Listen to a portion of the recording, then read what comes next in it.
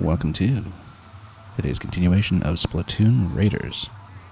This is video segment number 6 of our first run through the game so far, everything on Survivalist, and the sky does look a little bit different than how we remember. But that's because we are kind of on the cusp of what seems to be the final area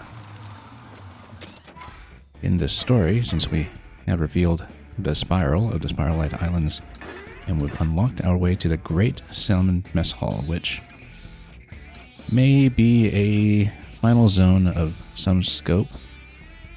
In some past Splatoon adventures, sometimes the final area has been pretty substantial in its own right, if we remember the big climb at the end of Octo Expansion, or even the smaller one in Splatoon 3.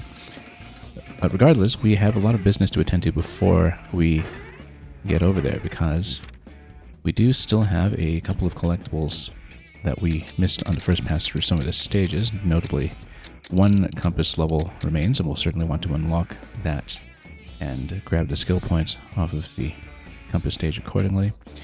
Then we did miss one scroll over here. I think that's actually it. I think we did cover everything else when it comes to collectibles. Other than that, it's just a question of how many of the spicy versions of levels we want to attempt before ultimately pursuing the final stage, or possibly the final area in the Iota Storm. But I think what we'll do is prioritize what we can. Now, this is graded for level 39, but since it's one of the standard linear levels and not one of the ones that has a tight timer anywhere, we can probably just attempt it straight up and see how we do. The other one here too is for 39, but it's another one of those open crystal levels, so we can really have our fun with it. So I think we'll prioritize those first, see what we can do with the full collection, and then I know that we're probably missing at least one scroll as well off of operating the crane, because it was one orange crate that we never managed to pick up from the sea and lop onto the deck. So that's something that we should watch out for at one point as well. We also have the remaining scroll from bonding with Fry, so we'll definitely be running Fry today, since we do need her bond to be leveled up. As for everything else, let's see, we've unlocked quite a few costumes over the course of the last segment of the adventure, and the avant-garde sets here are looking pretty colorful. And this one is for having powered up all of the tanks to their maximum. Haven't done any of the multiplayer ones yet, but we'll probably do that at some point. So we do know that level 50 is going to be the cap eventually. So yeah, a lot of this board is filling in. It's the level cap, it's the multiplayer, and it's some question marks here that we haven't seen yet, which makes be completion related or post-game related. Let's go with the Dawn Avant-Garde today. And we'll stay on this Scorch build that we've been running. The idea has been to run this flower umbrella with a Scorch spreading effect. And we've been trying to play to it accordingly with other gadgets that burn things. For the time being, I don't think we'll reconfigure too much. We might play around with the build a bit later. For relic powers, are we happy with this? We did have another weapon that we picked up as well that was a big speed increase. That may be something we want to consider at some points. And yeah, we're building grilled squid here because we want that scorched effect to spread to whatever extent is possible. I think we'll keep everything that we have at the moment. And then proceed according to plan. I don't think there's anything else that we want to buy or build right this minute, so let's just go.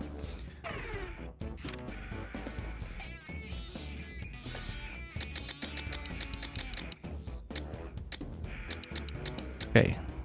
Icicles. On spicy. And we'll see how we do.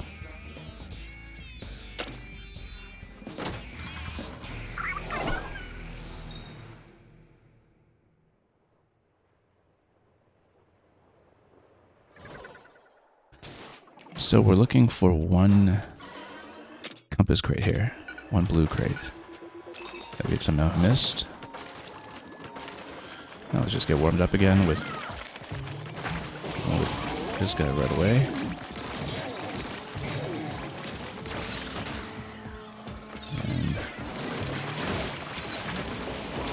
And steel eel as well.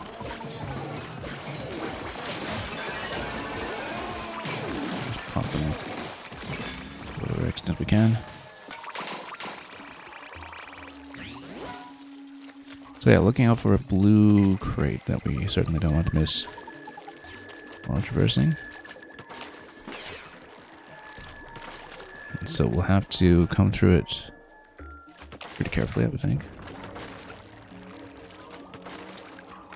And just get our bearings again as we get back into this level. Now, Spotlights do a pretty good job against scrappers from past experience, so do the bombloons.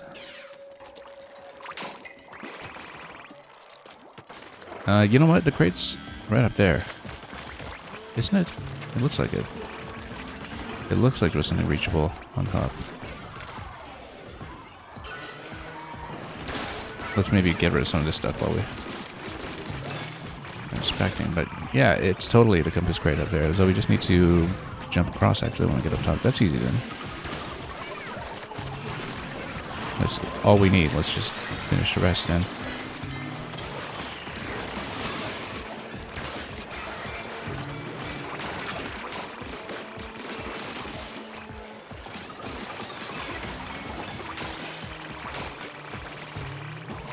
And try to make sense of what's going on here visually as we splat everything in sight. Oh, who's left?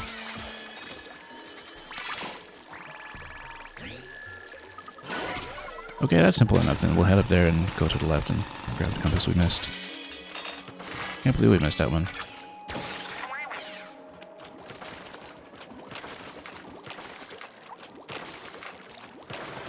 Anyway, I'll mind that scrapper.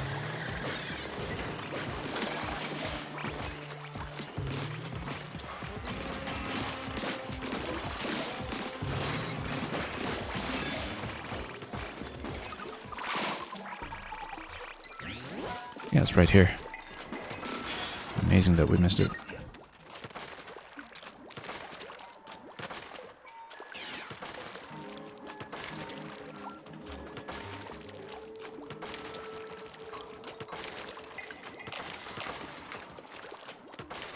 Anyway, at this point, we'll just close out the level.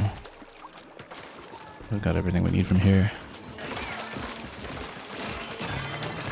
So we can take it easy, I think, and zip from point to point. You know what?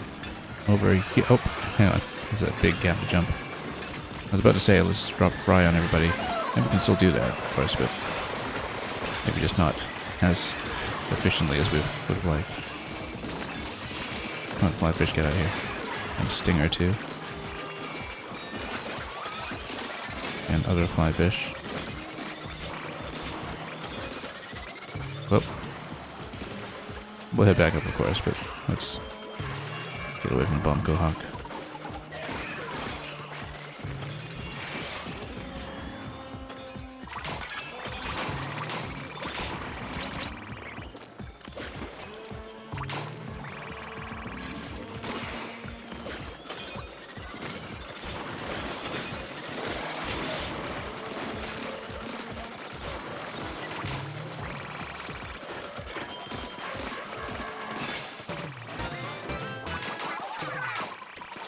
Okay, there we go. Got to level up as well. We're pretty close to the limiter as well between this and the compass level, and maybe one more level up. And be able to raise the limiter to the final level and get that 5th relic power going, which is one of the other reasons that we're taking our time with this.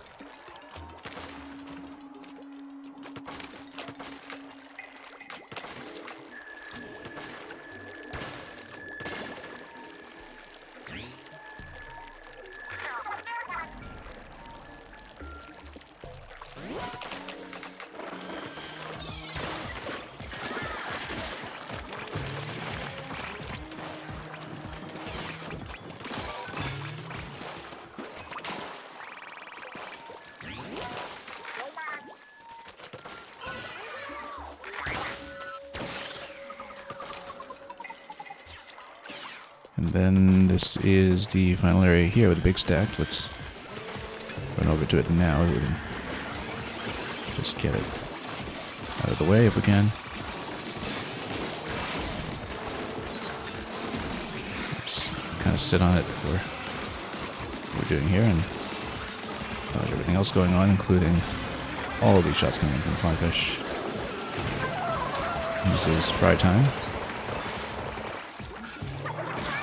Fry's gonna freeze everything, which is great because that's what we needed. Good.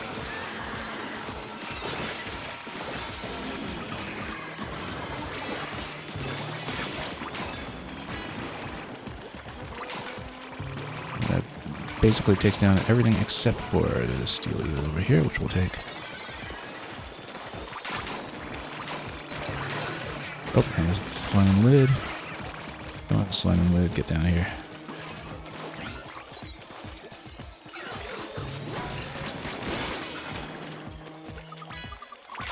I think that's everybody. Oh, there's the fly fish all the way over. Pretty far away, in fact.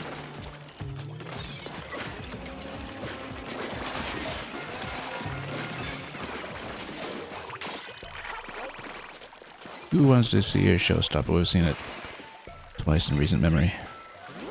So I think we're good.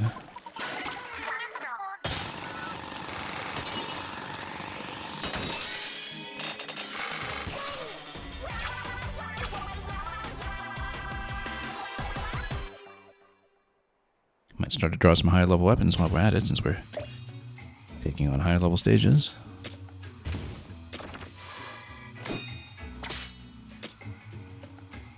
Actually doing quite well in terms of levels here. Right now we're running a 32 plus 5, but the damage numbers may get to the point where we could just run up to some of these newer weapons.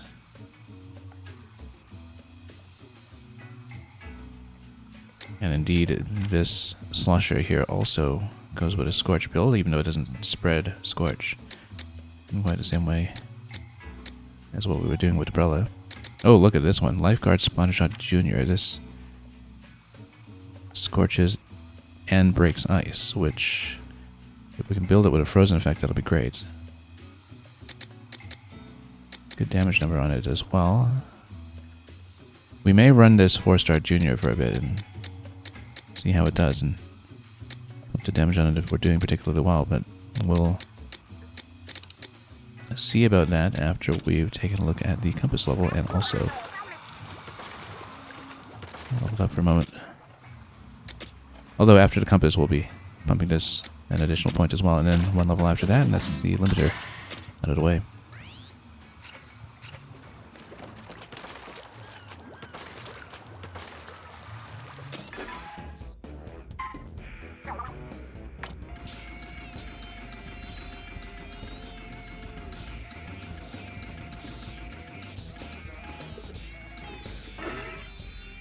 Blend it up.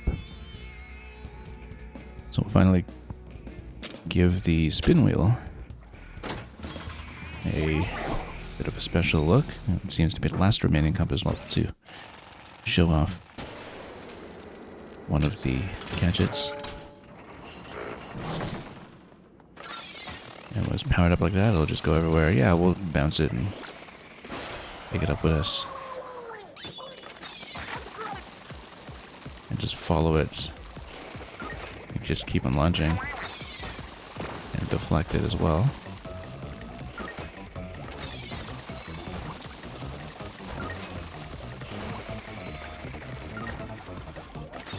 I mean, it's not particularly time sensitive, we just need to mess around with it. And what's this? Careful not to fall there. Okay, yeah, we just need to create a path that's quick enough. I don't know if these blocks scrub anything out of the way, but we'll basically use it as a fast curling bomb. That's essentially what it's doing. And they don't scrub at all, you actually just maintain the path the whole time, so it's simple enough. Yeah, it's essentially just a curling bomb in terms of functionality, just with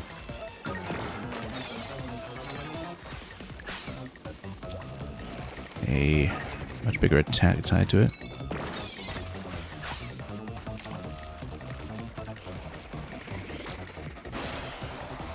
I kind of wonder if a lot of these stages will eventually have time challenge versions, if they don't already. Some of them have. It kind of makes sense because, you know, a lot of these in their current form are pretty relaxed, and it's just a device tutorial. And you don't really have to play well. You're really just there to show you what these can do more than anything.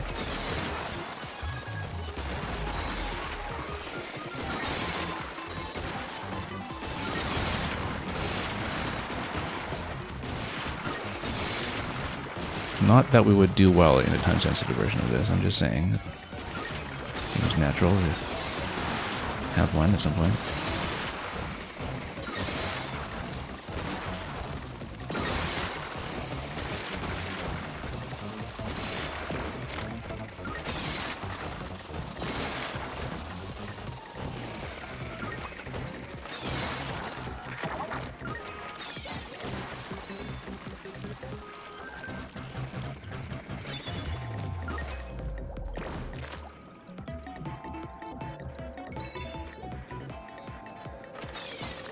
Okay, then just slide across.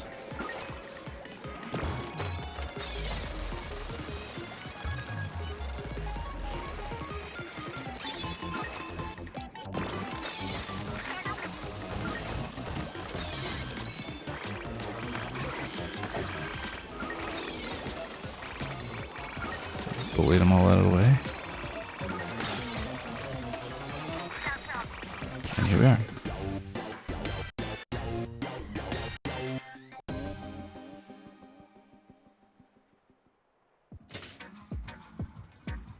Well, that's all the compass levels we've seen so far. I don't know if more become available at some later point.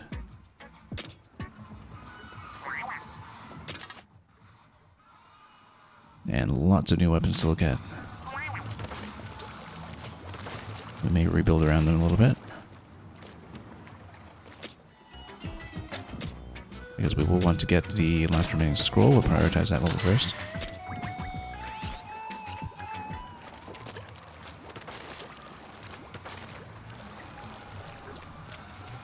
That's for our main weapon at the moment. So yeah, we had built this around the ignition, but if we have the fire and ice build that we have it with the icebreaker here, let's see if we can do something with it. I don't know that we really have very many freezing effects on the current run of devices that we have, but we may want to change that. So for example, the meteor emit does have a freeze effect.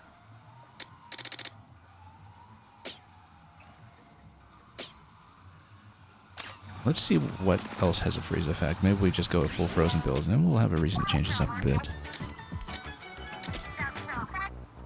So yeah, this was based on Scorch. Shot Pot doesn't really have anything elemental to it. Fiber has a frozen effect. So if we can afford to do so, maybe we just build into the frozen effect on high fiber and meteor and those together. Although that would mean giving up the splatolites, which would be unfortunate, but that's okay. Oh. Figure out how to make something work. Does anything else have a frozen effect here? It ferments and ferments. Yeah, because... Well, let's take a look at everything here just to see. Blast Boot has freeze. If you run speed and go with High Fiver as the sub, that might actually be interesting.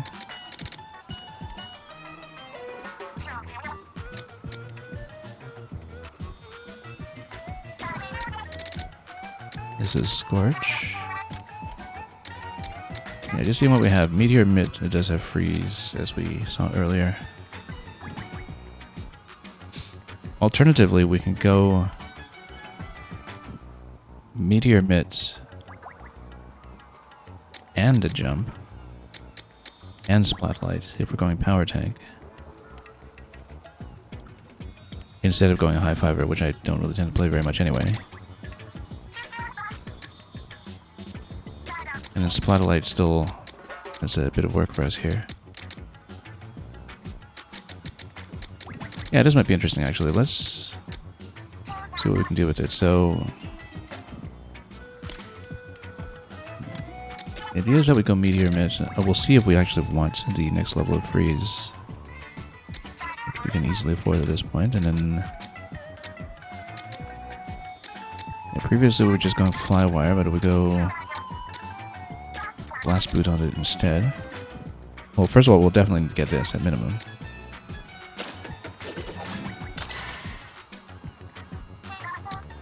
And we'll see if we really want to bump the percentage on it. And you can even use it as a throw without jumping, but I think generally we do want to jump.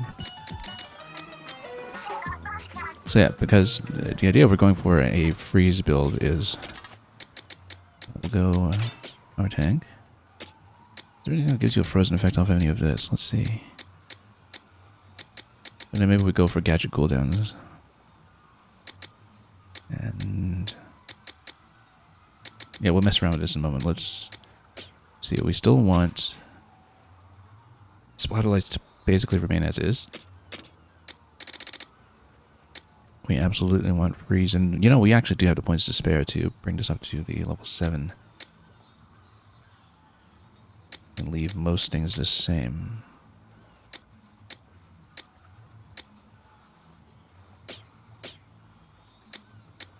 Instead of Flywire, though...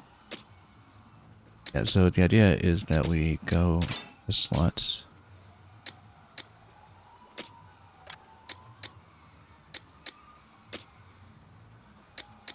And then the slots.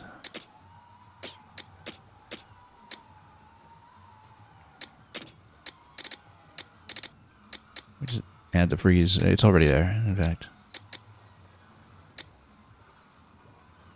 Oh no, that's Meteor Mitt. Blast Boot, rather. So we'll need to give up 4 points to do it.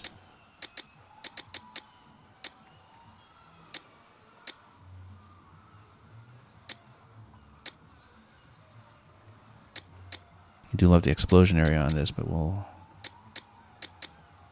The explosion area over explosion damage might be advisable here, but let's see what we can do. Damage surge isn't as critical, but let's we take off Ink-Free Supply. Go over to freeze, and is there a 1 point we can adjust somewhere? We'll go like this. Like this. I don't even know if we want the explosive jump. Maybe we... Never mind that. Just go for damage. Or even free up 3 points for a better freeze after that.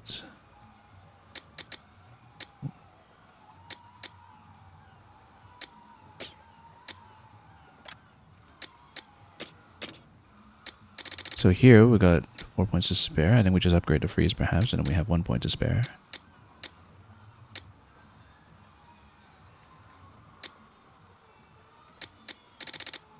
which I don't think we're actually going to use anywhere here. So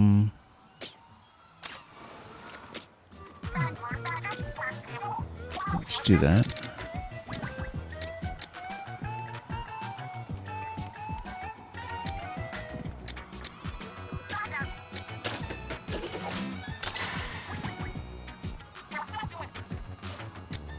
And look at that. Well, we don't have enough on Moz for this one here, but it'll also be cost efficient.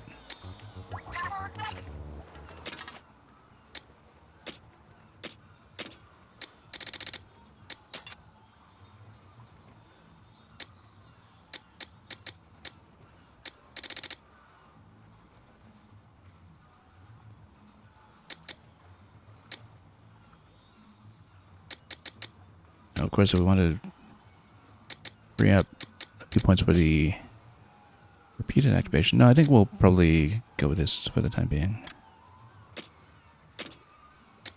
Just trying to see if there's any other optimization we want to make here. Let's run with this, and then if it goes well, we'll keep it. The thing, though, is let's do relic powers and probably work on the cooldowns.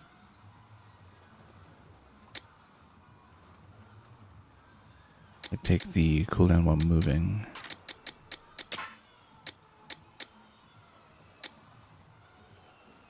And the finisher, for that matter. So we can just spam everything repeatedly, perhaps.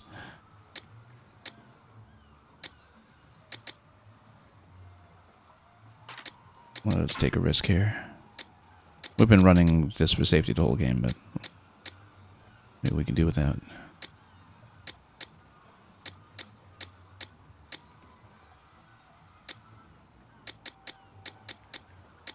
Okay, we'll run with that.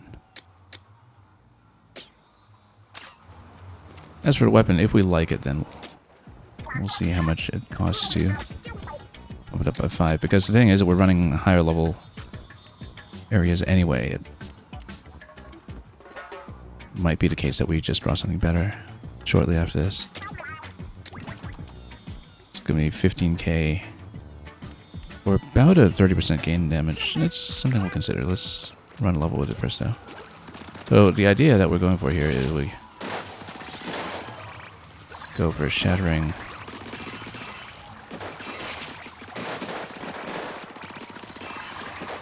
Let's see if we can actually freeze this thing. Yeah, look at the damage numbers on this thing. It's just ridiculous.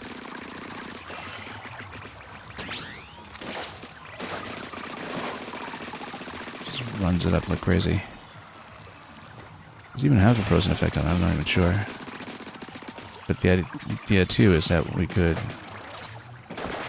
stomp. Yeah. And then have a really quick cooldown and everything. Yep. See, you freeze this. Well, with certain percentage effect.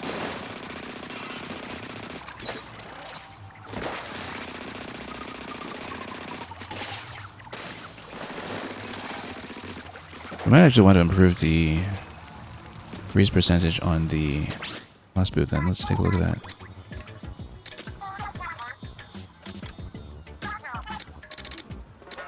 If we can spare 3 points. Let's see if we can shed 3 points on the blast boot.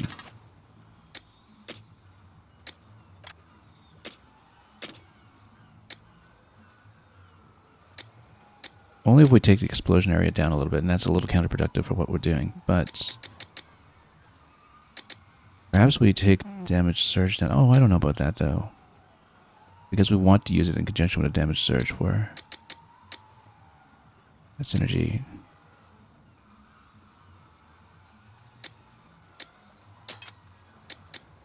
Let's pump up the freeze.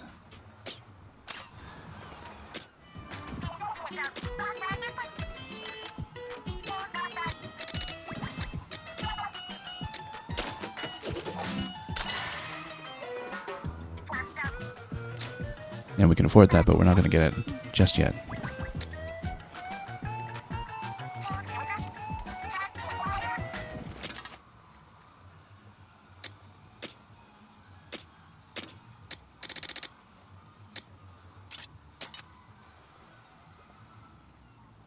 Actually, we still have 1 point available. Can we do anything with it? Not really.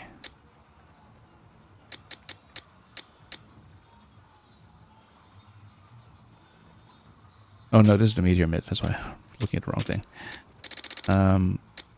This is it. There we go.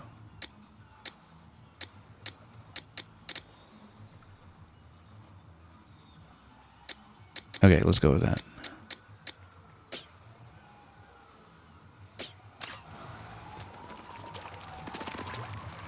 Just gonna get a very high freeze percentage. And let's run it somewhere. Just to try it out. So we need the second scroll crate here. Another orange crate that we missed somehow on the first pass. It's a very open level. See how it goes. The thing about these levels is that they do give you tons of experience as well. So maybe we can hit that limiter break and grab our 5th ability soon. Okay.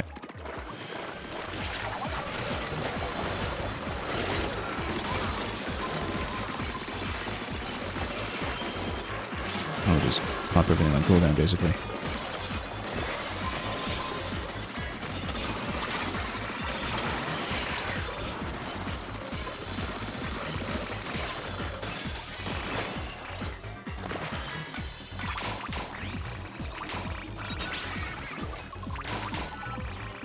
Oh, still got the lid going.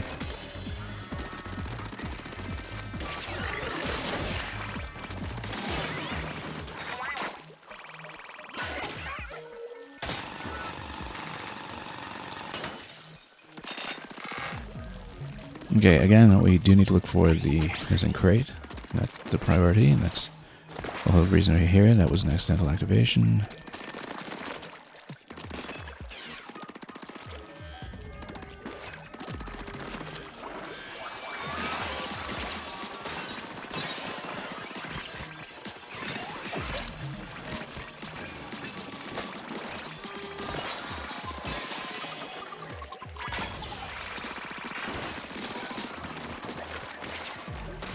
Oh, totally missed.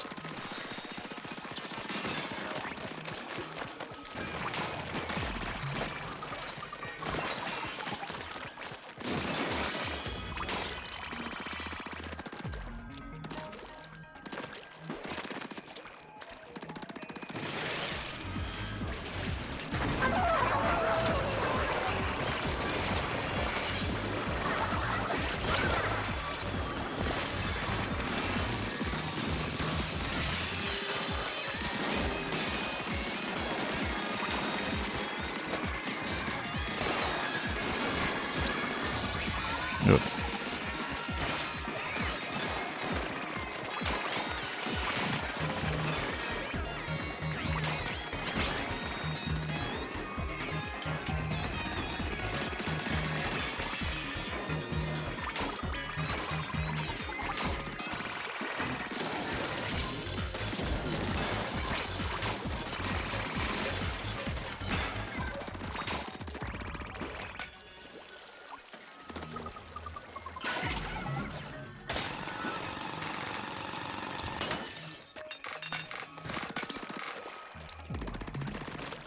Okay, again, we do need to look carefully for the crate, in case we missed it.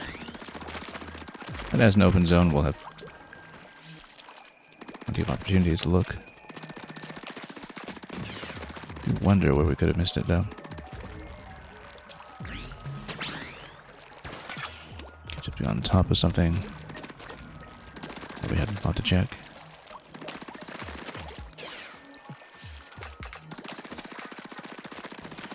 Anyway, red objective on the way. We can always just follow the trail of ink too for what we have not seen yet.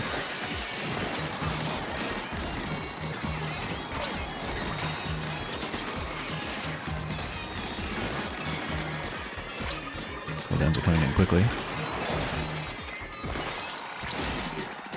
just shatter everything pretty much instantly.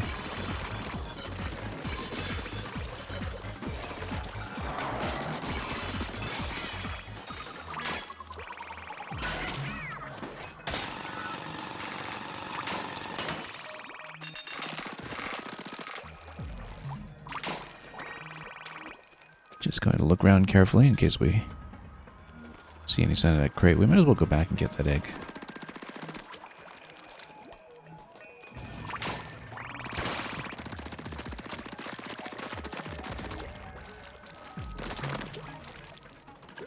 Yeah, the Spotted Shot Juniors are pretty short range. That's the thing that we need to get used to as well. From having played long range weapons like Squelchers for much of the game. In the middle there, I don't know if there was anything underneath in that passage, but you know what? We might never have cracked this. I'm not sure that we ever had, because I don't think I even knew this mechanic the first time I saw this level.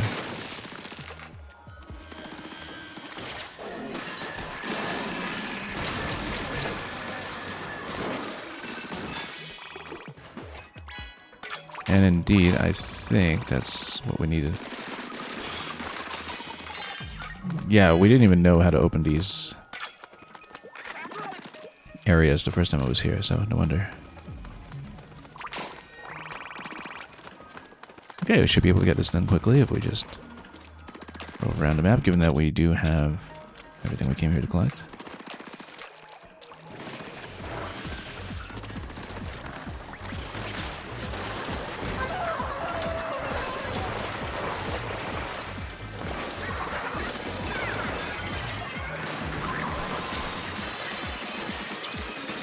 It's nice just to be able to pop everything on cooldown, actually, because, you know, we've got so many charges and they come back so quickly.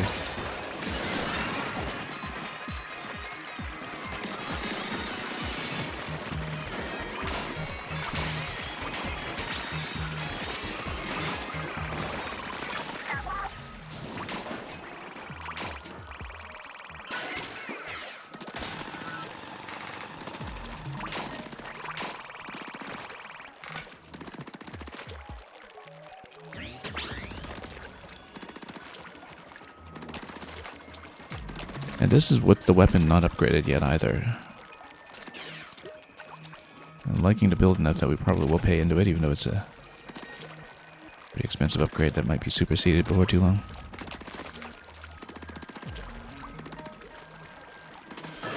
But just as a nice and playable ice-shattering weapon,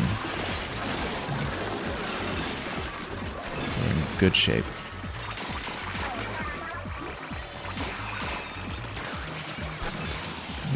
Drizzler out of the way. Look at how quickly we clear the zones.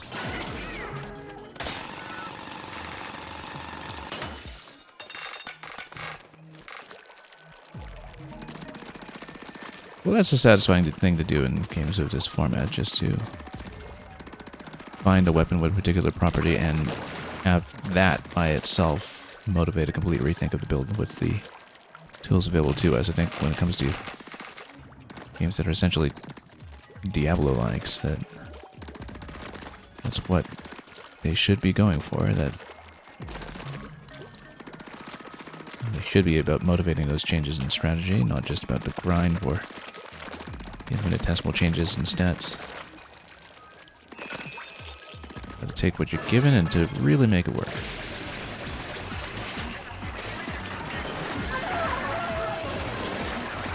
And again, we're collecting everything so quickly that the charges and fry are coming in hot as well.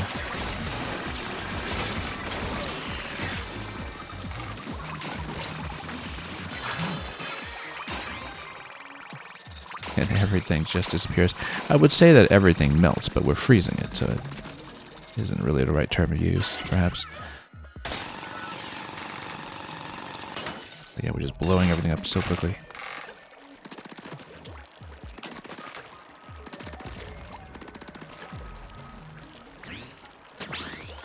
And Fry's meter is already up at half. Just given the enemy density and power that we can Get everything going again very quickly.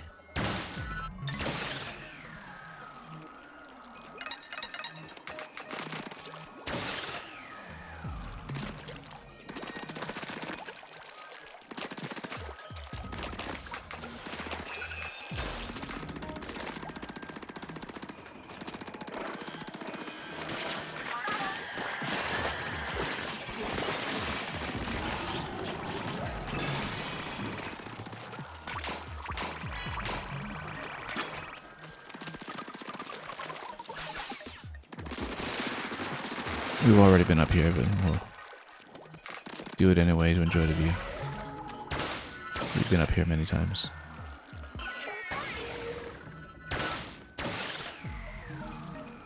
Well, okay, we've been up here once, but...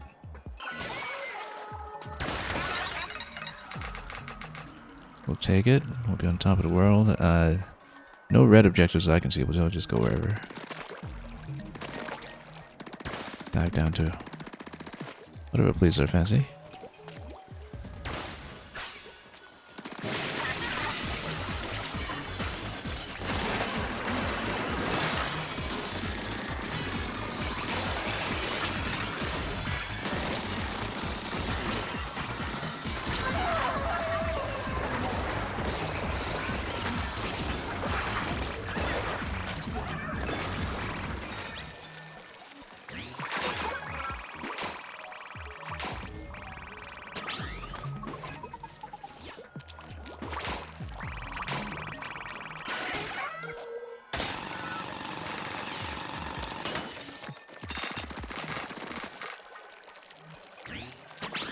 Not going for the big one yet, of course.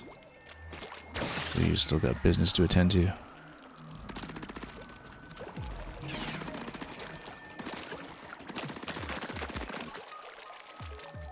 Does the game let you play online? Welcome, Loki Niflheim.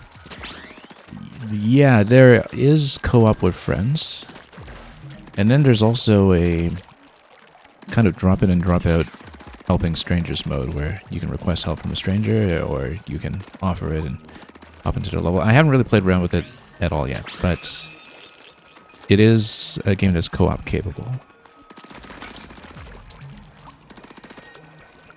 Unlike previous Splatoon games, there isn't a versus mode or anything. This is single player with co-op. I think the comparison within the genre is, of course, something like Diablo or Borderlands. Whoop. Get it in the wrong place with a shatter effect. That's okay, we'll do it again. As much as I say that Meteor is terrible for Steel Eel, it might still be, given that we got ourselves in danger here, but we did take everything out.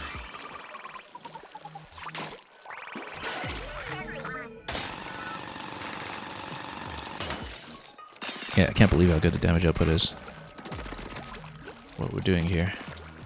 You know, of course, if you freeze a scrapper, you don't have to be blowing the odd damage shattering effect by hitting it in front.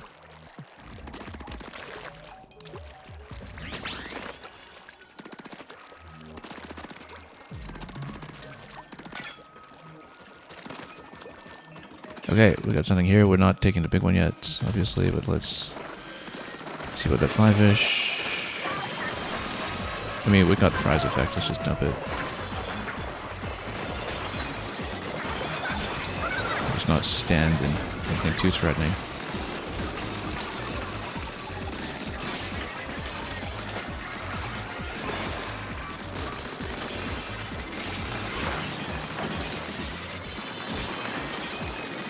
How can I even see what's going on here? That's okay.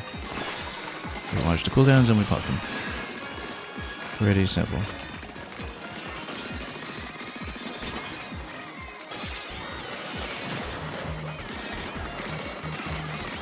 Take out the big guy while we're at it. That's for the slamming lid. Let's just bait it down if we can.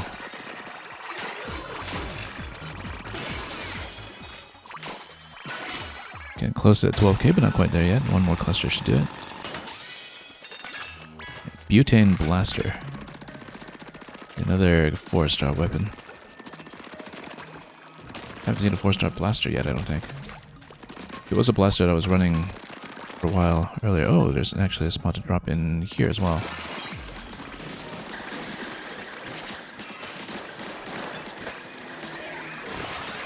Oh yeah, that's right, because that's where we got one of the other scroll crates the first time we were here.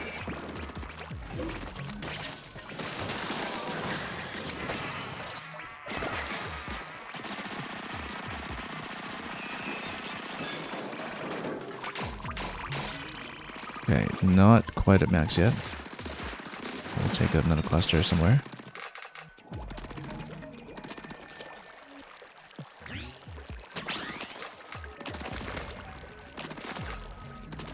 But yeah, it is an unbelievable build, and depending on whether we're already farming weapons that are way over the current level and represent a big improvement that we also want to build around, we may actually just pay for the damage increase on the Splattershot Junior that we're running here.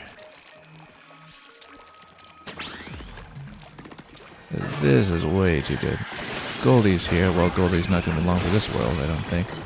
You can see where Goldie is in this mess. Where is Goldie here? I can actually find Goldie, and that would... Oh, there's Goldie. And we can just focus down Goldie from here.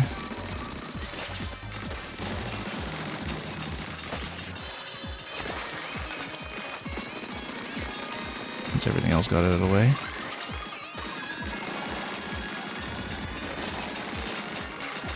Oh, we might not actually get Goldie in time.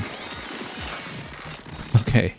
I guess the Goldie damage requirement is quite a bit higher than we managed here. I was hoping to get Goldie there, but that's okay. We've only caught, I think, 1 Goldie in the game so far, out of maybe 4 encounters max.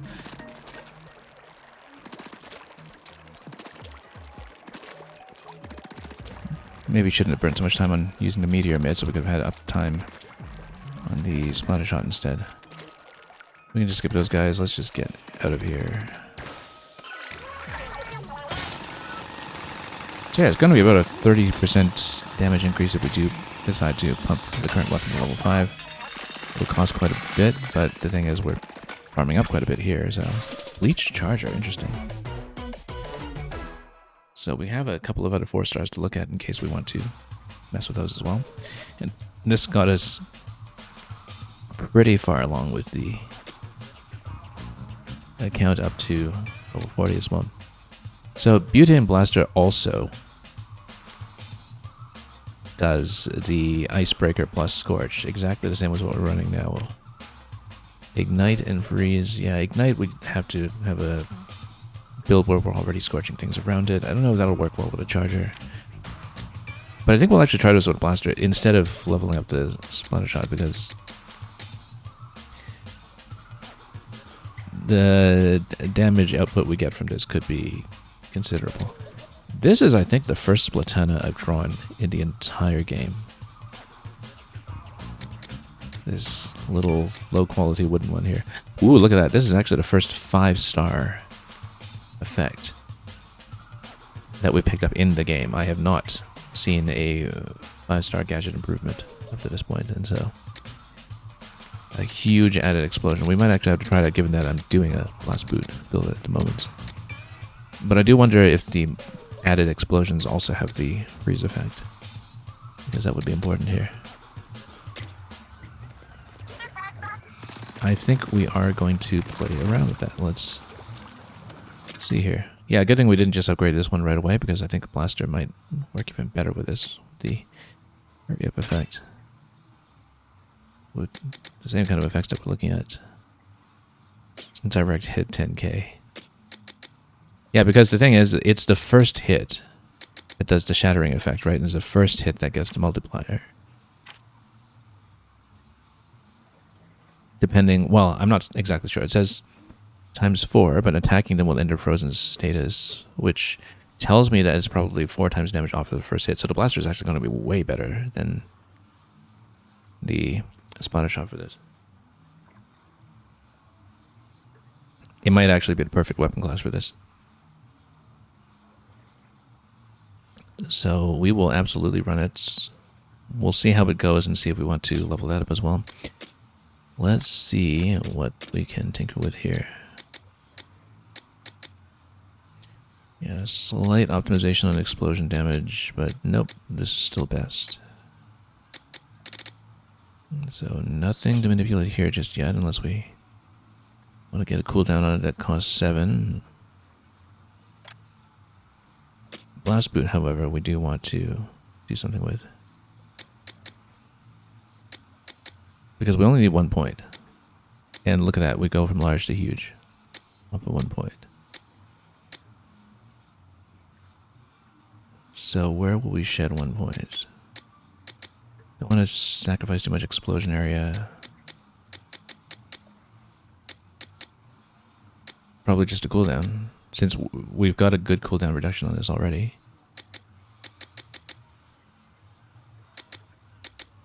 Yeah, we want damage surge, of course, because of the synergy we're looking for.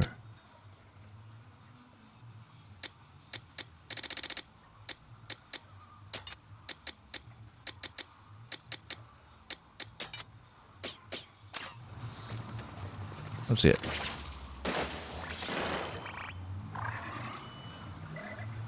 Does that count as huge? Okay, I guess.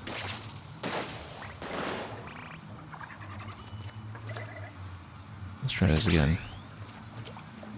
See if we can get the freeze effect to show off as well.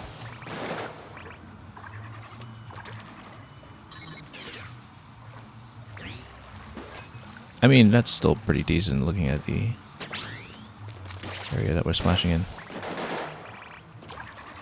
The amount of follow-up damage that does. Yeah, it would have been nice to do something about that cooldown. But let's take a look at the weapon cost. Again, probably close at 15k that we saw. Yeah, but 15k to get a pretty big increase. Let's play around with this one first, just in case we draw something that looks even better after this. But then if we get a really high damage output build, then we'll take it into some of the dens, because that's the natural thing we should be doing. Anyway, we do have... Oh, actually, we do have all the scrolls that we can get on the map. We are still missing Fry's scroll for... Yeah, we got 49 scrolls. We know for sure we're missing Fry's scroll, and we're also missing one that is from the crane. And that would be 5 more unaccounted for after that, which might be something related to a late game that we just simply can't pick up. But if we look at pages here, for instance, we have everything up to 18 for the first section.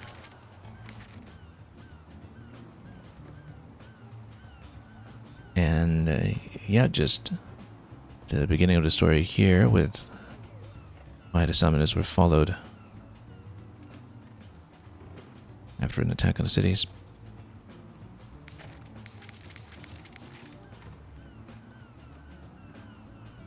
And how did the fields lose consistency when they come into contact with high density ink? Do they really? I hadn't really thought about that. Okay, let's see in terms of numbers. Are we missing anything that is obvious? Test notes for gadgets.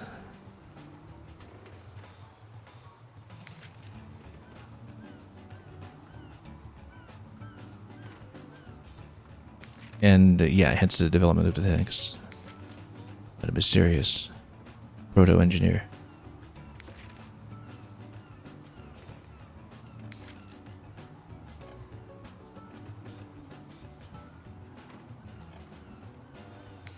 Yeah, so we got everything up to 22 in this set. We're missing number 10 here because that's obviously Fry. And of course there may be additional scrolls that we discover in the final area. I do wonder though then about the number that might be attached to the orange crate that you can pluck from to see.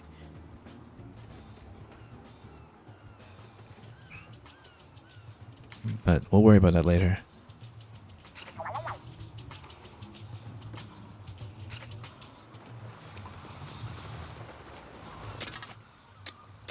At the moment that we can do something to maybe get a good cooldown reduction back on this, like if there's some adjustment I can make. I do like everything else we're building into this though, that's the thing.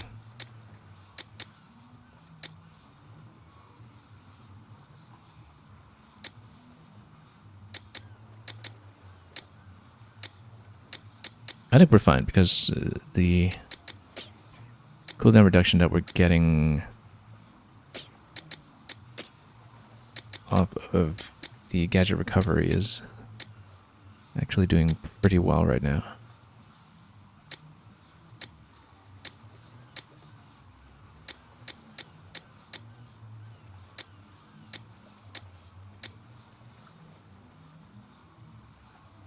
And we could improve it even further if we really need to.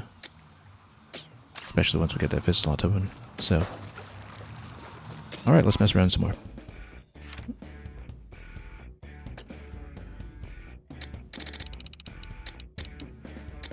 Well, we were wondering how we're doing in terms of damage output. We may actually go for dens. The only thing, though, is that for dens, I may actually want to improve our egg collection, which would be something that pertains to the Splatolites.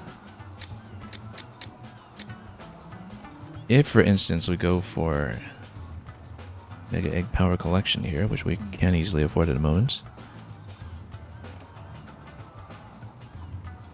that would be greatly beneficial, but then we would need to shed 7 points.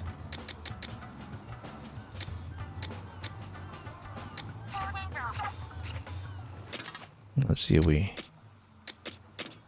have the flexibility to do that. I mean, if we reduce the damage voluntarily.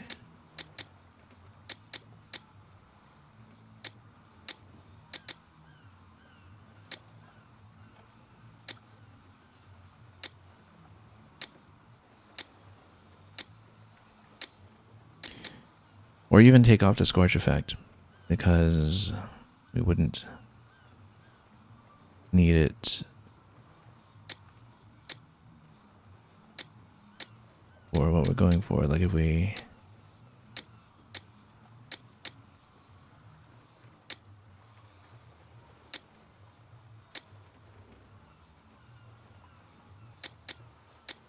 think about it here. Yeah, do we still want things like the knockback, etc.? Or, like if we're using Spotlights mostly for collection and utility, then it actually does kind of make sense to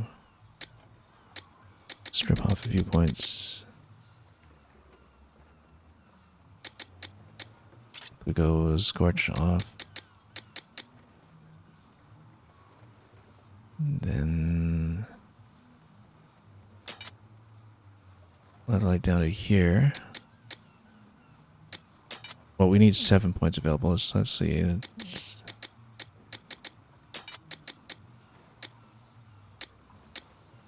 We can actually add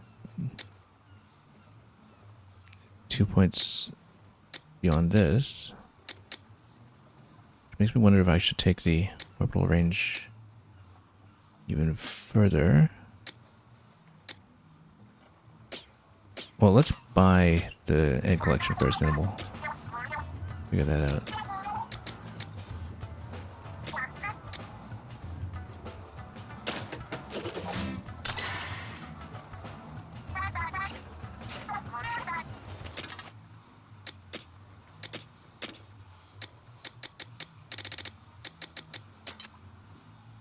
Okay, with the remaining 2 points, we can maybe put one over here and improve one elsewhere.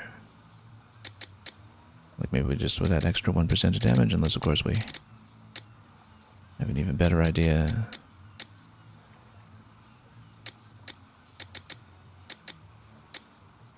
What was the next upgrade on the orbital range? Let's take a look here.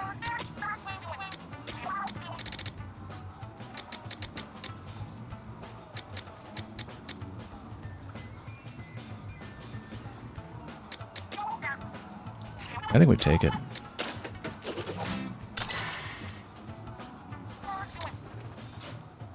And yeah, that's significant, but we don't have enough strong arms for it yet.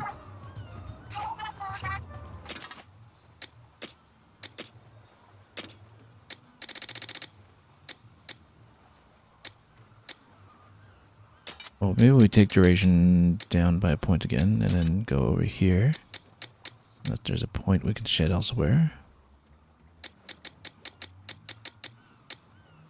And this could be interesting. So, for example, you know, go like this. So the damage isn't going to be quite as good as before. Then you get a nice wide collection range. And a really big spread. That will just naturally spin and collect. Because that might be better for a den. We're going to try it.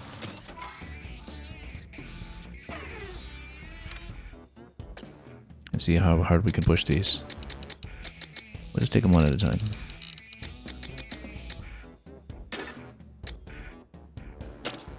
Just to see how we're doing against the damage check.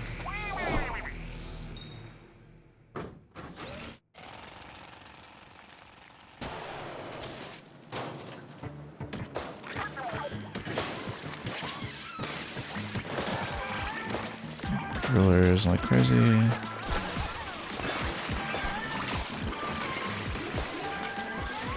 Okay.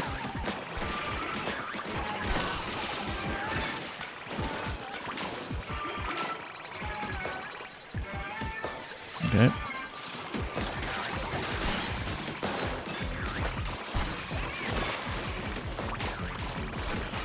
I don't wish the hang time on the meteor went quite so long, but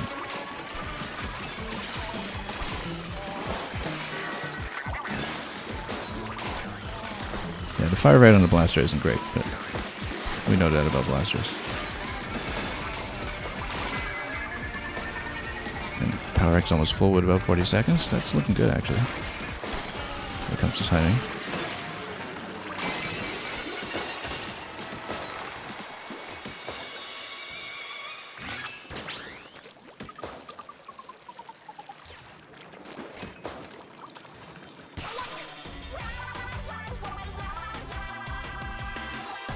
It's really just a one-floor den, so we'll power right through that.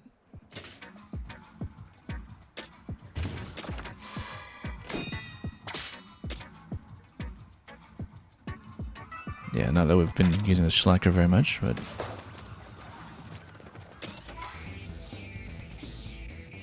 yeah, we'll see how we like the blaster, because the rate of fire is a bit of a hindrance, perhaps, but we'll continue with each successive den and see how we do.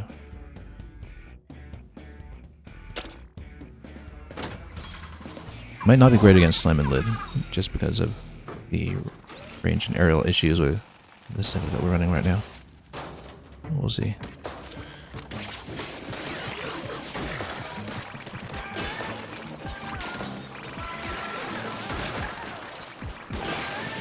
Okay.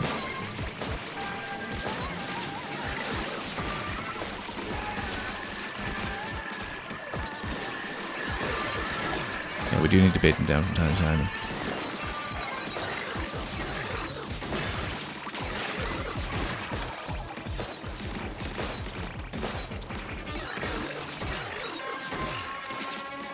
Oh, whoops, totally missed.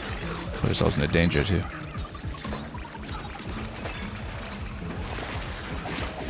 Yeah, no, that was unfortunate. I accidentally dove into the lava and it killed her. And it's a pretty tough point for climbing, too, from what we're seeing, so could be a bit of a concern.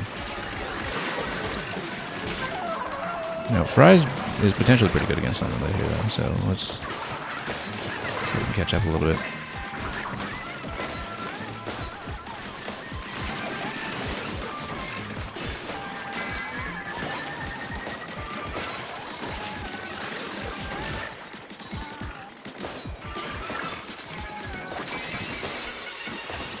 Seconds, okay, not as good, but we did have that one fall, and the Slime and Lid's not quite a natural fit for the setup that we have here, so it's understandable. Well, let's clear until we have trouble.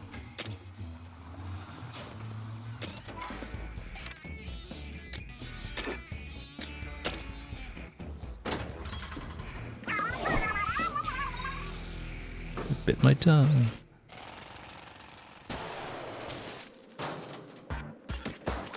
Okay. Yeah, just can't let the smokers puff everything up.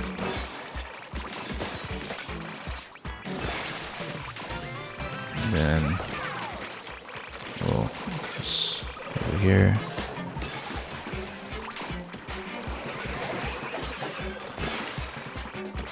Slap everything we can.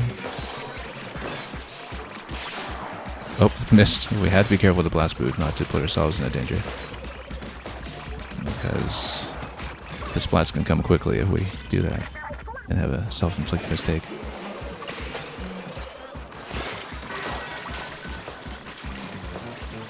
Yeah, that's unfortunate. But okay, just aim the blast boot carefully when there are hazards. That's the lesson to learn from this.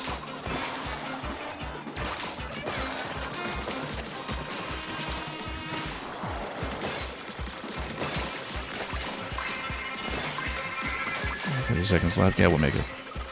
We'll make it easily. I think we need to use Fry's power for this.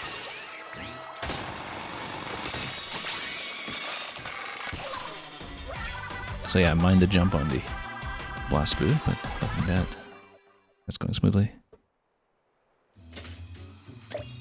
And we'll break the limiter too.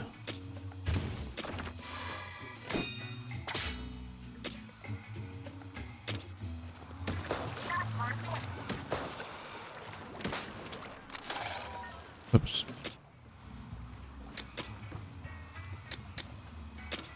Get that fit slot up and running.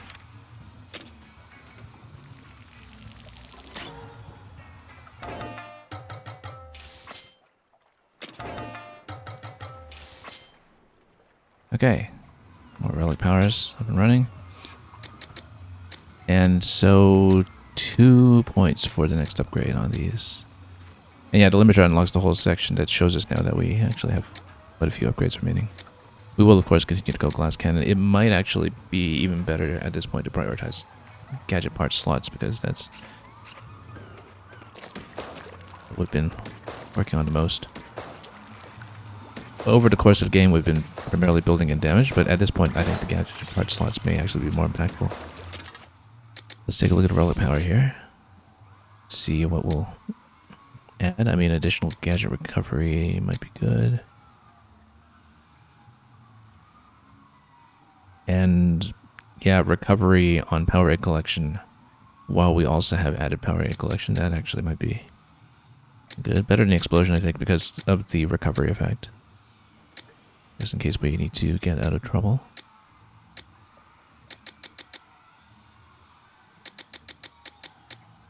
Let's go for that.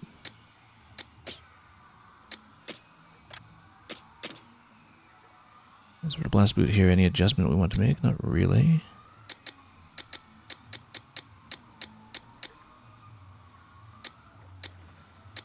Yeah, this is a bit unfortunate, this situation here with the cooldown, but that's something that additional gadget points could fix.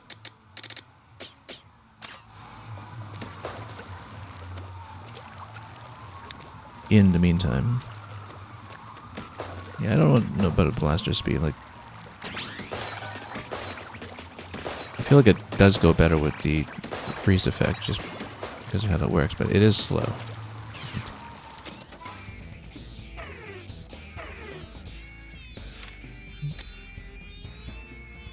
So I don't want to buy a massive upgrade on it yet until we're really comfortable with what we're doing, in case we would rather go splatter shot for the shattering.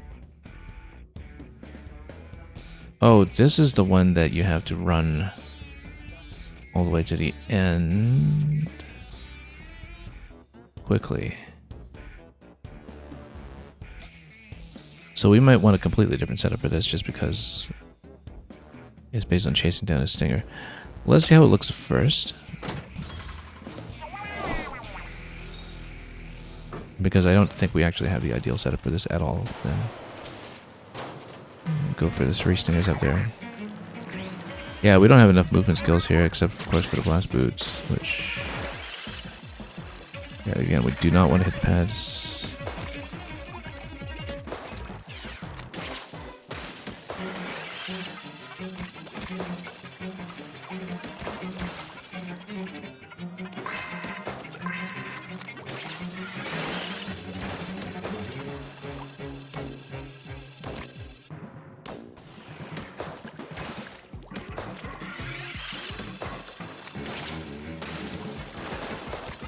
Seconds. I'm confident we can get the kill on him quickly. We just...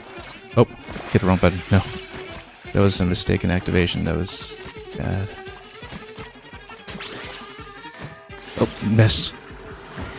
Okay, let's redo it. We can probably do it with the current setup, but we need to not miss and not burn time on the accidental meteor activation.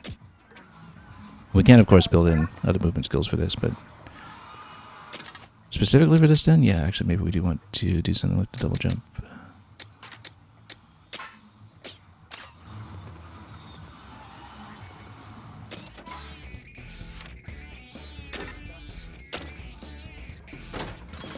The fact that it's three stingers on top does not really matter.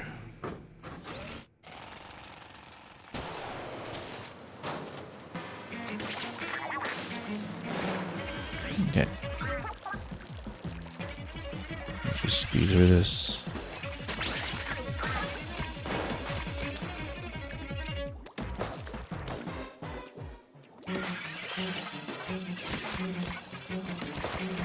Nope.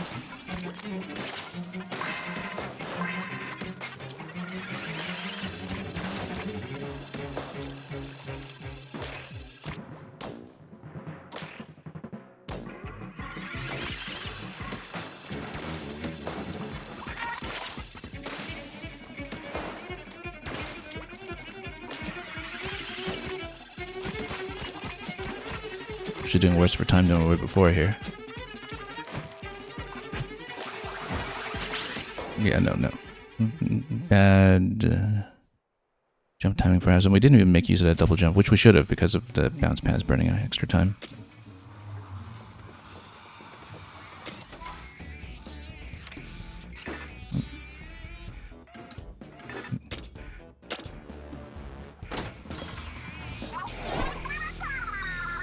We could, of course, probably go for a skip if we built flyline instead. Why aren't we building a flyline for this? Why aren't we? It's such an obvious thing to do, but oh well.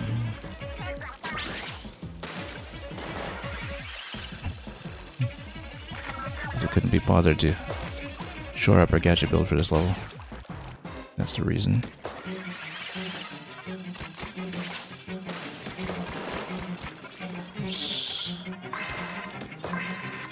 Yeah, I mean, you obviously go flyline for this level.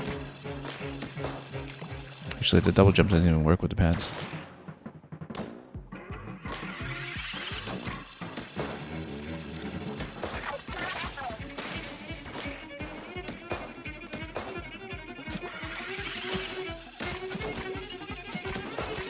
No, we're going to be too slow. We'll use flyline. Completely solve this level, I bet.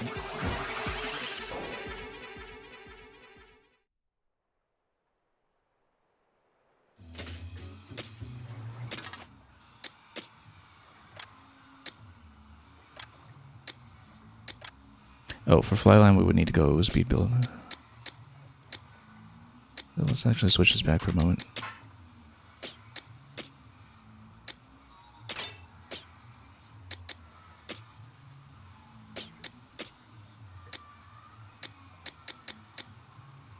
Maybe go for speed weapon as well. That doesn't mean we're not going for the same idea when it comes to scoring the kill, but we just need to make it there quickly enough.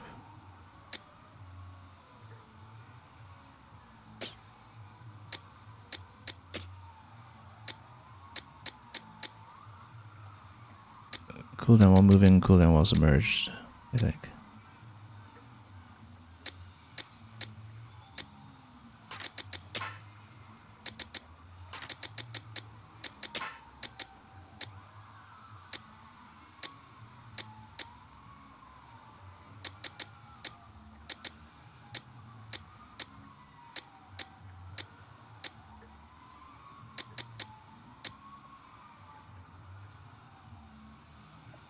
Yeah, let's go for that.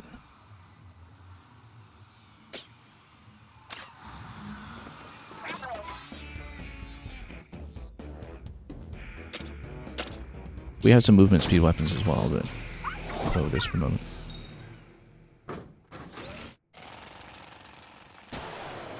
But we no longer have a good area clear for... Yeah. Hang on. No, wait, let's restart this. Oh wait, I can't just restart this. Fine. Yeah, okay. So we can't just use the button against the floor, that's the issue. Well, maybe with jump we can. Yeah, we can.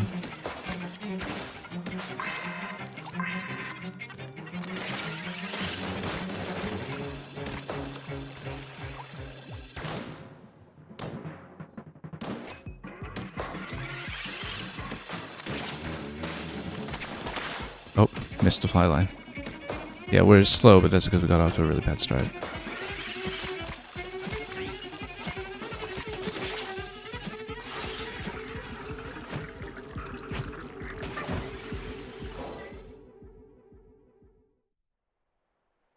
Let's rethink it. I don't think we used the blaster for it, for one thing. Yeah, we can get a swim speed weapon going here. Like back to the squelcher, perhaps. It's a +1 on speed. I had a better one, like Water Wing Splatter Shot +2 for speed. Yeah. Let's go for that. So we'll build specifically just to take out this challenge. Should have saved our previous build as a favorite, the one that was for ice shattering, but that's okay. Shouldn't be too easy to reconstruct. Shouldn't be too difficult, rather.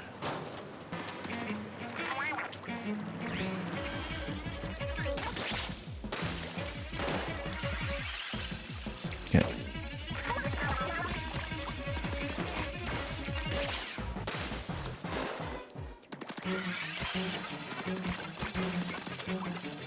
Yeah, much easier to turf with this too.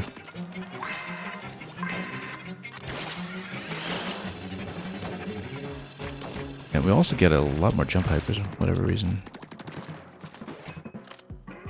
Oop. There we go. 16 seconds on this. Not spectacular, but we can do with it.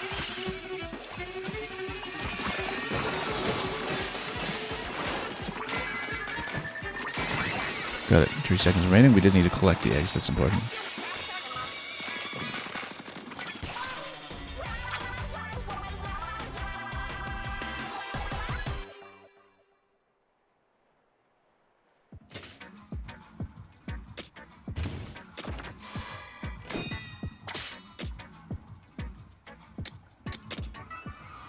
Okay, let's go back to what we had before.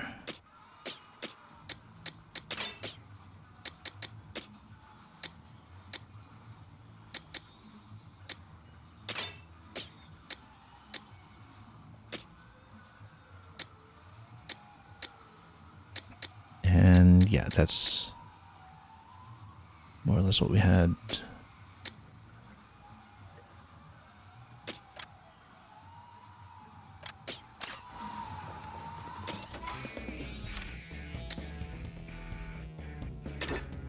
Okay, big shots glow.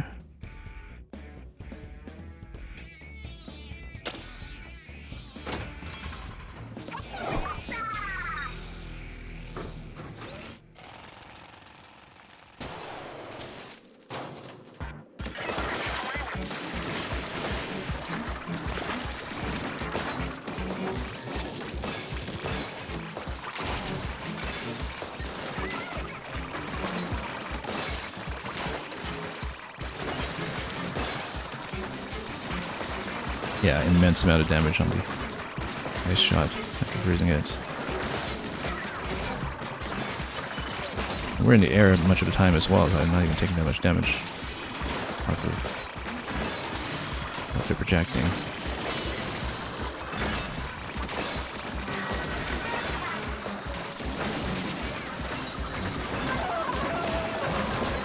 lets a fry take care of the set for us.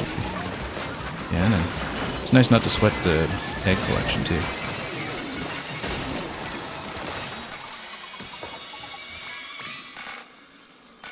Because everything's just done for us.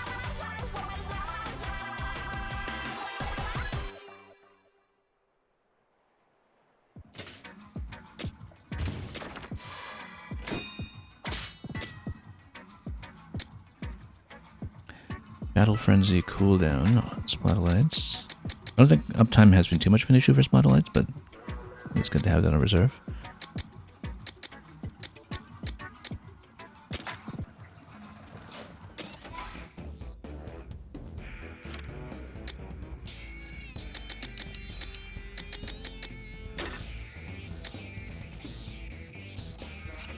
You know what?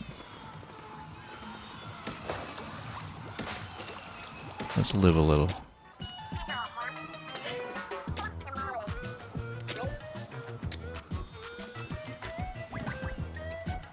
And we have enough, so let's... Yeah, let's live a little.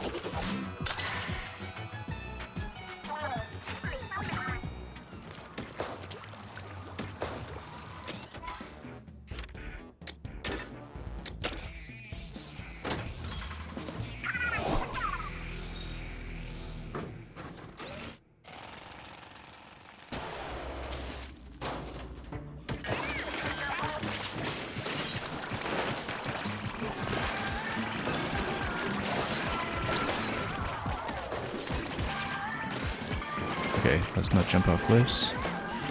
It's really important.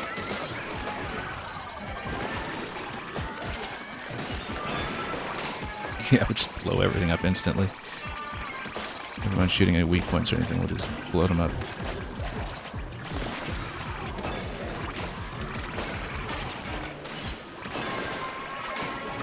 Can't even read my damage numbers here.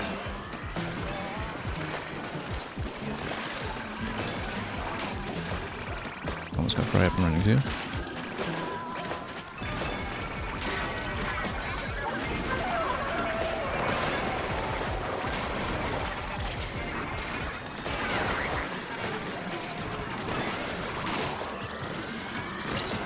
Oh, let's not get blown up here.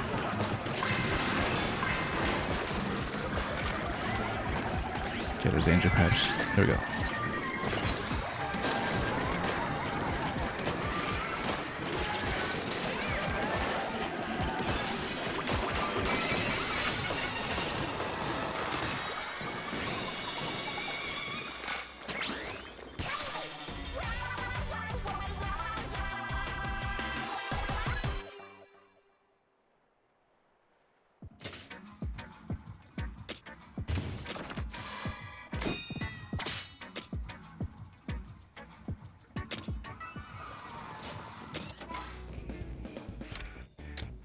Okay, we're really blasting through these.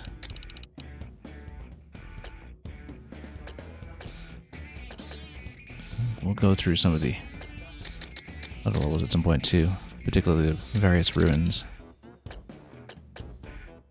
But yeah, we do have to play through a pretty big chunk of the game just to get everything spicy down, but the thing is we're doing it quickly, and so might as well take some of these bosses.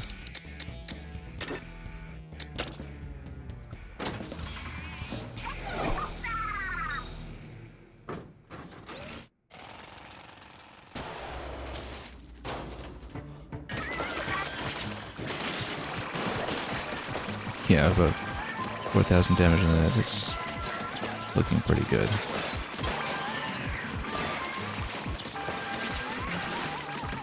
Can't even see where we're going half the time, but that's okay. We're playing Blaster. We're allowed to be approximate.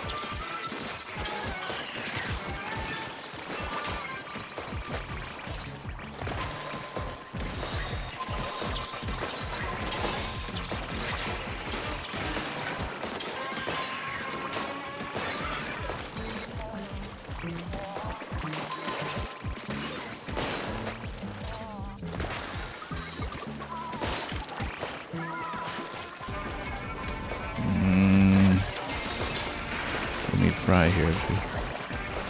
Everything's done on time, I think, but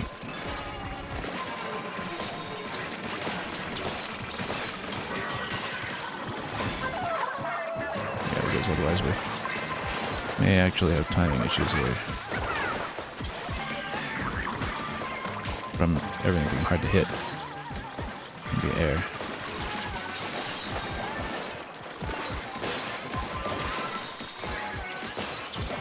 Almost there. Maybe quick.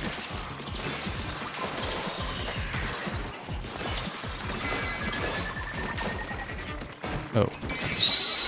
3 seconds. A little bit close, but again, not the easiest enemies to hit with our current setup. Could have some kind of aerial damage.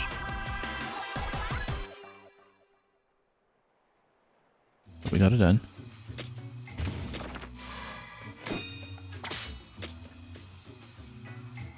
We got some sippy cup dualies. Let's keep going.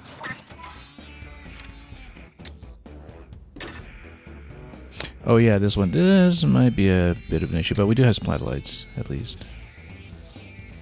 Otherwise it might not be a good fit for what we're doing just because of all the jumping required. We beat the standard level with some effort, using flyline and splatolites for the collection, but having the collection is really half the battle here, so...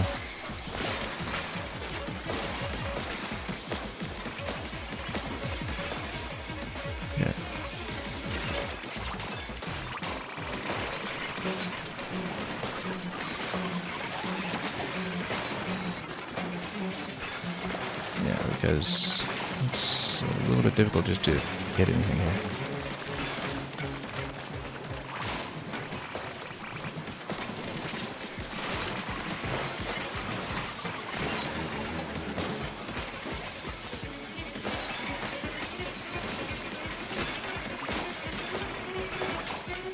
But Splatolite collection has actually made this significantly easier in some ways.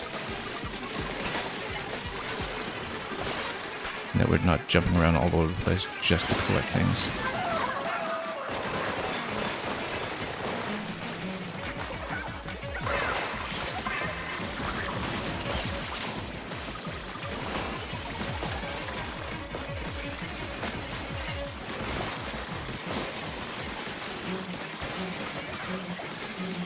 What?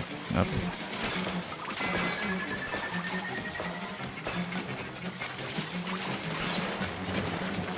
Oh, come on. Let's collect that last one here. That's all we need.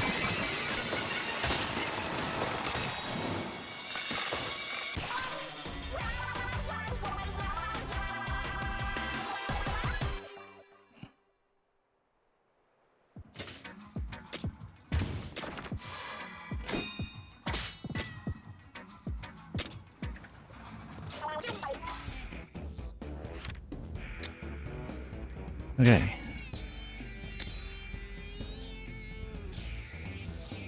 May as well. Slightly over our current level, but not critically so.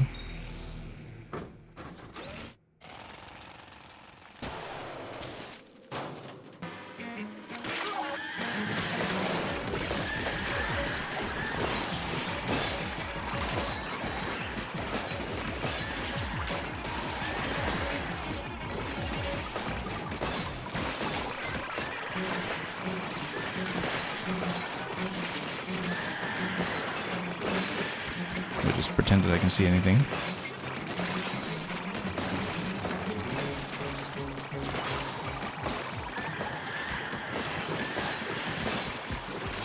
Love to see the ice shattering. Give us a big number, like a 40k damage from time to time.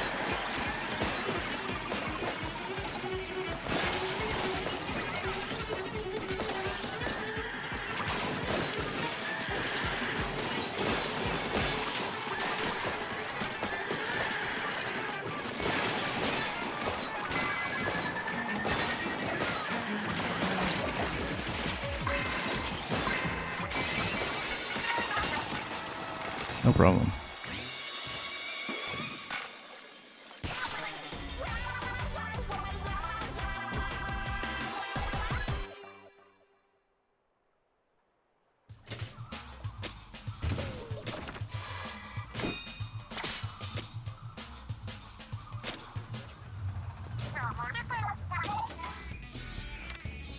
Good way to farm up lots of materials for upgrades.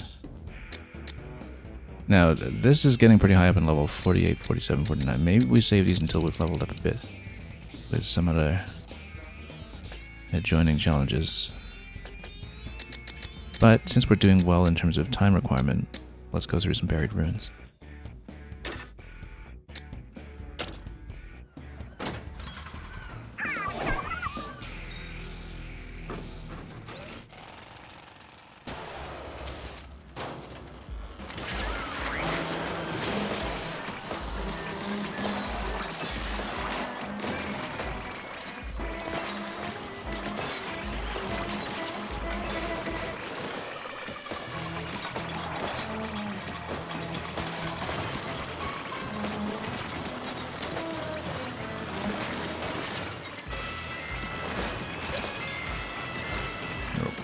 Let's get it out.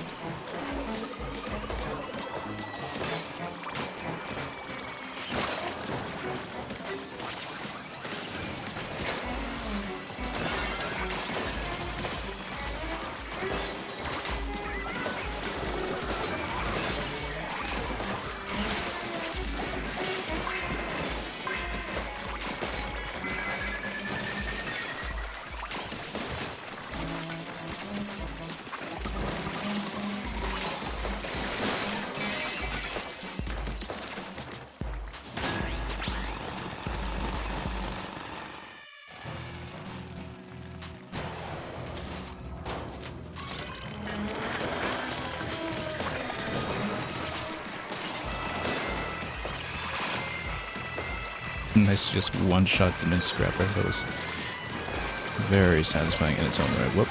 Hang on. Get out. What are we doing with the Fry's power here?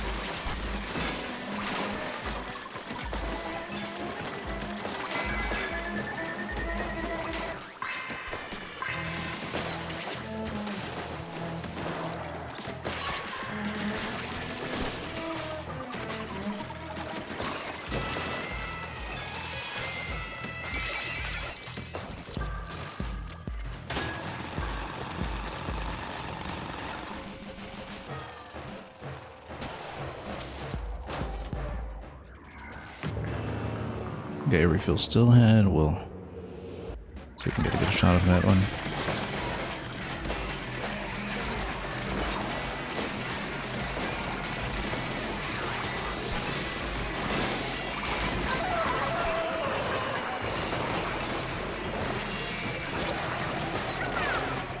Whoa, nope, dove into danger. That was a bad move. But we got it. We got it quickly.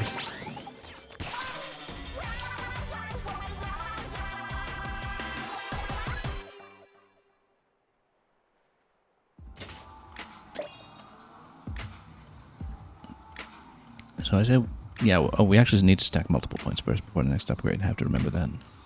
So we'll keep going.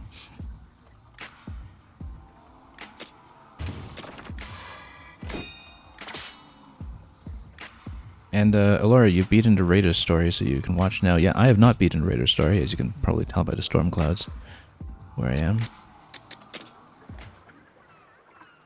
And we finally have the bond with Fry.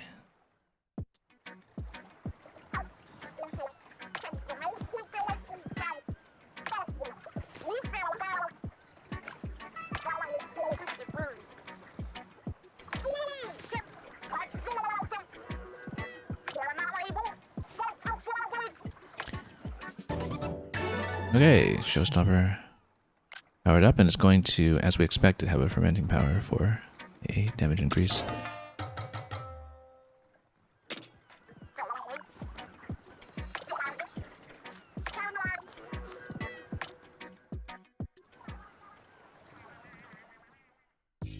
Yeah, and look at that, we've got the bond build up for all three. And yeah, Laura, you weren't expecting him to cameo Mario in the final boss fight. I know, well, essentially Sunshine is the precursor to Splatoon. Like, Splatoon almost feels like it's an elaboration of where Mario Sunshine was going, so what goes around comes around, I guess.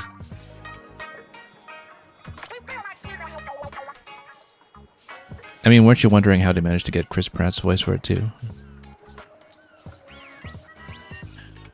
So everybody's got their showstoppers put together, so this is the scene that we have. Shiver is reluctant to give me any credit.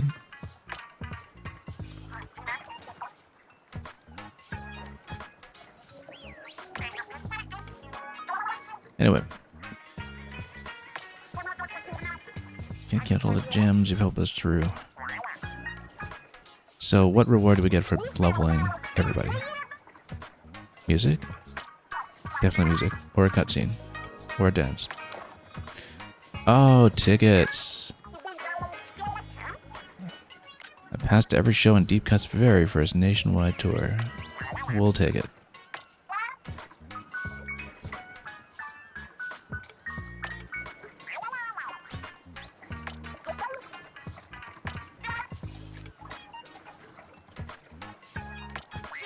Catch you later.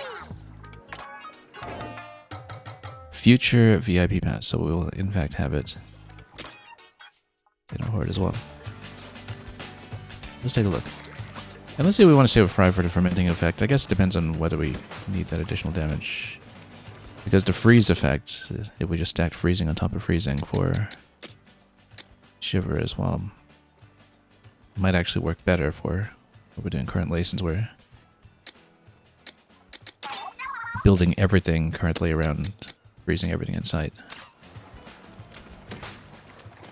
It'd be nice to have that with a high percentage chance. So yeah, nothing we can do here yet, except HP, but I think we're just saving up for the other things. Oh, whoops. And then... yeah, we finally have Fry's Onaga Clan scroll for how Fry's ancestors charmed the eels and led them into battle. That's Amore.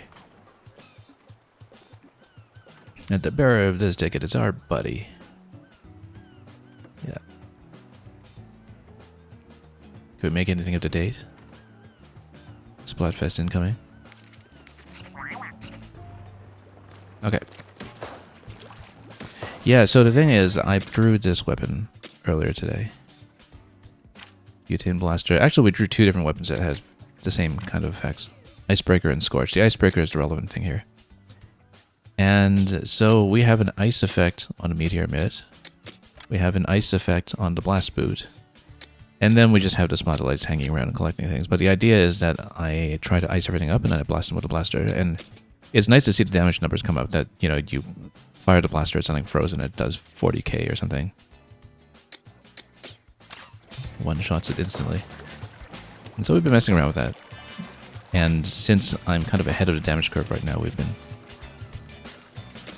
going through what levels we can. I mean, I just did a huge run of Spicy Dens.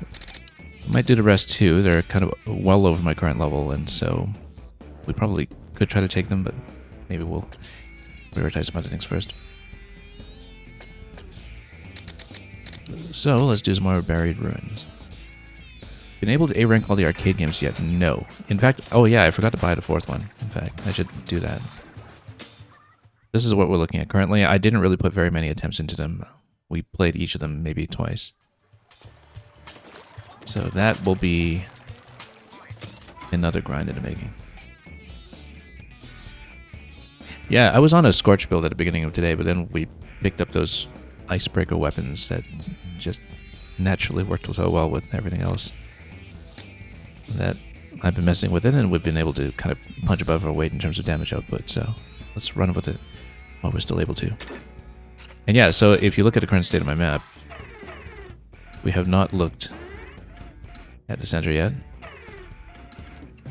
but I'm filling in other things just to have fun while we can. I don't know if we'll go to the center today. Maybe we will. But let's try to play to the limit of our ability here first. Your friend group were racing each other to see who could get the A ranks, and they got very upset with you picking up the game yesterday and just swooping in. Well done. That's okay, I'll still talk to you.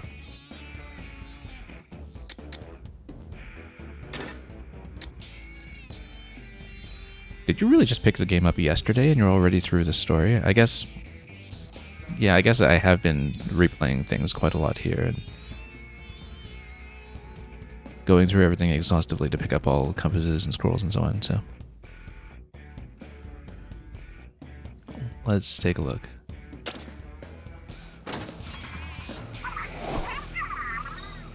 Technically 2 days ago, okay.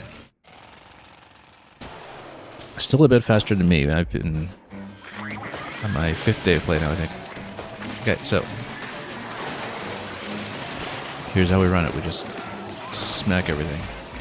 And the thing is, I have a cooldown enhancement as well going here that's helping out a bit. We do need to approach this thing. I see. Pop this 60k. 60k damage one shot. That's wonderful. Okay. We can actually just hit stuff without even bothering with the weak point when they do get frozen. Oh, we should probably go up and hit that guy though.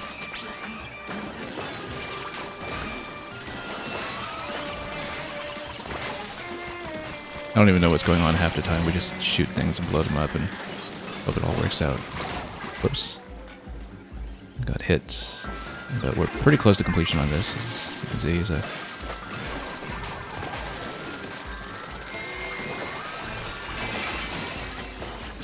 Yeah, too bad about that one hit. We made it. You got about 10 hours. And you went through your level 50 thread, so you got through the first bit. Okay. I don't actually know how the level scaling in co-op works at all. I have not touched the co-op yet.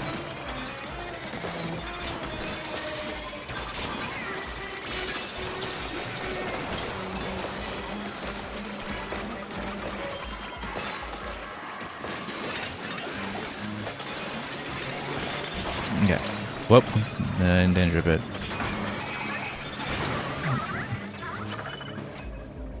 Trying to freeze with Shiver here. And yeah, that was unfortunate. We got ourselves into a bit of trouble. Okay. Alright, I think we did take up the big fly fish. Yeah, too bad losing attempts this early on in the run. We haven't actually failed one today yet, and so this might... Well, in terms of not being able to make it through what we've been trying with the ice build, and so those would be unfortunate if we'd have to take a bit of a dive here.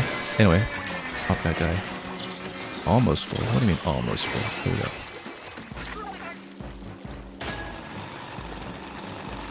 We should probably launch Shiver at the boss right away here. You think it scales at the highest level in the team? Okay, that's interesting. With the enemy's health pool increasing, we'd better get things out of here. Where even is my target? I was trying to freeze it with Shiver's power. I'm actually way off positionally, so maybe that wasn't the best idea.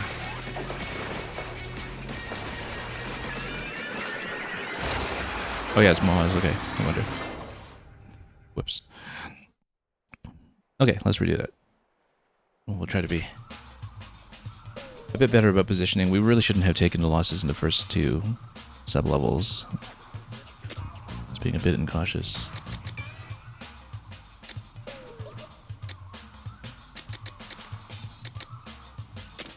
And actually, with the structure of the level, I think the last time I did this on the non-spicy version, we were using Flyline almost certainly to Get ourselves more room to move.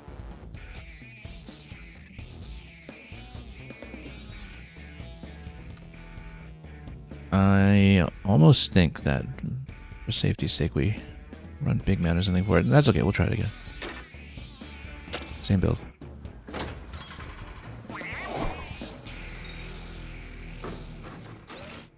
Yeah, you're saying that doesn't seem right because on level 5 you had level 50 teammates and you were doing alright.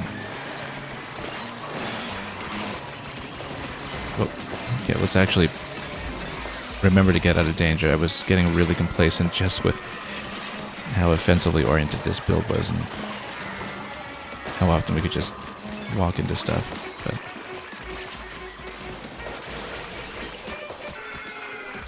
let's not get caught too far out of position here.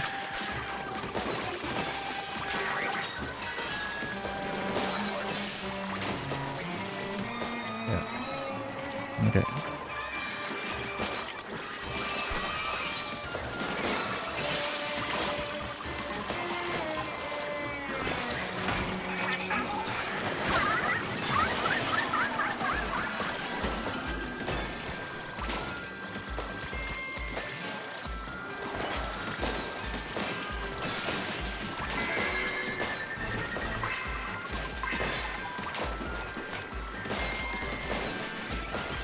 Yeah, much safer that time the way we've been playing. Let me just grab that egg. There we go. That shiver about half charged.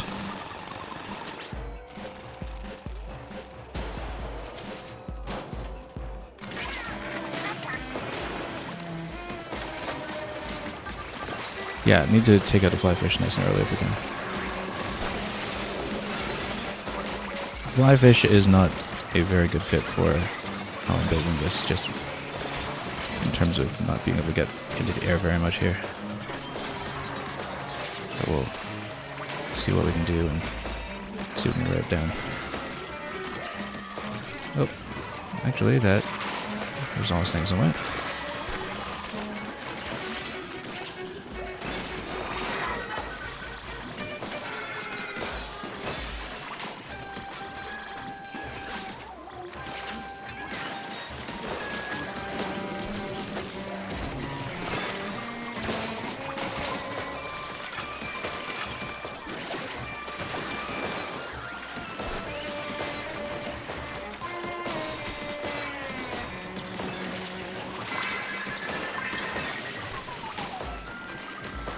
Getting close. We'll do fine for time. Let's just not die to this.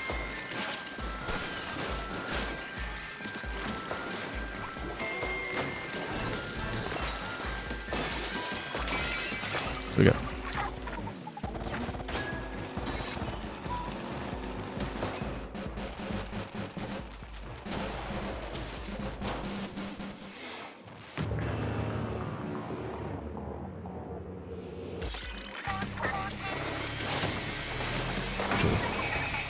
Let's go shiver and see if we can get out of. Whoop.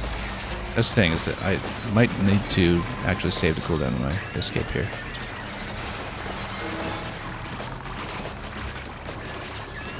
Because otherwise we might have some issues.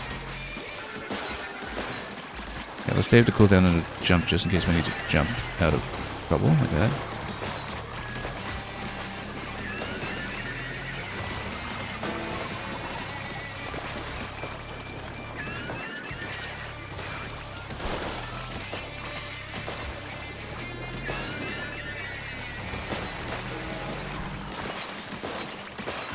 There we go. Nice sizable damage. Much easier this time. Same build, just better play.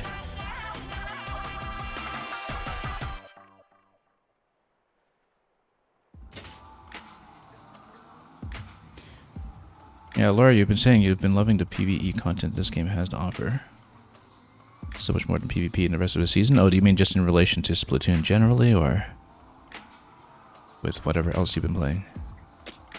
Because the thing is, I've kind of preferred single-player Splatoon for quite some time now, I find. Splatoon 3 has the distinction of being my most played Splatoon game and probably my least played Splatoon multiplayer. I think I even played more Splatoon 1 than Splatoon 3 when it comes to the versus modes. And it's not that they're bad. They're, you know, in some ways actually kind of a strict improvement from 2, but I like how the single-player content in Splatoon tends to stretch out the platforming elements, I guess, in a much more designed fashion, you could say. And so absolutely loved the Octo expansion and Side Order and that side of Splatoon. I mean, I was still playing Side Order pretty regularly, even until recently.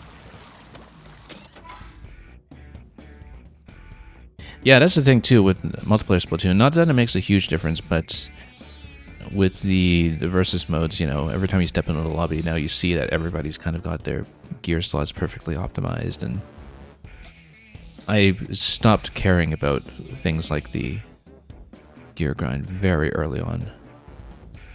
Because that's just not what I play games to do, and it's alright. I don't feel like I fall too far behind competitively because of it, but I do think that it's one of those games where the multiplayer base has visibly narrowed down to mostly the people with hundreds of hours. And it's not really as much of a drop-in game anymore. In that respect. Not because of the gear they've collected, but because of how much practice they've gotten to get there. If that makes sense. Shall we try the 41? I think we'll try the 41.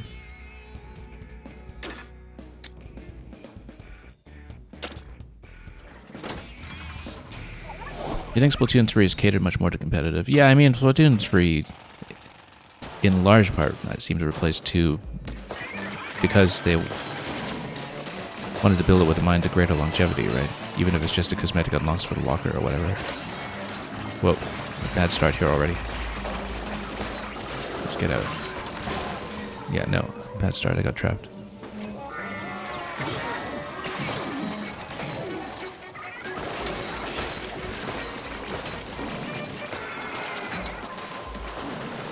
Yeah, I just got stuck in the corner and the smoker doesn't help here. Let's mind the slime and lid just in case. Because I am in danger right now, I can't just be unaware of that.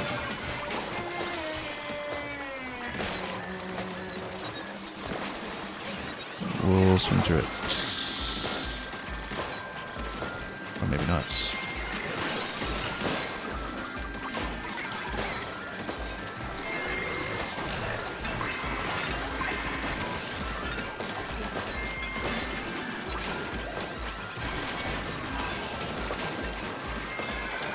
There's the evil tail.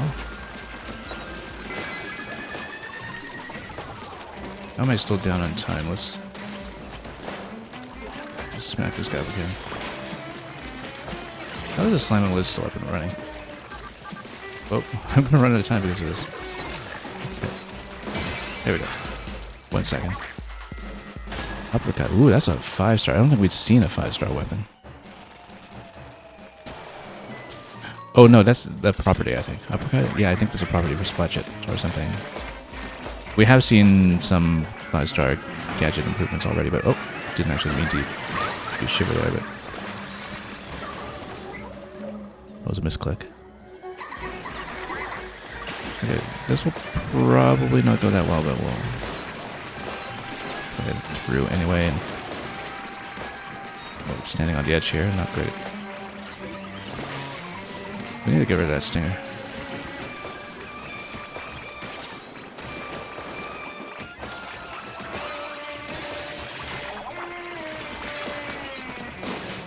Stingers and flyfish really do make you run around the map, don't they?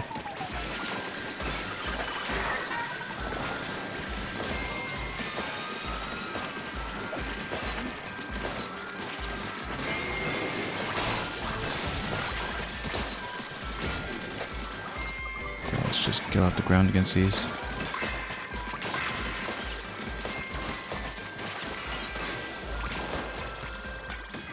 Stinger again. Might be able to just muscle through some of this stuff, though.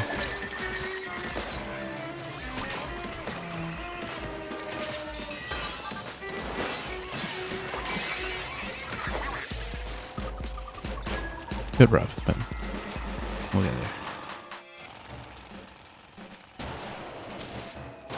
Yeah, you're saying that the devs made certain rewards literally impossible because of how grindy they are? I don't even know in Splatoon 3. I stopped paying attention to that aspect of it. We're going to freeze everything. Oop.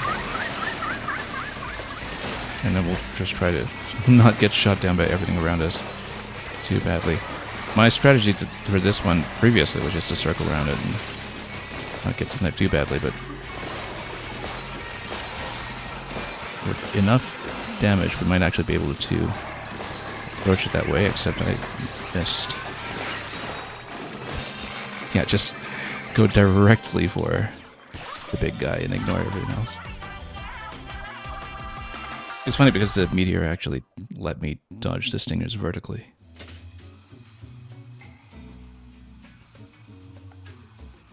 So yeah, 069 to 10-star weapon, you need 2,500 anarchy wins.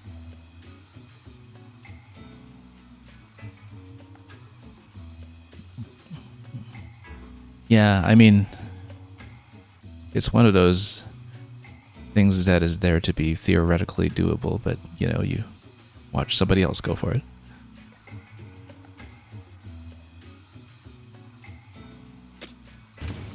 If you're only playing one game and not sick of it after all that time.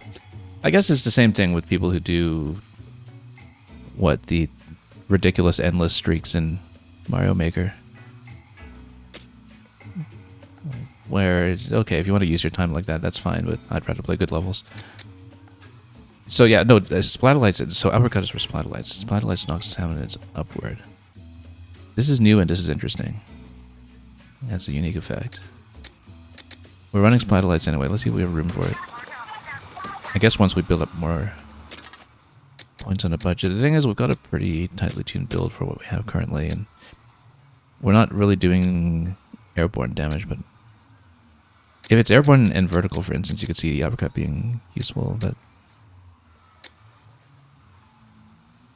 what if we take it instead of knockback? I wonder what happens if we do that. We should try it.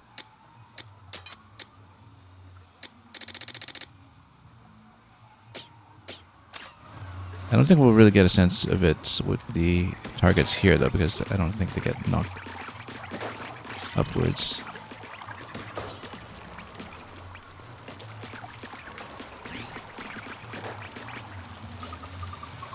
But let's mess around with that. Why not?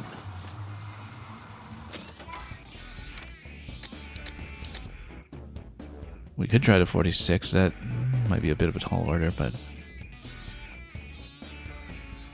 it is the last one.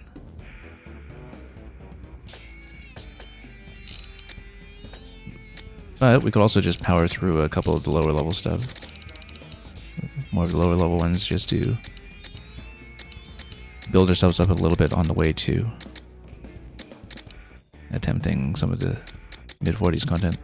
Because we know at this point that everything up to 40 would just power through it. That's working out well.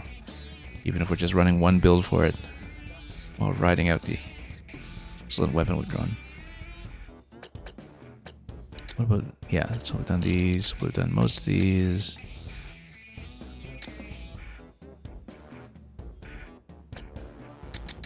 Let's replay a few. And this build is way too much fun. Maybe we'll get sick of it eventually. Like the people who go for 2,500 anarchy wins, but let's try it out. Alora, you said that you think there's a salmon run reward that literally takes 110 years of full-time playing the game mode. Very curious. I have to look that up. I wonder if that was designed to be affected by buffs from events or something. But yeah, that seems like it will outlast Splatoon 3's availability on an online service.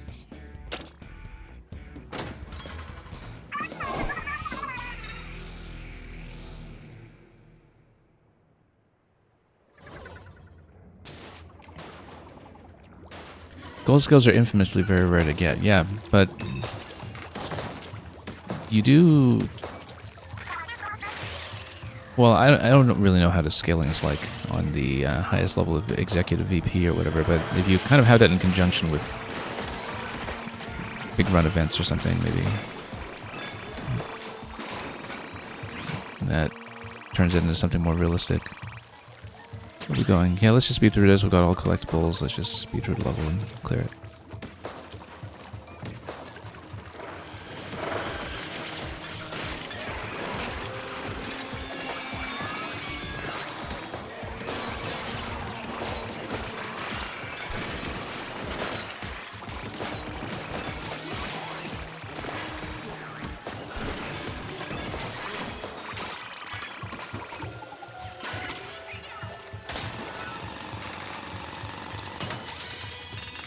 Don't need to give it much thought. We'll just blast through it. The nice thing about this build is that it's easy to play.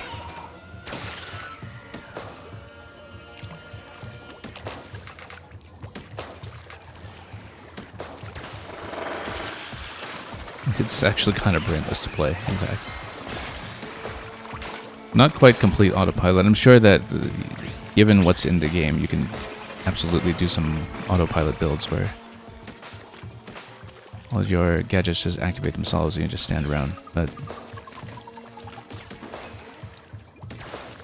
even so, this has been easy to work with, so we just get our clears done nice and quickly. Even if we don't have quite as many traversal skills as if we're building flywire or something.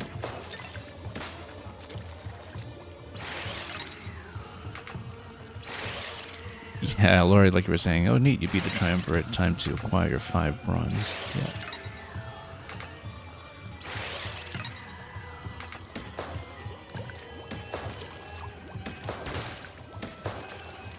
I mean, you know, people in video game design just talk about their personalities and intrinsic versus extrinsic motivation.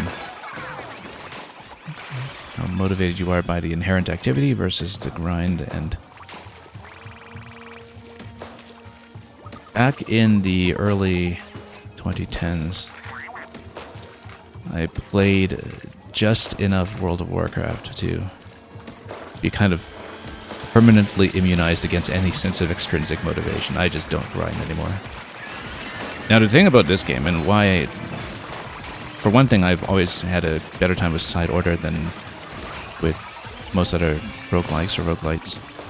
And I'm having a much better time here than I've ever had with, you know, things like Diablo or Borderlands or what have you, because I just find the mechanics of playing Splatoon to be fundamentally enjoyable. And so, you know, the format doesn't even matter so much. The build diversity is what's really carrying this. And I'm sure we'll discover as we get into endgame, whatever it is, that everybody's going to have some kind of stopping point where it's very much in keeping with this format of game that the only way out is eventual burnout in some ways. Unless you're really happy just hitting credits and stopping.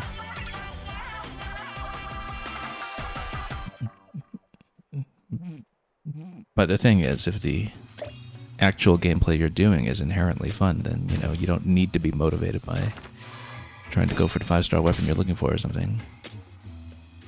You can just play. And I think that's very much the case with Splatoon multiplayer as well, is that, you know, you don't care about the grind, and the longevity of it is just entirely a function of whether you still enjoy the mode in question. So much as I like to play glass cannon and camp out damage first, I think we're getting to the point where I actually am overstuffed for slots and would benefit from slots. So we'll prioritize slots first and we'll go damage.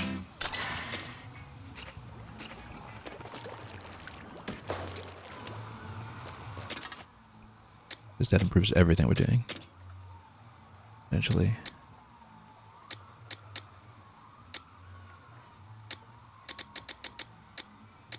And the thing is, this is strictly an improvement on this. So we'll take it to free up points, and we actually have 4 points available on this now.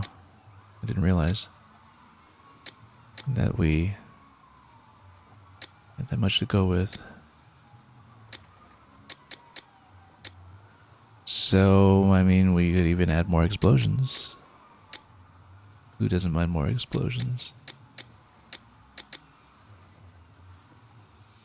Or even more knockback. Or even just find some 4-pointer to build for Meteor Mid. We'll find out.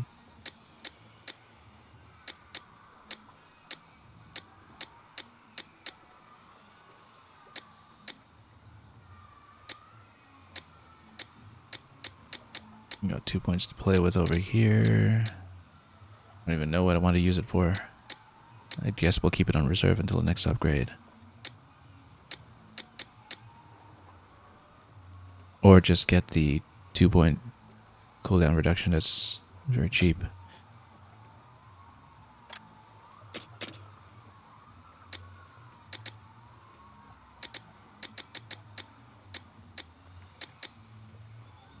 And with 2 points available that we could put back on the explosion with the jump that we took off earlier, or we could do the 4-point cooldown reduction that we had not bought for yet. Let's buy it.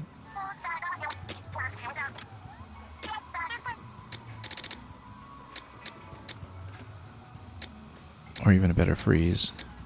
No, we'll go for this.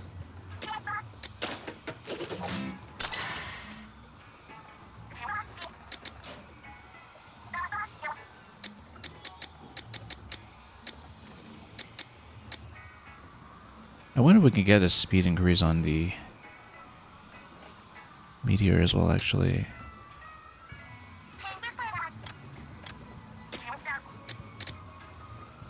Faster jump for the Meteor is maybe beneficial, like even if we can just buy into this and see if we can get a 2-pointer or something to work with here. Didn't we see that we had 4 points available on this one? Maybe we should go for repeat activation, although, you know, that sometimes might get you into time issues.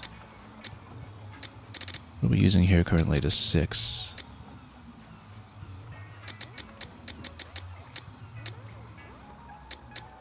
Let's see what we can do for this. Because Meteor takes too long. Sometimes gets us out of trouble, but more often eats too much of the timer. Let's just see what point configurations we can get. Yeah, you see, this is good. Lower point expenditure.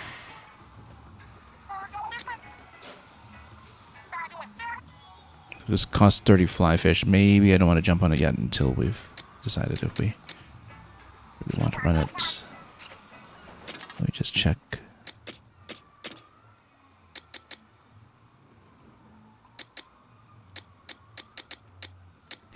What did we even change just now?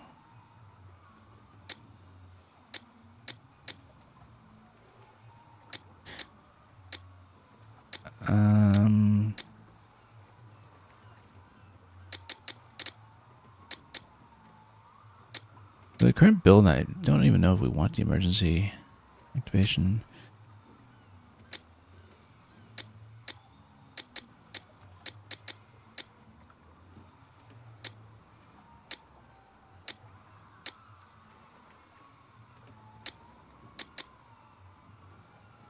Oh yeah, we put on the added explosions earlier. Let's take this.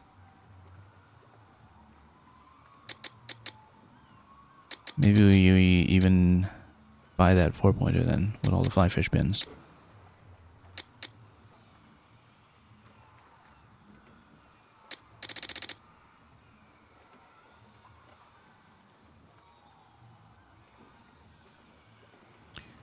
Or do the 4-point cooldown reduction on it as well.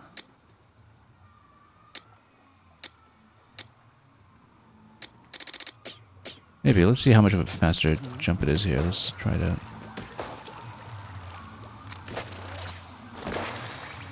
Slightly faster, but then if we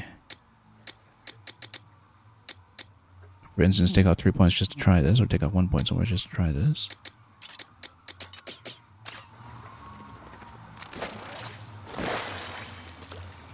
I guess it's a little better.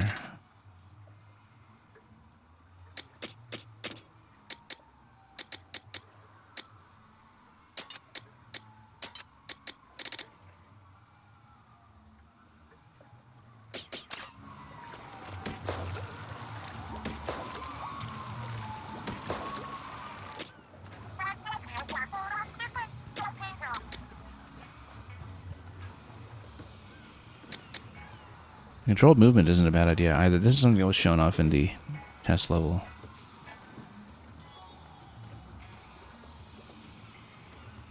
Because we got 2 points to spare. Maybe that doesn't really synergize with a faster jump though.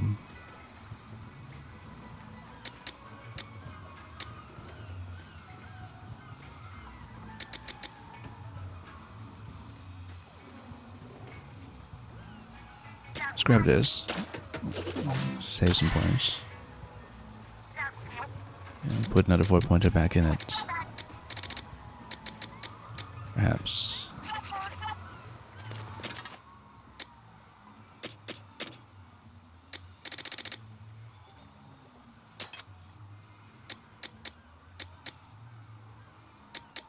Or the added explosions.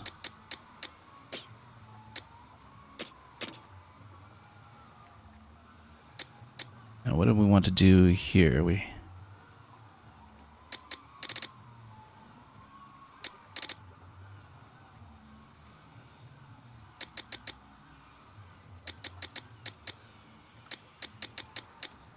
might be able to do something for 2 points. Let's take a look at the spotlights once again. Any interesting 2-pointer? Not really, just a cooldown reduction and barely anything on it. We could improve the Scorch by adjusting 1 point away from it.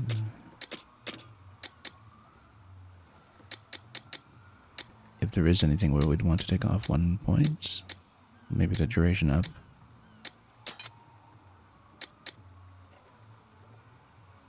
Oh no, we're not even using the Scorch currently, so that doesn't make sense. We would definitely not afford it.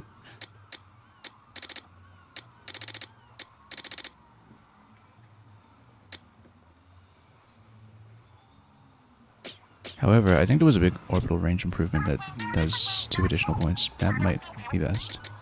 Except we can't afford it. We need more strong arms. Because I think we definitely go for this. With the 2 additional points if we can warm up some strong arms first. Let's leave that for the moment. We'll worry about it later.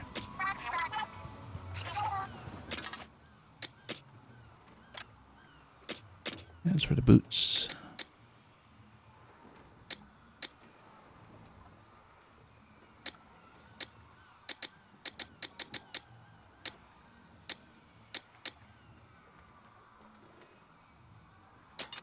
Cooldown reduction. That sorts itself. Okay, let's go with that.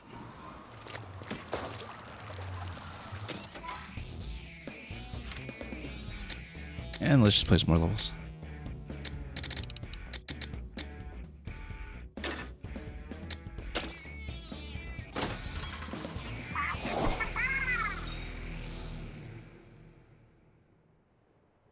Yeah, we'll just pop as many spicy clears as is feasible.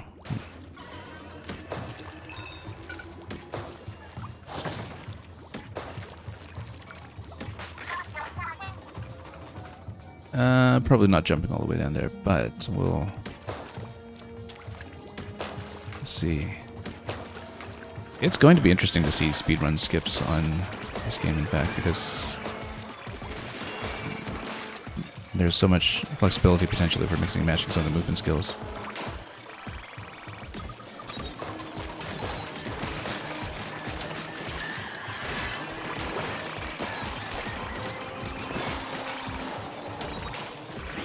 Just go around to Eel for a moment.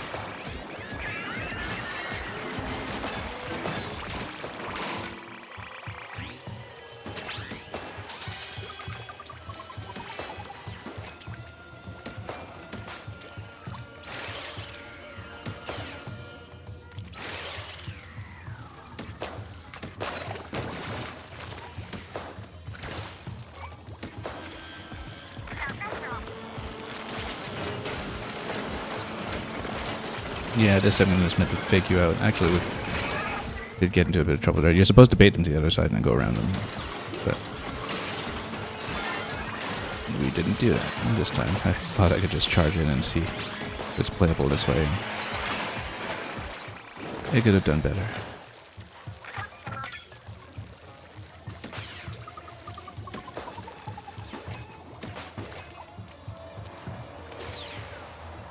Because that was the segment of the level that deliberately urges you into a dead end.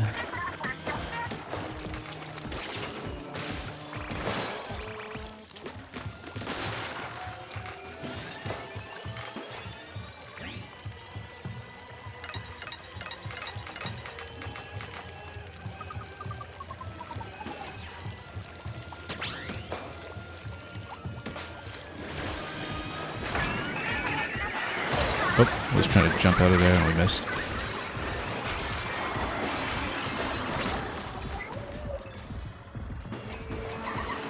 That was unfortunate, but...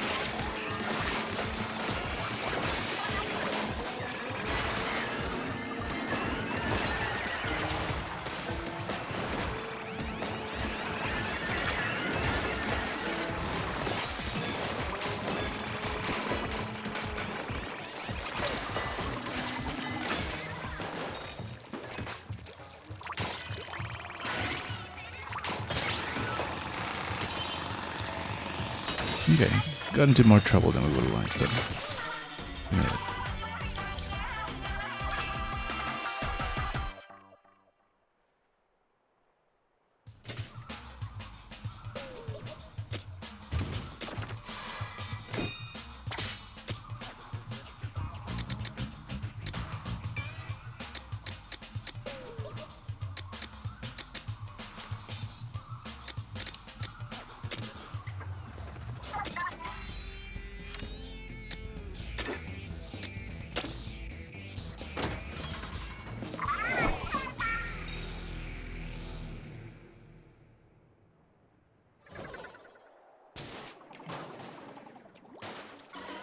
We'll see how the leveling curve approaches some of those high 40s levels, whether it gives us enough to go on for now, or if we'll hit a neck where we might as well go for endgame.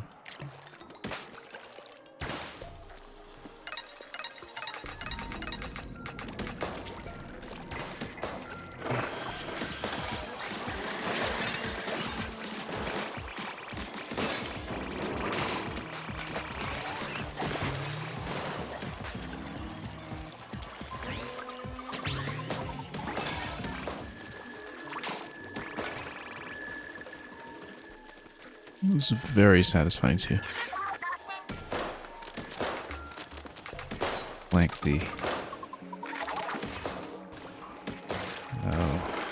what's it called again? The mid scrapper. Just one-shot it. And this fly fish for that matter.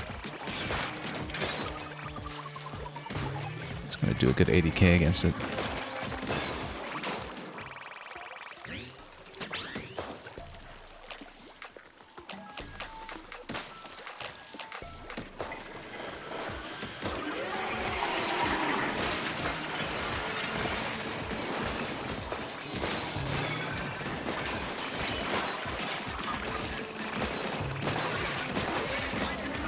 We do need to farm up more of these guys for the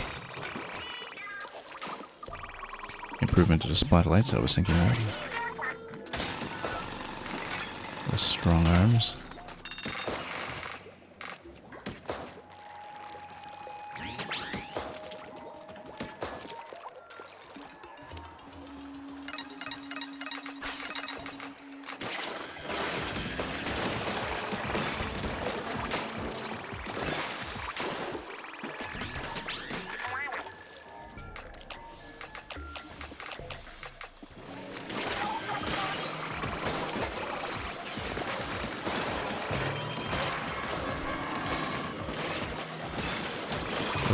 We dove into the middle of nowhere there, but thankfully we are okay.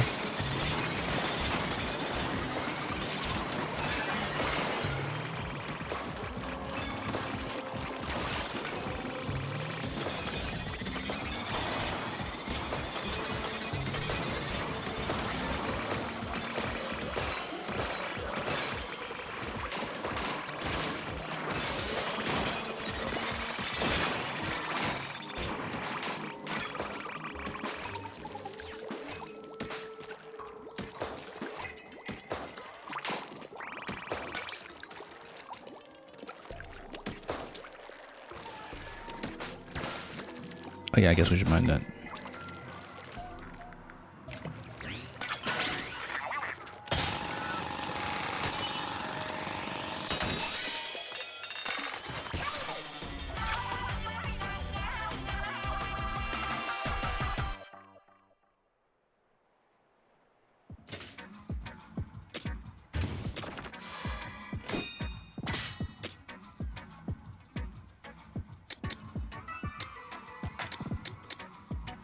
Need a little bit more when it comes to strong arms, but I'm sure we'll see that coming with good time.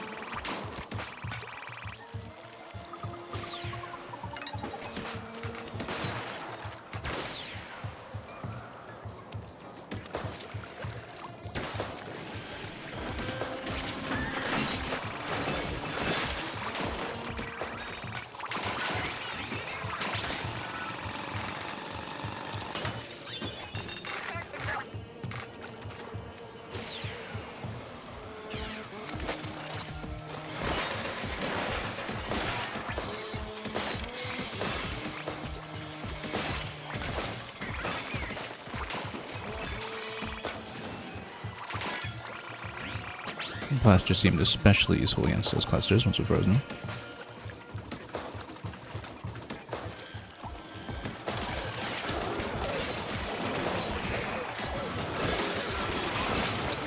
Oops, get out of trouble for a moment.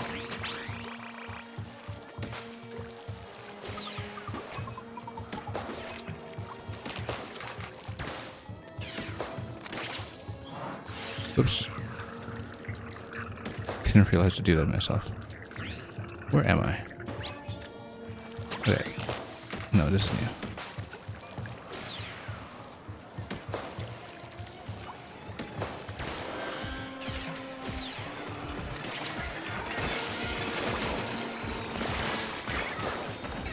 Yeah, slamming lid is not convenient. But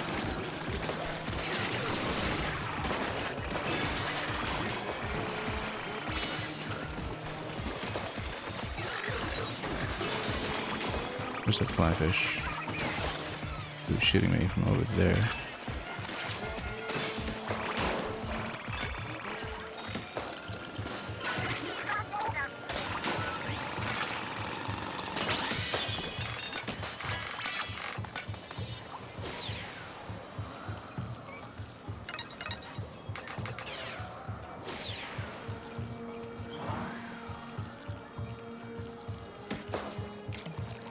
Do we care about the stingers? I guess we should take care of them.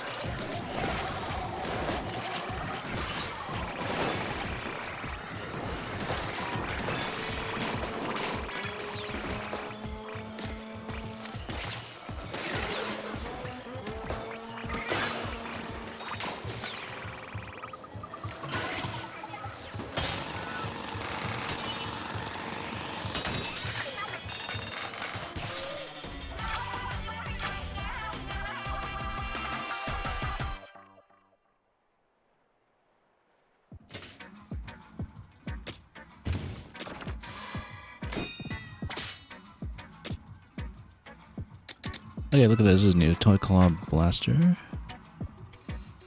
I mean, our current blaster is doing quite a bit better than it. That's the only thing.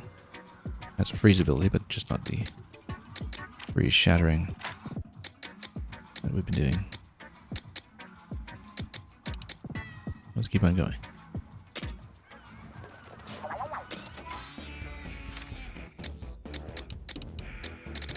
And just push through a few more.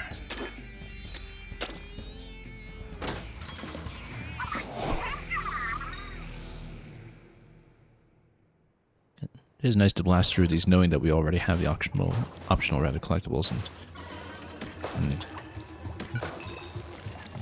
don't really need to look around very hard and just go from light to light.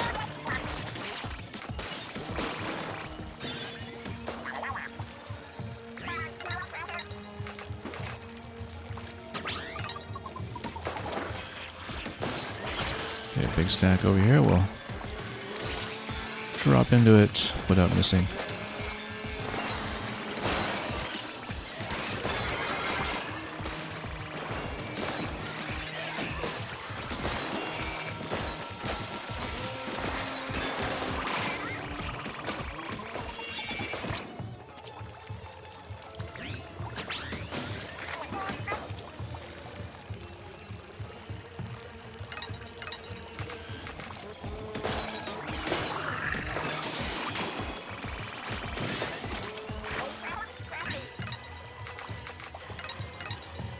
Yeah, whatever.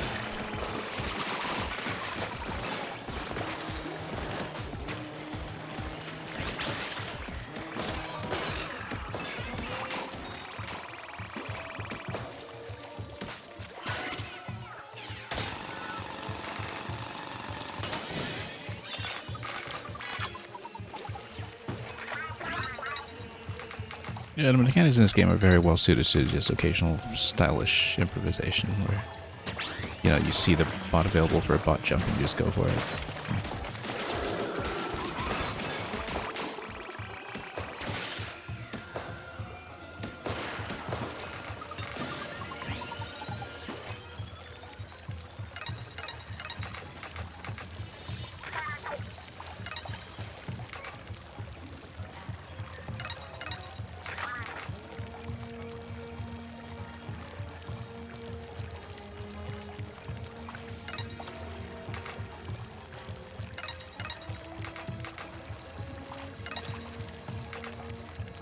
And pretty simple rail ride all the way up to the top.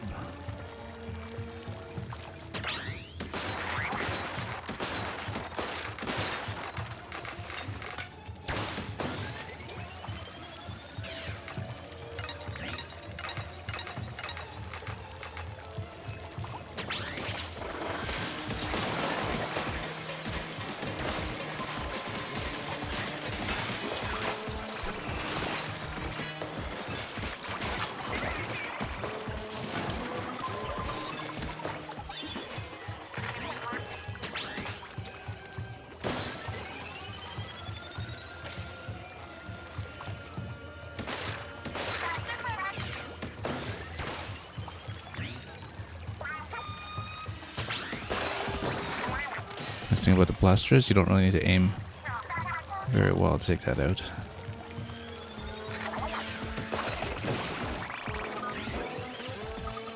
Wouldn't want to be playing Charger in this segment.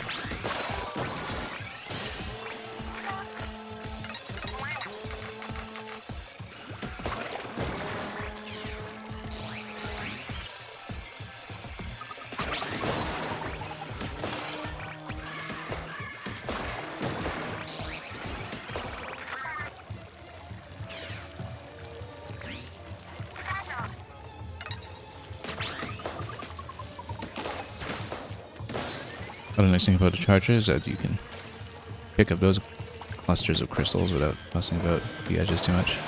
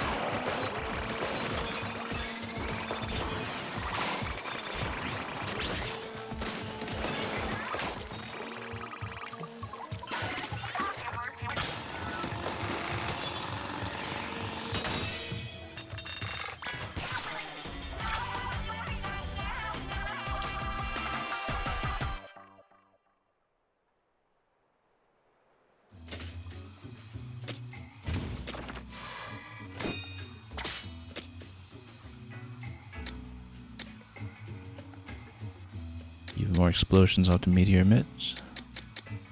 Might be good for fine-tuning the budget. That one a little bit, but let's proceed.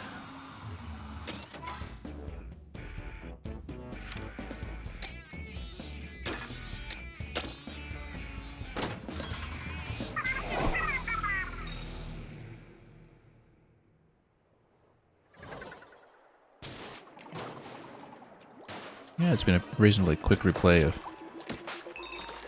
the Act 3 stages, as it were.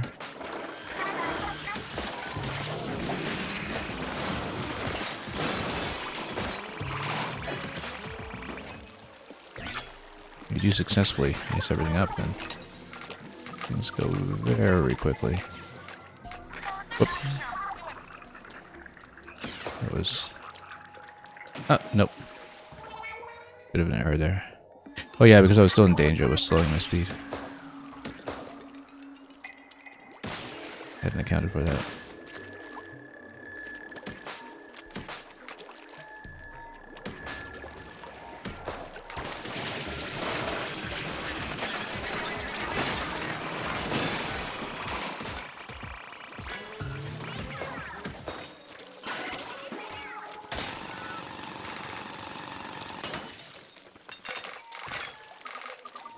Should take advantage of some of the natural freezing you can get off of the plant life in this stage as well.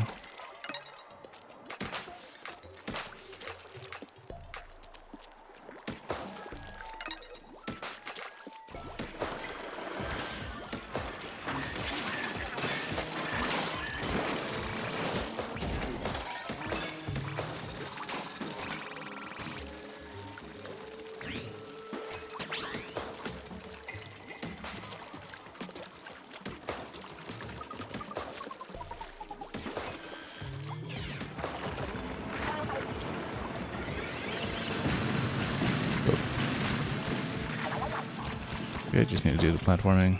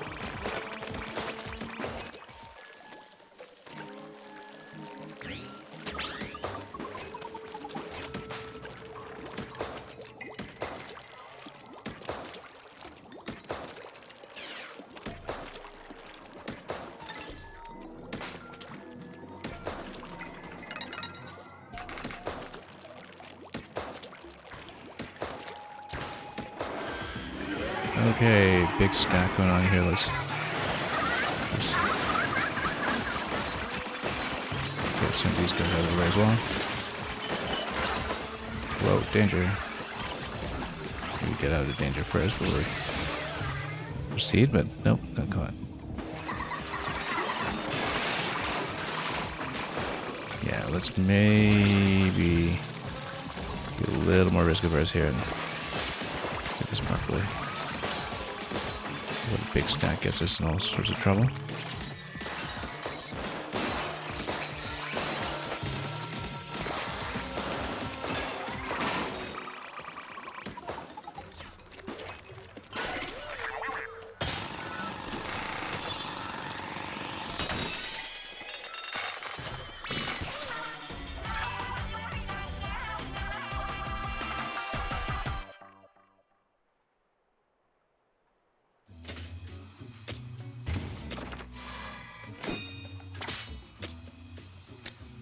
We'll take a look at the explosion area up on a blast boot. See if we can do something a little more efficient with that. Let's take a look. Actually, it's just a strict improvement. 24 to 36%. Obviously, we take that.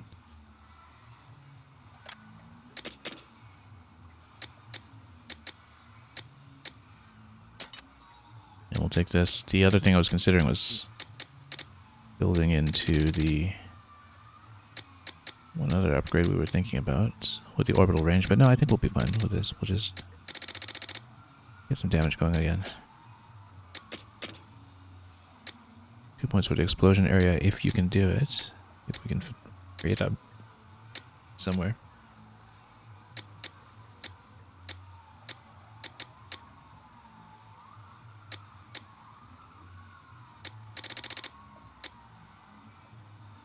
I mean, it would be helpful.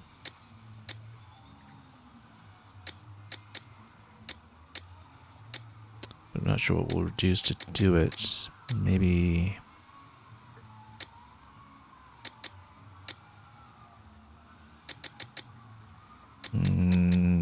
that's a pretty big reduction.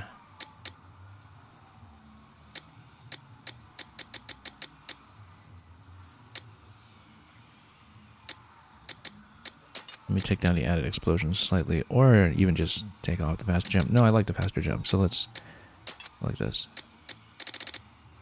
Have more of the main explosion area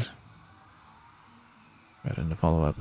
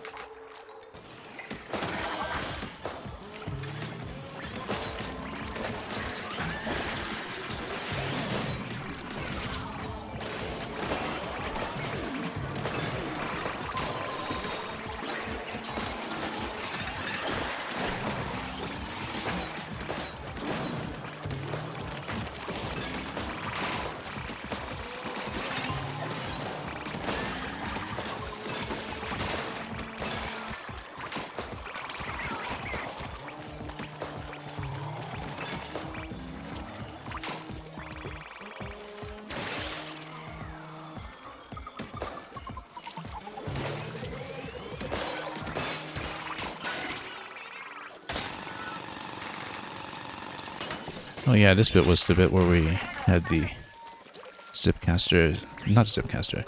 fly wire skip before.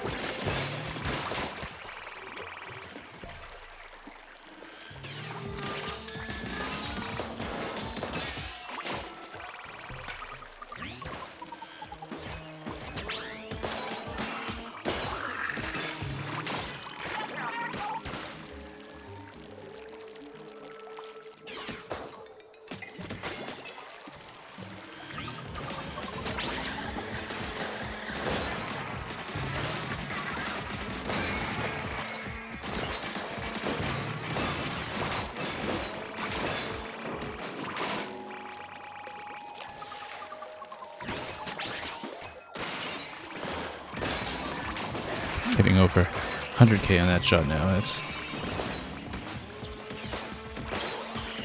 quite something to look at.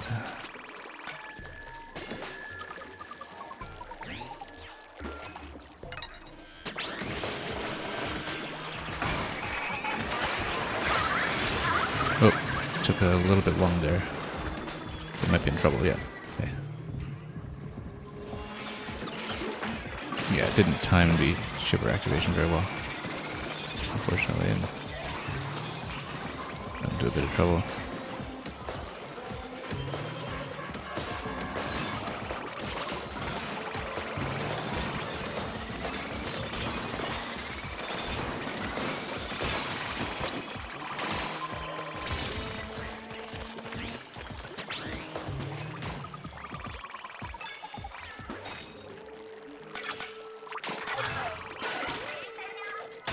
Unleaded 4K 5-star. We've got to take a look at that. That might be something to build around depending on level.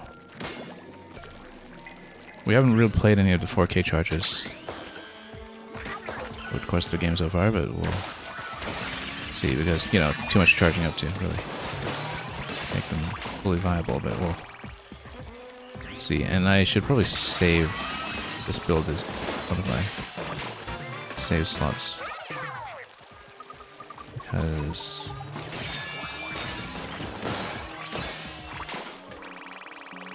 we've done a lot of tinkering to make this one work out as well as it does, and shouldn't lose all that time from toggling it back on and off.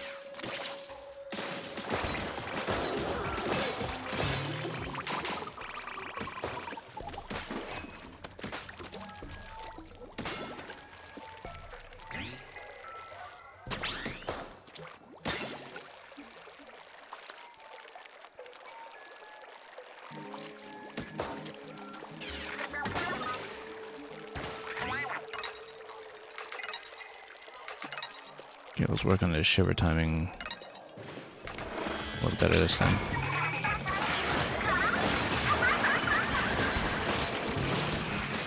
Not get stuck.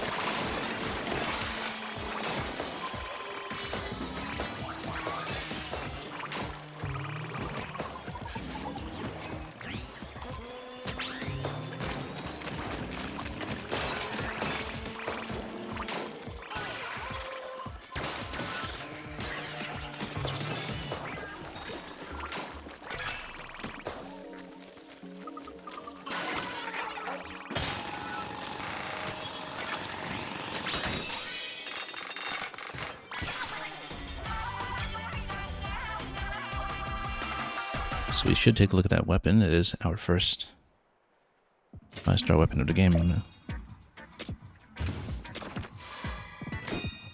And so something can finally encourage us to build something else. Full charge, 37k. And, okay, freeze lifesaver ferment. Let's keep this in mind. We might want to switch to it and build around it if we start being outpaced in terms of damage, but yeah, because the thing about chargers is that, you know, you're running around so much in this game and clearing space around you that sometimes I think it's difficult to find a good spot for charging up fully and still making that damage efficient over the course of the level.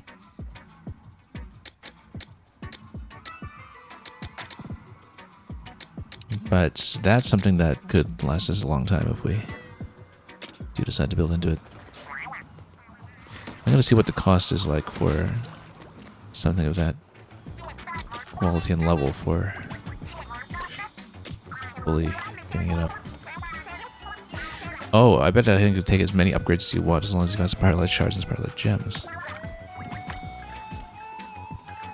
Okay. Well, that's interesting. And yeah, the thing is, they're locked. You're not allowed to... Well, no, they're locked by default because you definitely don't want to be selling it by default.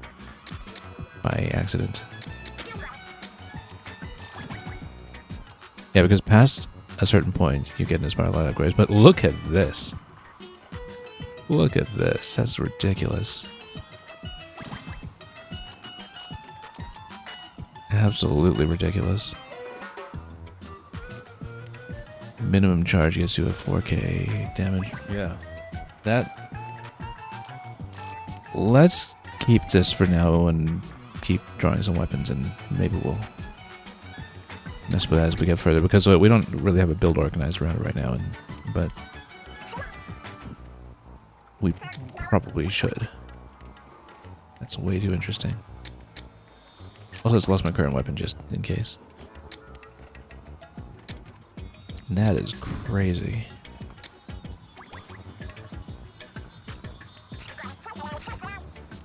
Hang on. Let's try something for a moment. So it's saying minimum charge about 3K. So let's say we don't charge. Yeah, not charging still gets you 3K, and so you can still spam a little bit. You might be okay, but might be a partial charge, bigger charge. Actually, the charge speed is not terrible on this.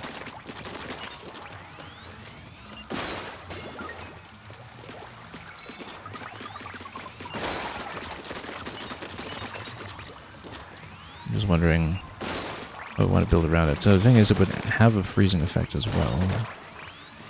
Then we wouldn't have a way to shatter the freezing anymore, so...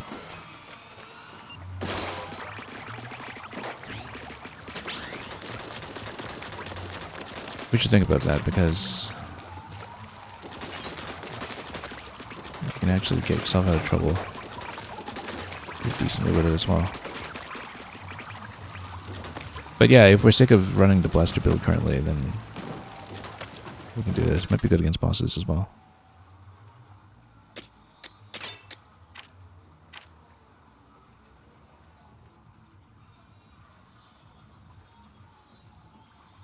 I'm just wondering what we want to do about this for synergy, because yeah, even just with a standard charge you could do quite a bit of what we're taking some time to set up with the blaster.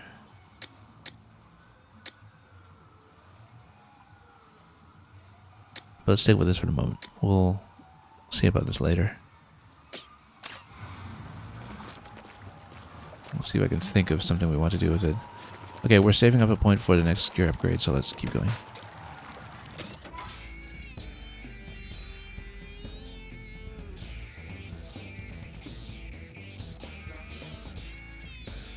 And at this point...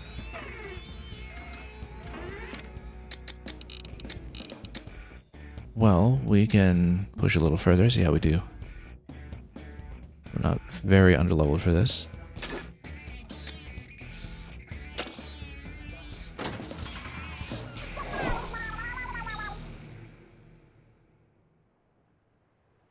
Yeah, because if we use the charger, the 4K in conjunction with distant damage or something, then that could get us places. I do like running what we're currently doing though, because it's just easy to play.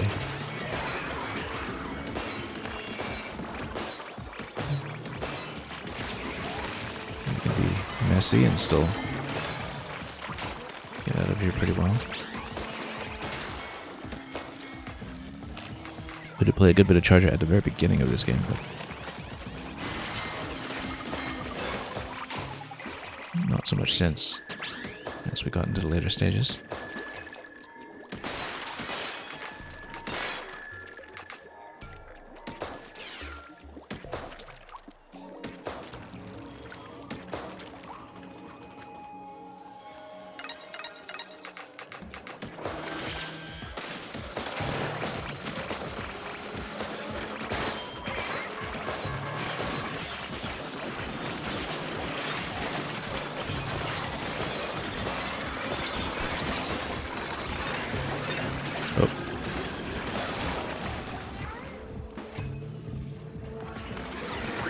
Caught there.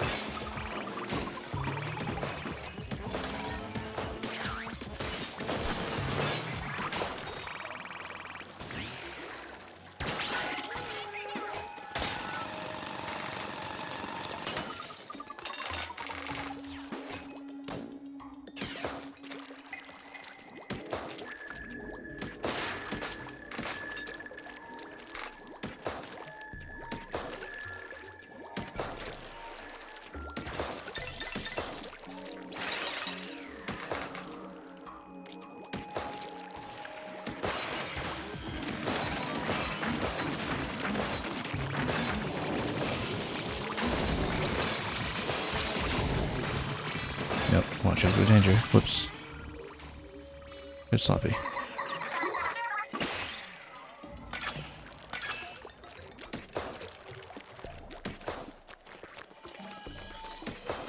And still got a big chunk of level to go too, so can't afford to do that badly.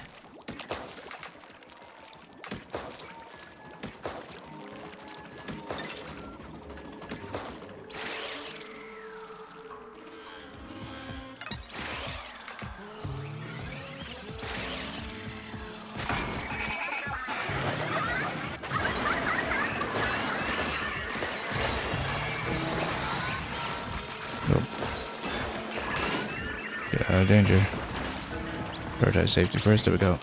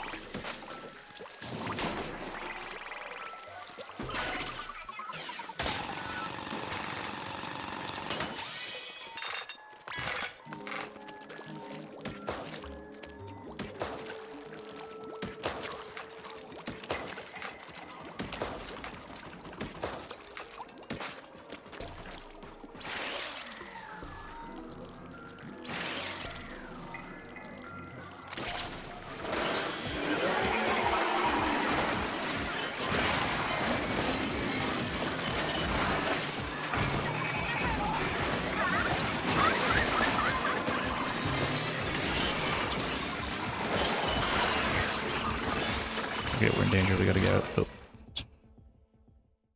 That was unfortunate. The first one of those levels that we failed to aim at, but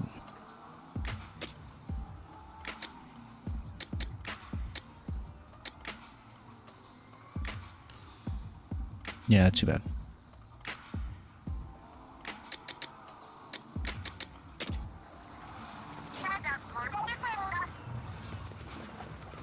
We'll stick with this. If we're having trouble, we'll try to get a 4K build on it.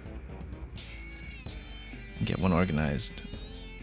Probably doing sniping from afar, but some kind of short range clearance with it. Off splash it or whatever. But we'll find out. Yeah, just a bit too careless in the early waves.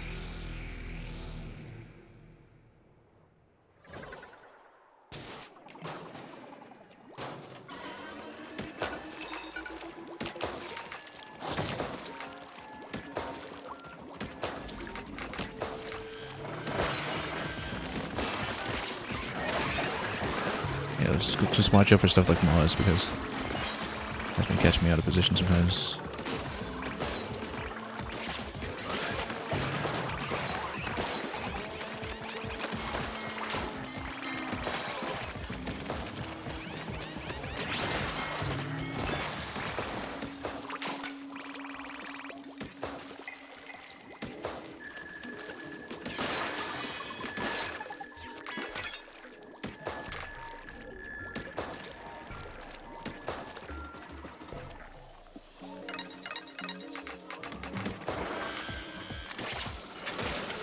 Yeah, flyfish has been catching me out over this spot.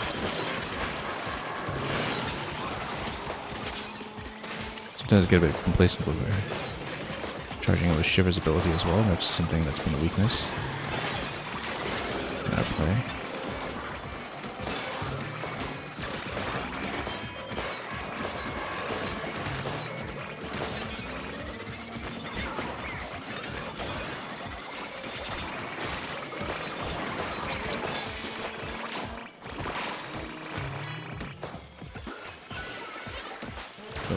Left.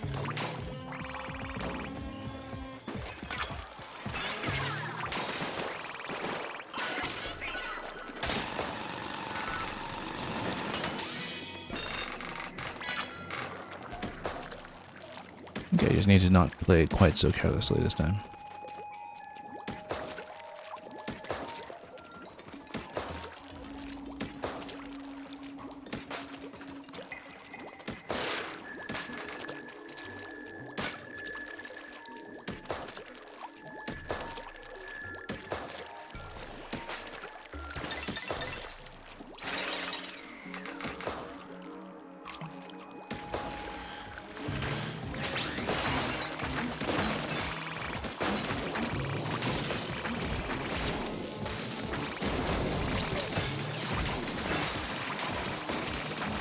Yeah, this area was a concern.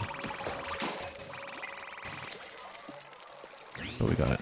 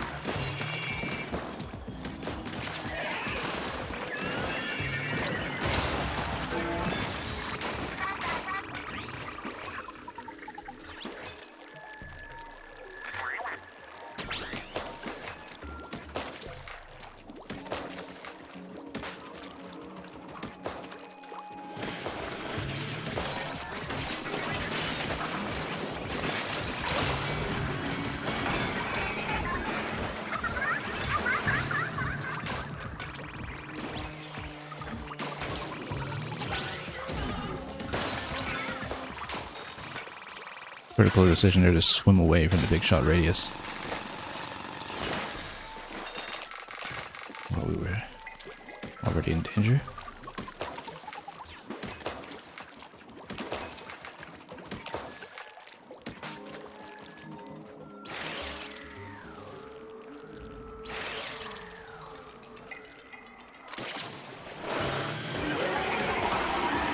That doesn't mean we don't have Shiver's power available right now, which might be a concern.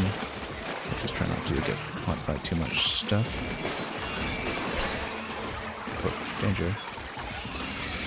Nope, sniped.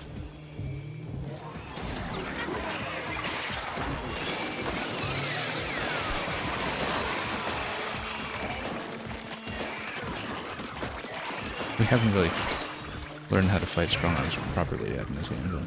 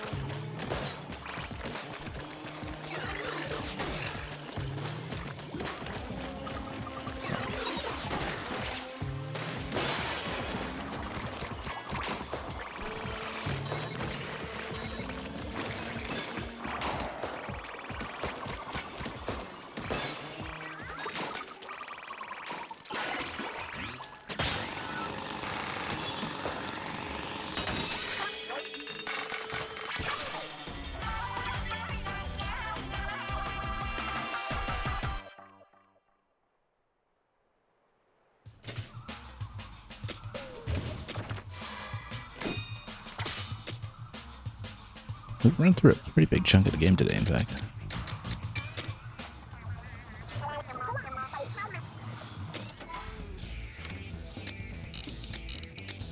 Okay, this will be the last of the standard treasure levels.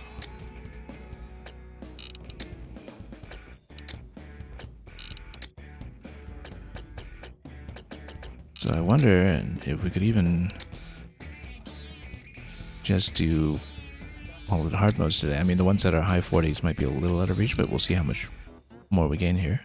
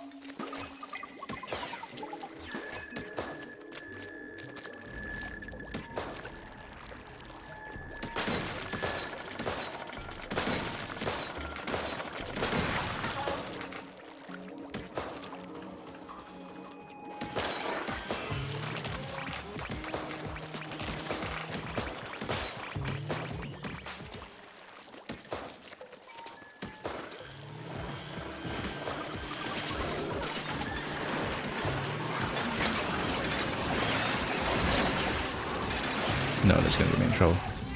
Didn't get out at all.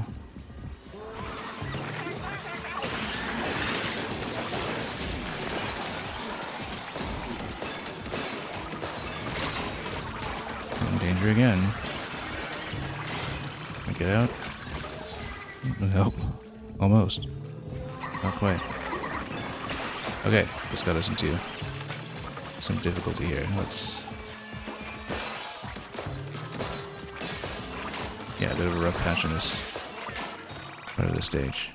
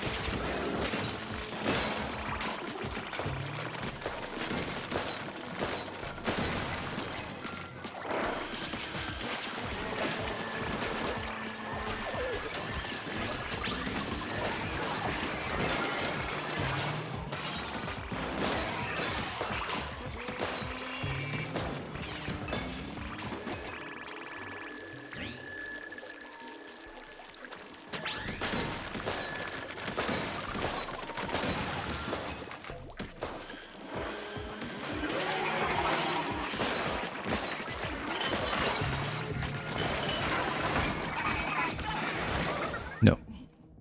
Again, too much of a delay on getting Shiver activated, which slowed us down into the flyfish there. That was a bad start to begin with, though, so probably fixable.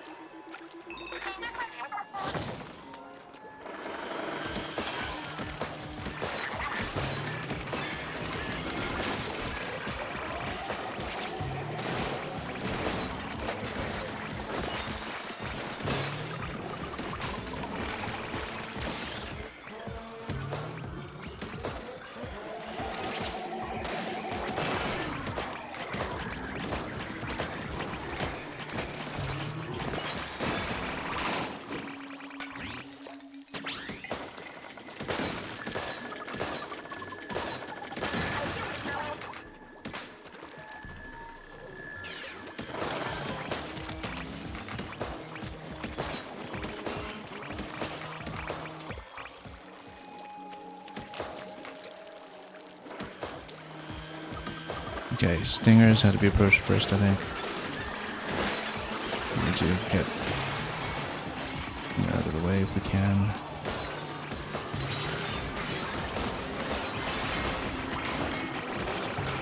Gotta watch out for them. Well, everything else in whichever order.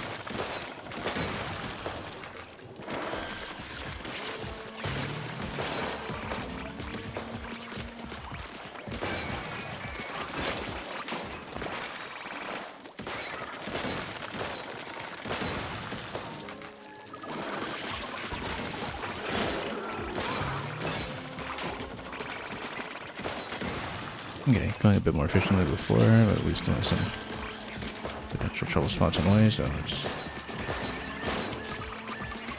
keep at it.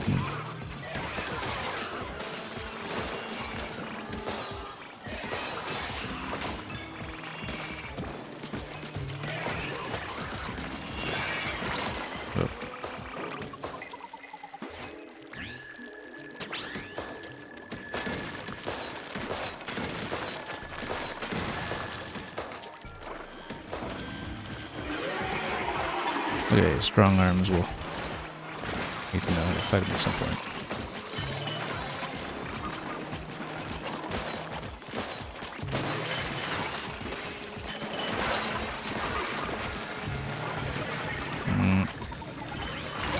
No, we were in danger and I didn't have an escape. I did have the blast boot, we should have used it. We gotta get the flyfish out before anything else. Otherwise, we just get zapped while we're in danger, and that's not going to be any good for what we're doing here, so.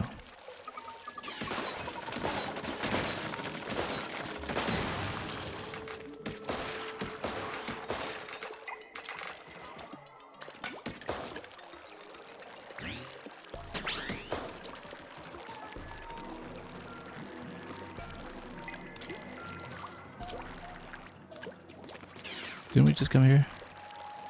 Went this way. Approach this way. Ah, yeah, there it is.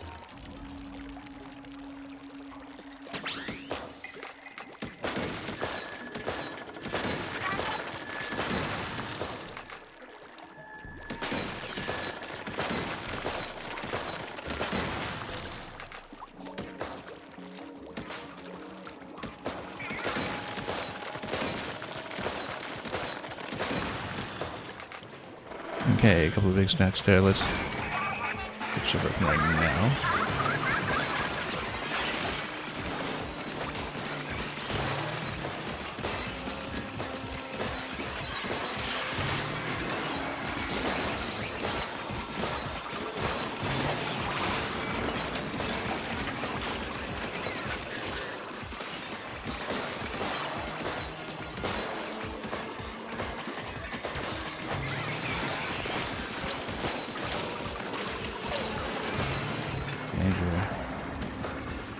Get out. Nope. Sniped.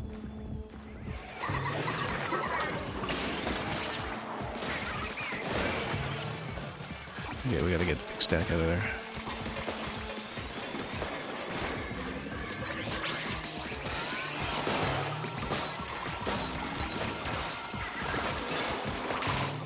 And the flatfish out of there. With assistance, of course, from our buddy.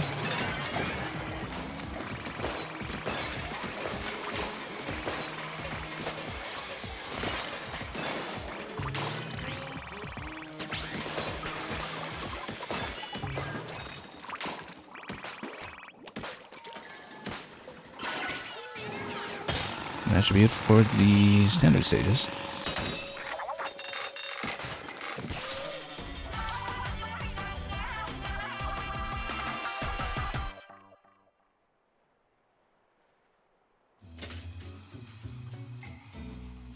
Getting pretty close to that level 44 as well.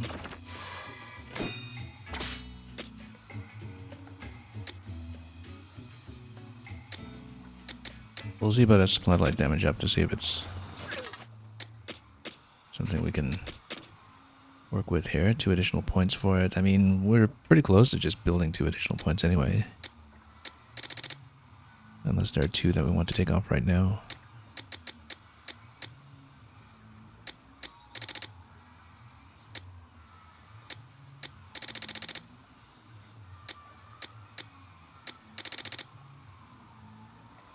I think we'll leave it as is.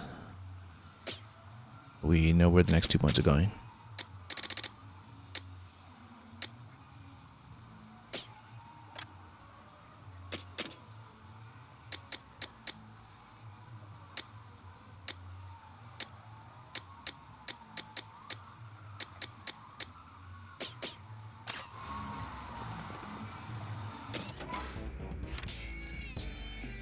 Okay, so that is all clear for this list.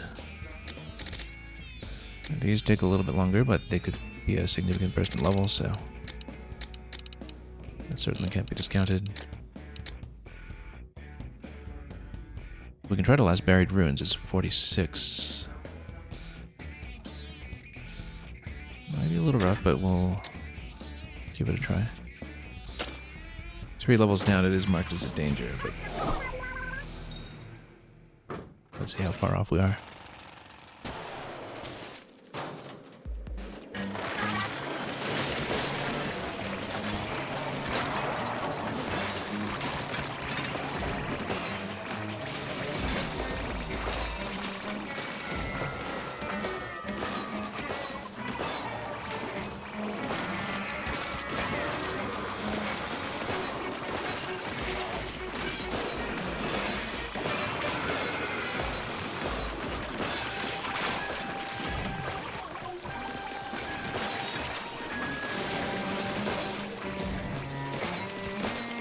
Stinger's gotta go.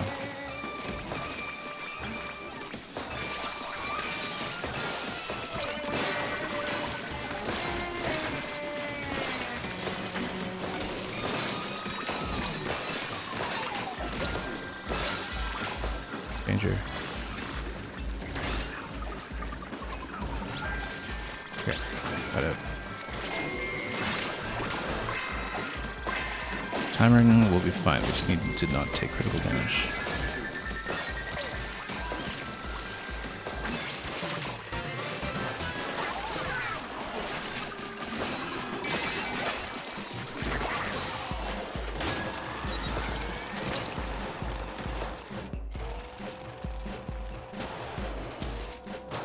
Big stacks is going to be a bit of a problem here.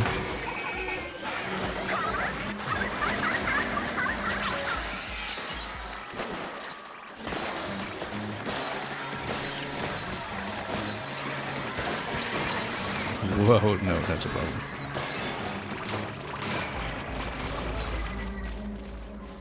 Couldn't get it.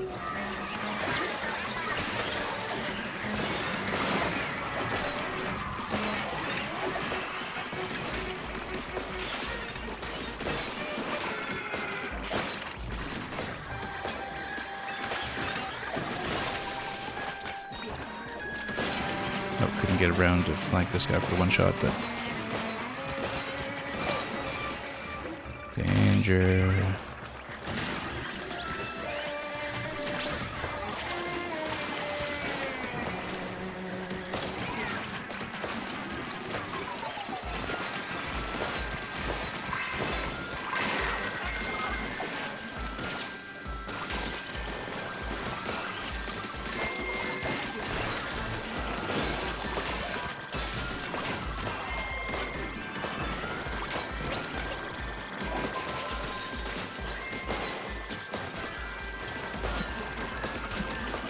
Oh, we're actually a little bit off. I should have used Shiver's power. Didn't realize we were that far off the collection. So. That's finally stretching us a little bit here, but we'll see what we can do.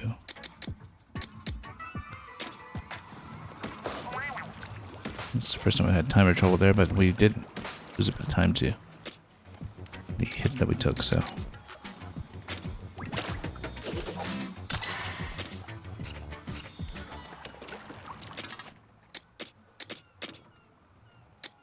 No, first things first, splatolite damage up.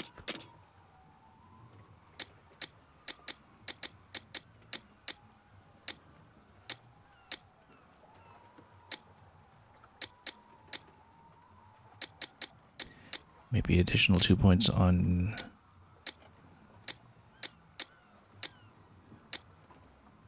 the cooldown, but let's consider this carefully.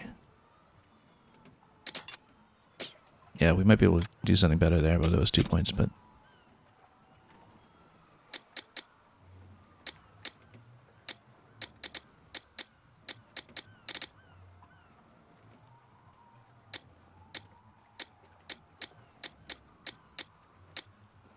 There was something I was going for here. You do this, then also do an explosive jump.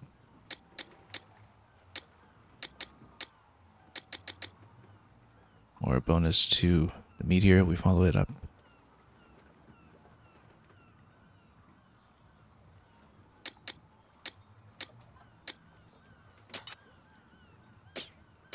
Let's see how much damage the explosive jump does. If you launch from here, then maybe. Like anything that can help us clear space when escaping.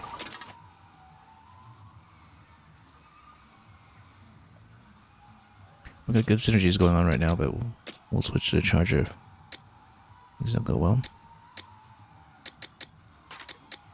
Splatoonites are kind of making ink around us. We should buff up help a little bit, because we've had some pretty close calls in terms of the time that it takes to recover.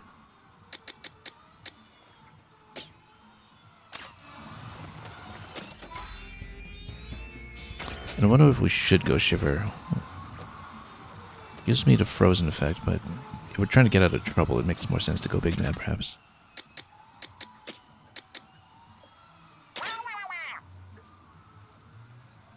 Assuming that we don't lose too much, too.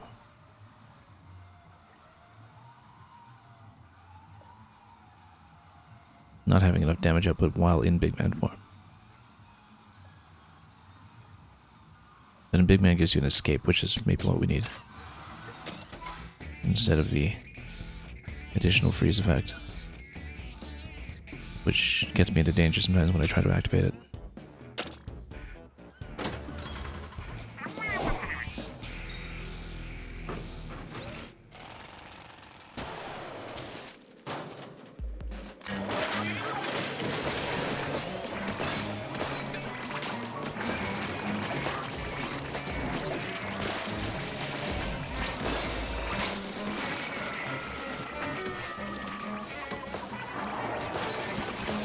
Cannot forget to take the smokers seriously. That's something that has been a flaw in the past as well. Danger.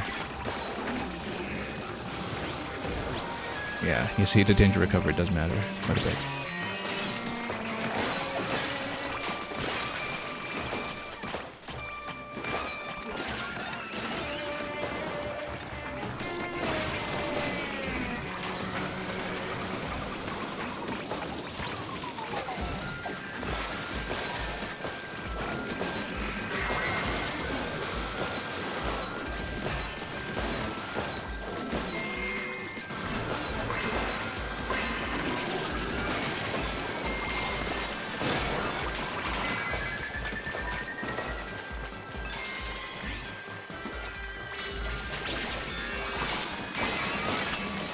Okay, worked out really well.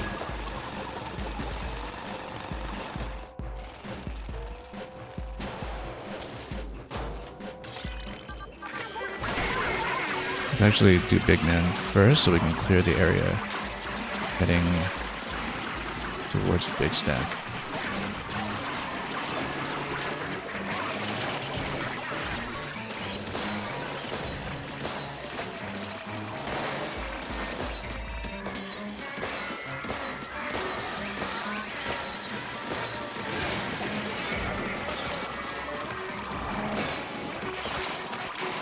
You have to be patient with the scrappers so you don't waste the ice buff on a frontal shot.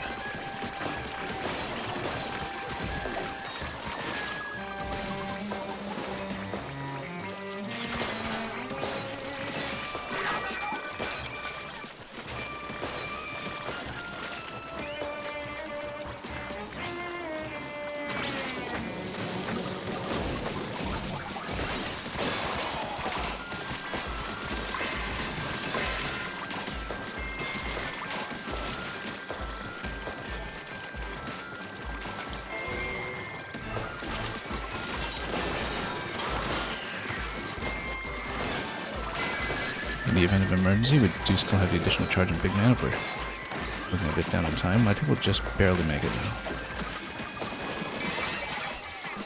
7 seconds. Okay, let's rush down to boss. Oh, it's going to fly fish. That's not great, but... Okay.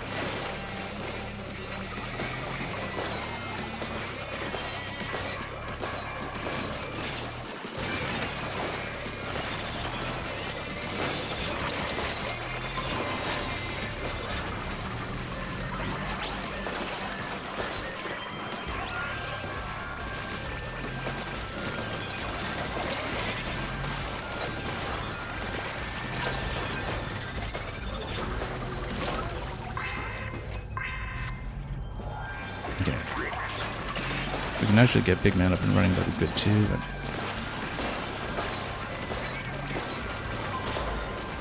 should be able to get it. There we go.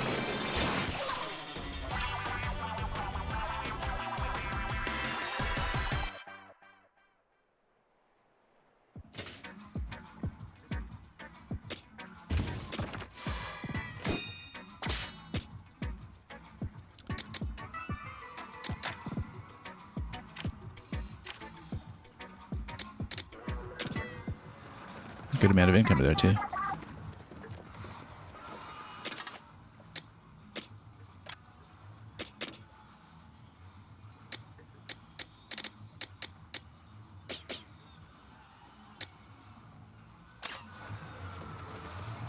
Okay.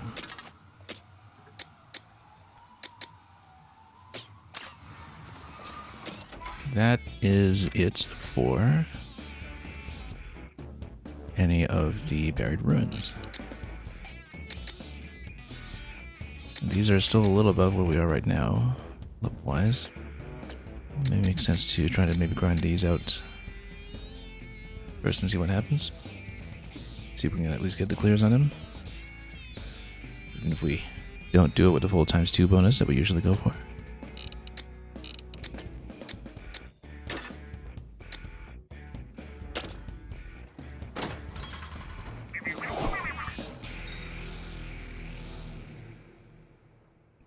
Given how much there was to do, I really didn't expect that we would get so many spicy levels done today, but that's the benefit of having a really good solid build that's been allowing us to punch above weight statistically.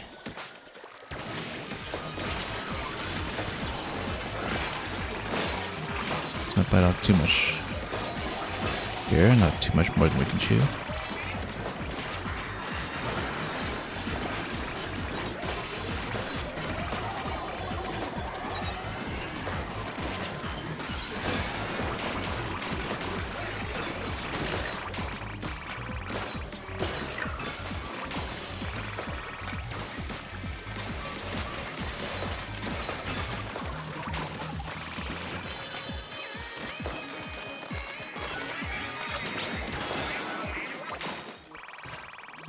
I just smack it with the bot landing.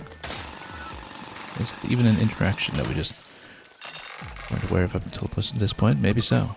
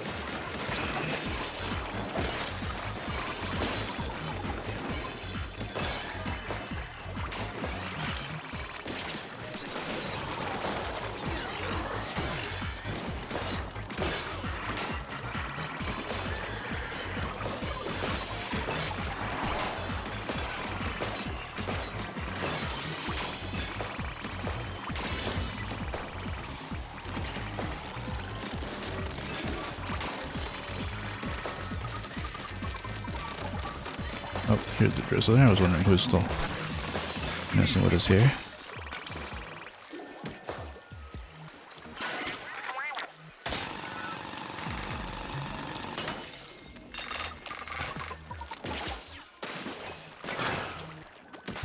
Okay, we got some legendary 5-star dualies here that could be interesting in its own right.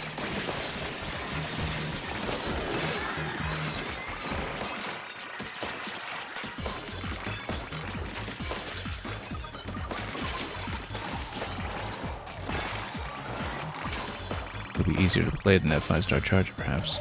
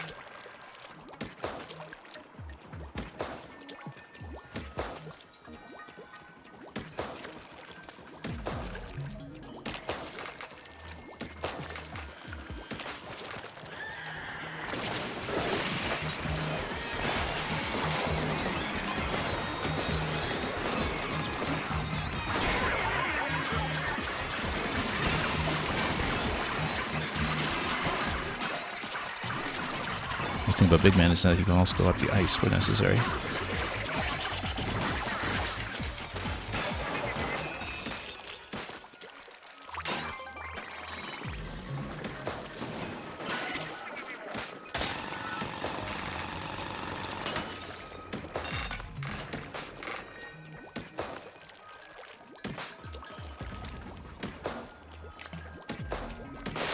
Ideally, we eventually draw a 5-star Squelcher.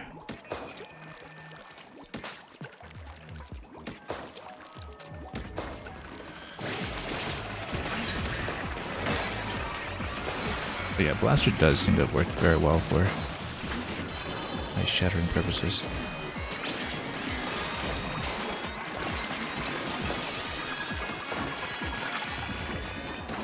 Let's take it a Flyfish.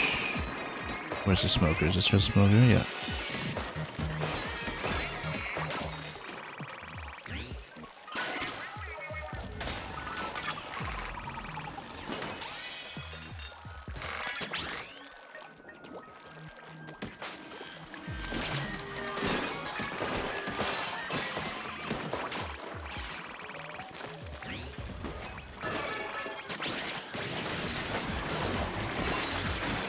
Fast chum, you say.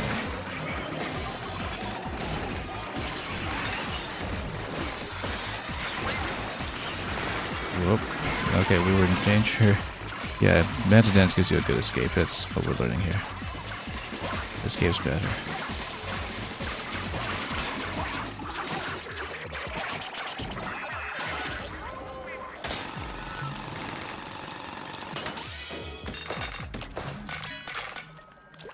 Get one more note or so, one or two more.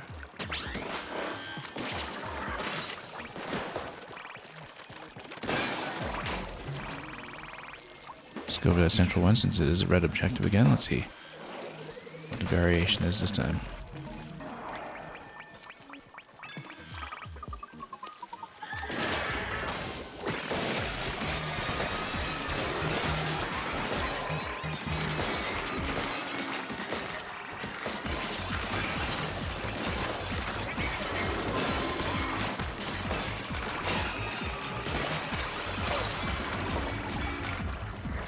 Danger, let's not get sniped.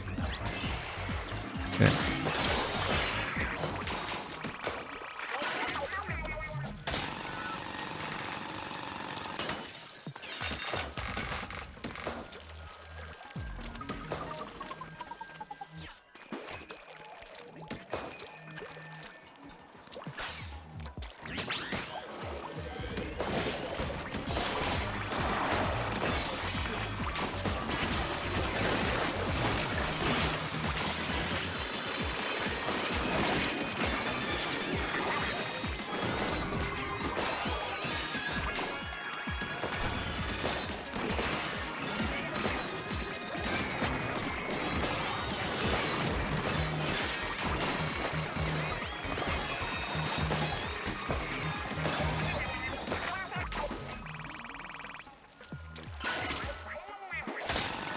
And back to the main objective after this.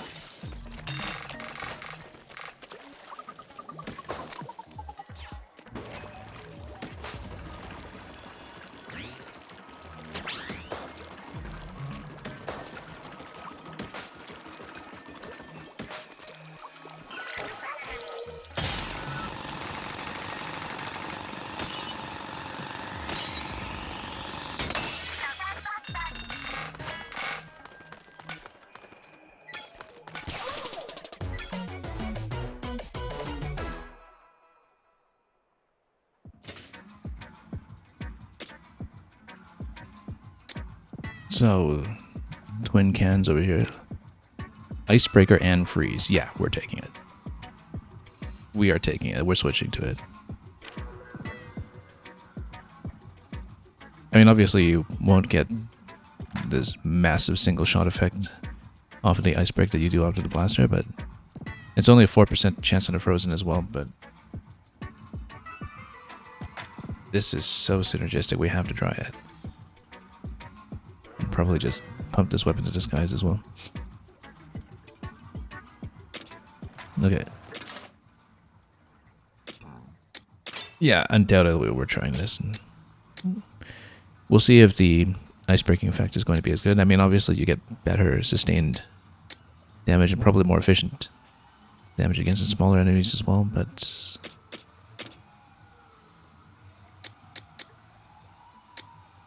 and we really do have a full-scale freeze build on it. And if it works out well, we may even just pump the weapon like crazy.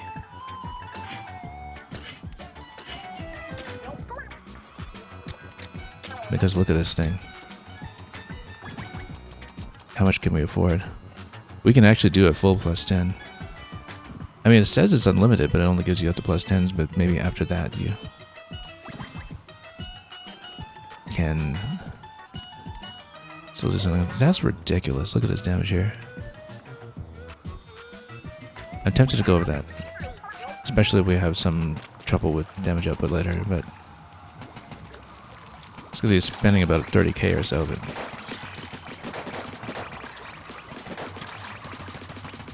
and how much does it benefit from dodge roll? Pretty well, actually. But we should.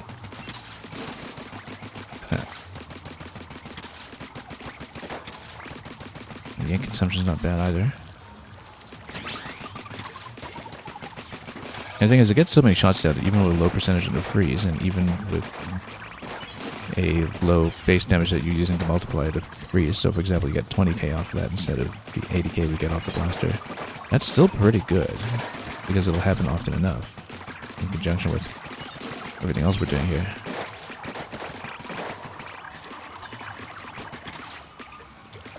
To have freeze and the icebreaker on it together just seems like magic.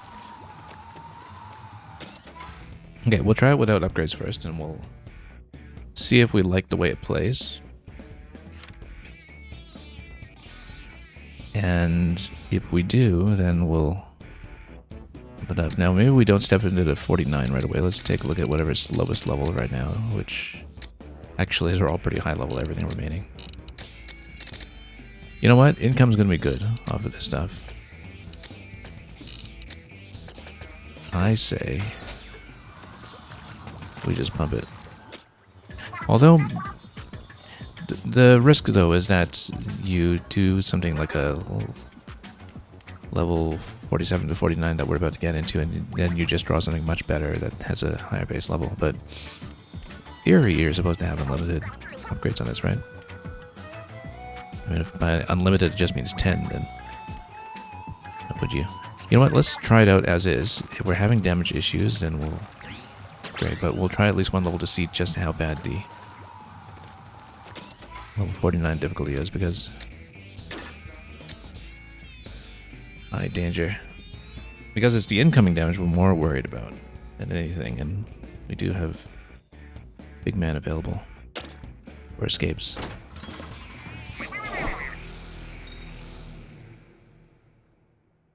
So let's see how this performs.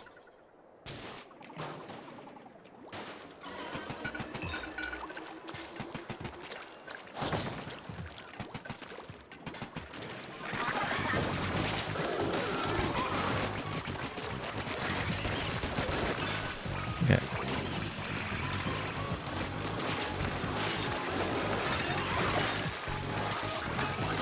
Wow, that's quite a stack here.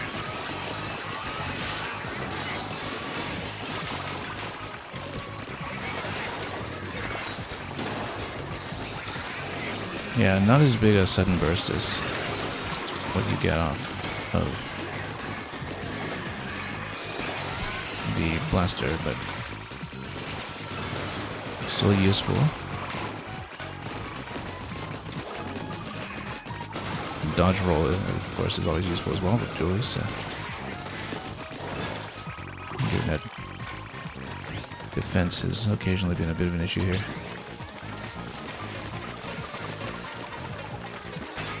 Well, if we're able to do this while just with no upgrade on damage,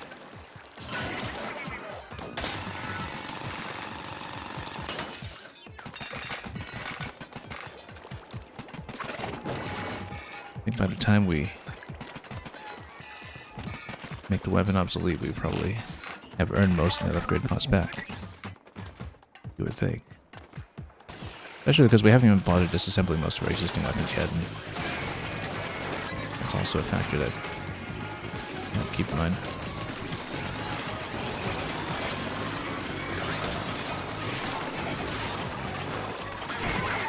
I'll just clear some space a bit more. Scorch everything a bit. We'll get most of that meter back anyway with such a crowd.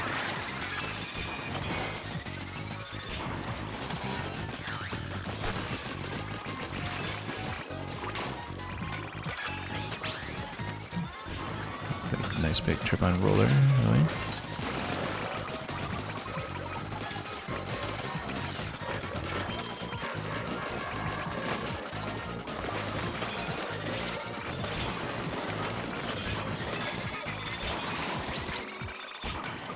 Yeah, you don't get those shattering instant kills that you do for the blaster, but it seems like we have a good bit of consistency here that is nice to have as well.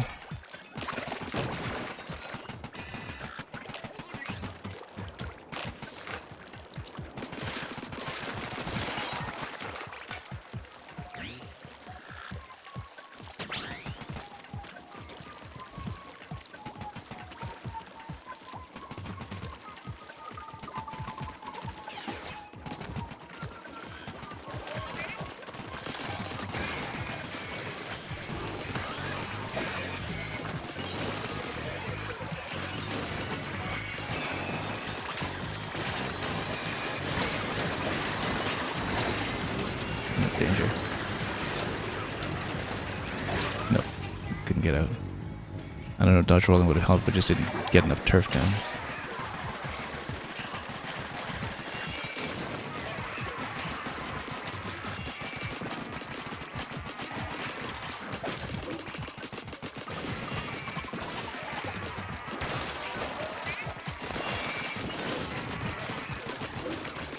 Can't really sneak behind it here.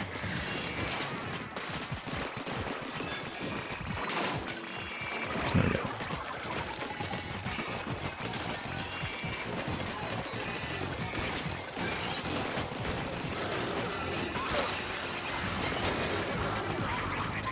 Danger, let's get out.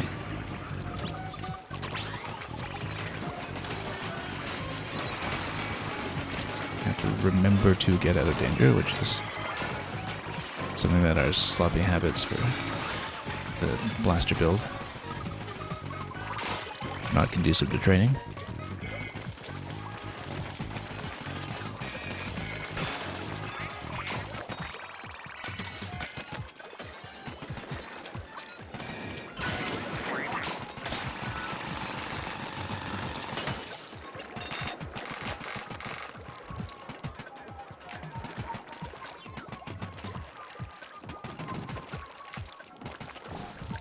Of course, we're down to 1 life and we're only over 7,000, but not at the full 14k. Maybe we do just take the clear. But, oh, no. Not ready for the big one yet. Yeah, wasn't watching or thinking have a red objective over there on the right. We should go... Oh, yeah, okay. We'll pop this and see what happens. Not much.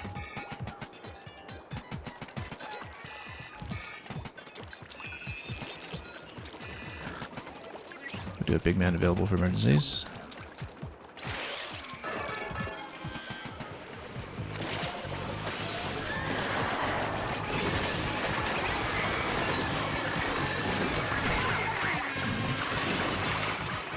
Being so crowded, that big man will actually be pretty good here, I think.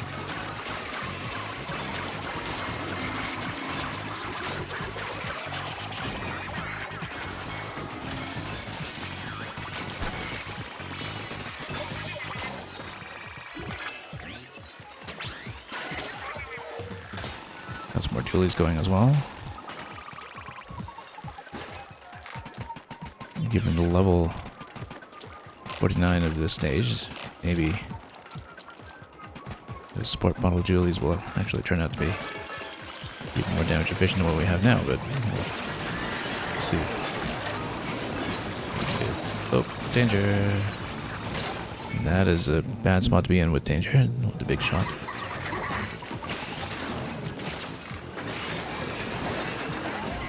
Maybe we just go for the clear after we get up to 7k though. For the first time this game, maybe we don't take the full miss.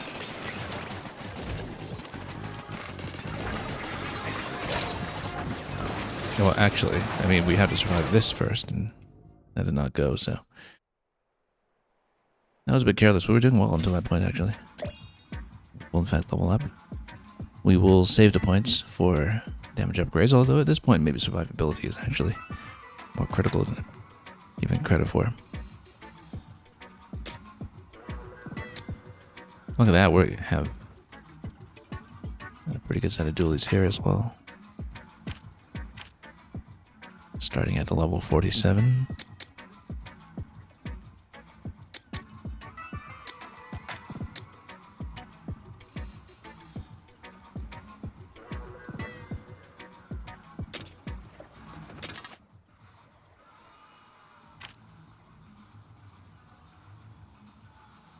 I don't think it's going to outpace the current one, though. Particularly without the same synergy on the effects.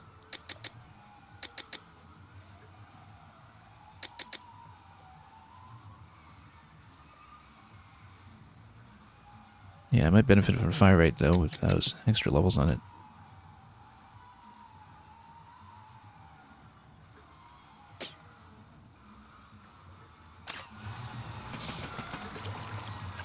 Well, we're getting a lot of income at this point. I think we may as well mess around with upgrading 5-star.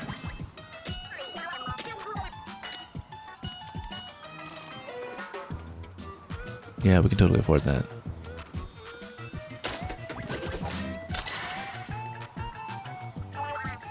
And it's not maxed, right? So you can actually still go. But it's every 10 levels that it's for Spiralite gems. So yeah, you can actually still go if you want to dump more onto it, but we'll keep that in reserve for the time being.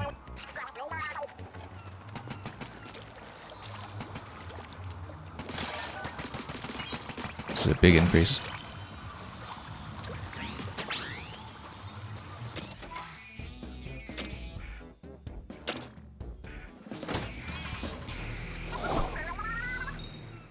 And if we can survive long enough to do the whole objective on this one, then with everything up to the ×2 multiplier, that goes in a good spot potentially.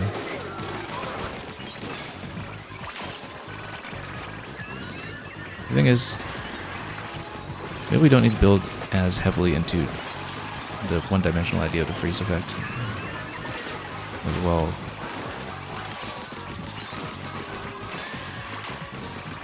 We need more escape options and whatever else. We just need to play better though, we just need to not stand in danger not so much. This is going quite a bit better, for instance. maybe hold the jump in reserve a little longer than we sometimes do, so we have escapes available. Particularly against Moss.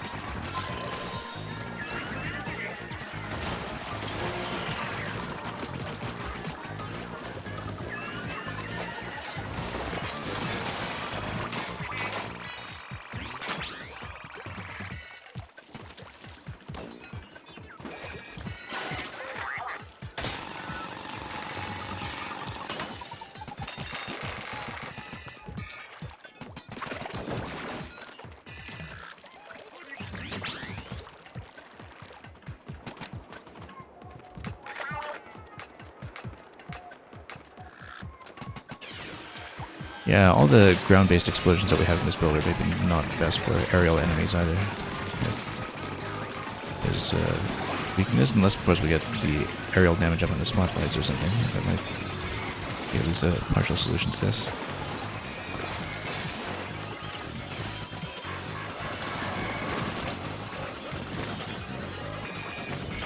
We do have Big Man available in case of emergency.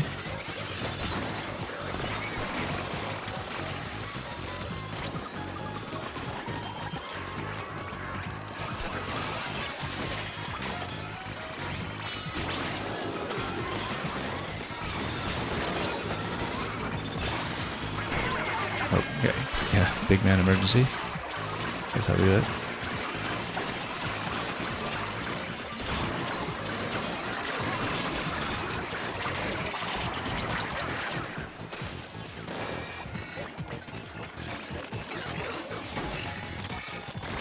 Yeah, of the three showstopper powers, Big Man's is the only one that's really kind of functionally defensive, and it's absolutely a consideration why we're playing him here.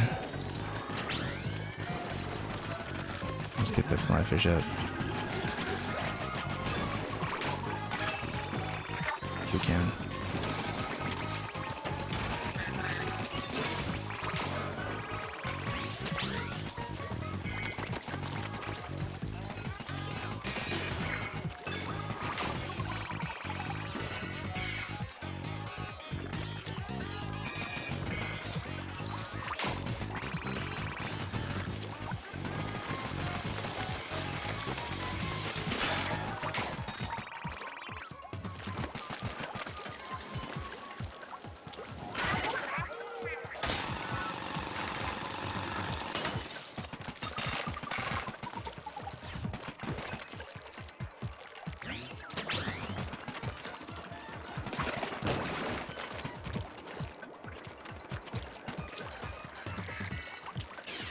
I did play dualies pretty heavily back in Splatoon 2, not so much in 3. But should get some of those dodgeball habits back. Okay, where's my bot, Rachel? Yeah, bad spot here. Yeah, we need some elevation here. Get my bot to jump. Actually, no, we'll just take the plants. There's actually a big stack here. That was a big problem.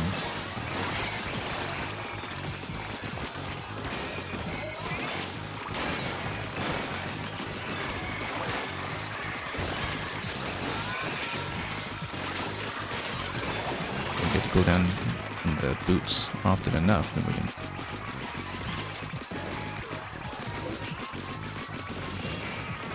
Whoa.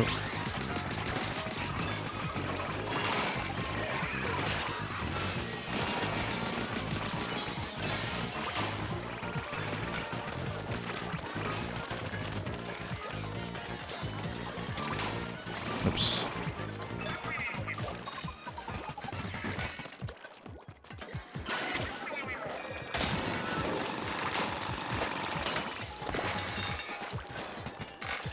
Been accidentally nudging my meteor on the L button sometimes. Sometimes an issue with playing with separate Joy-Cons. The Joy-Con 2 anyway, the L button bends so low that I do have some accidental presses sometimes just by squeezing ZL. Having the finger go a little too close in.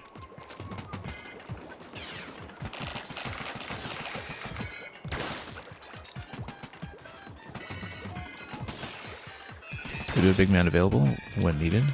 Let's try to get through some of this first, though.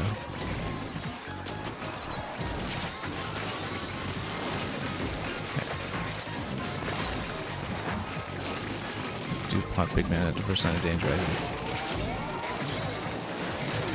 And this many big shots. Yeah, let's just get out of here. To reduce numbers. Create some more space so we're not dodging so many circles at once.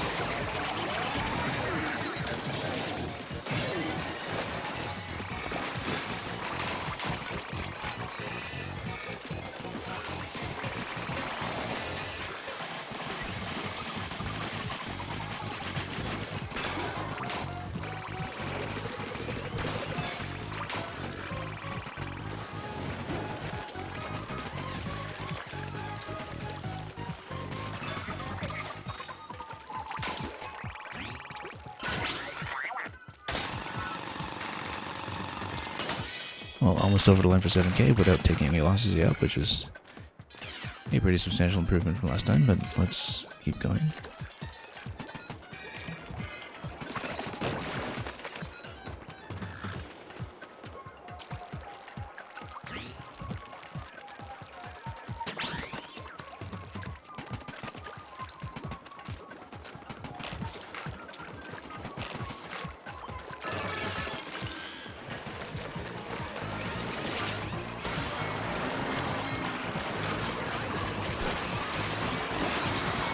Smoker's gotta go.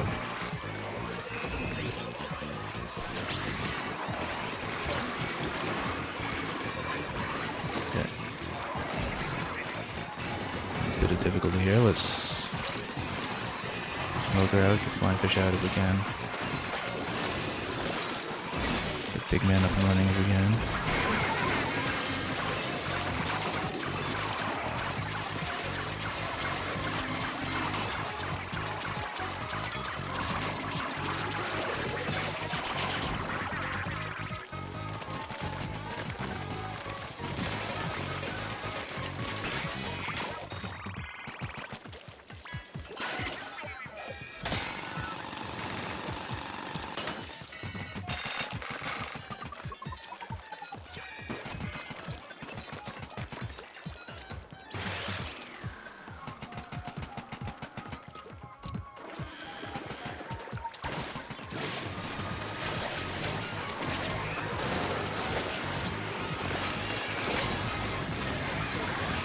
Danger. Oh.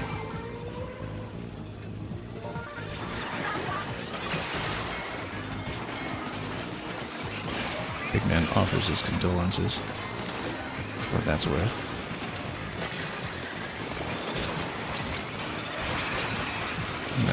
We gotta escape.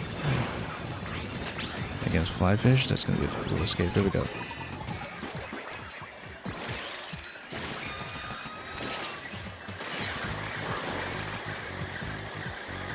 Let's grab the get out of here.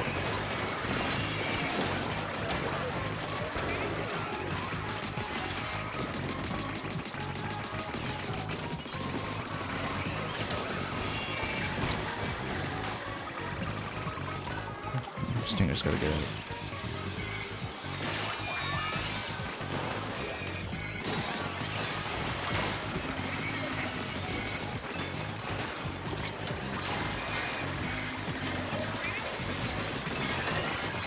Danger. Oh. Danger. Let's see. Okay. No, we're good. Mostly.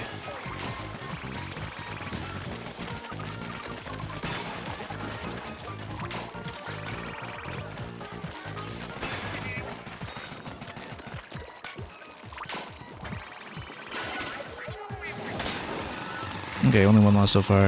Again, if we take another loss, we'd probably mitigate risk and just go for the ending, but obviously would like to push a little further if possible.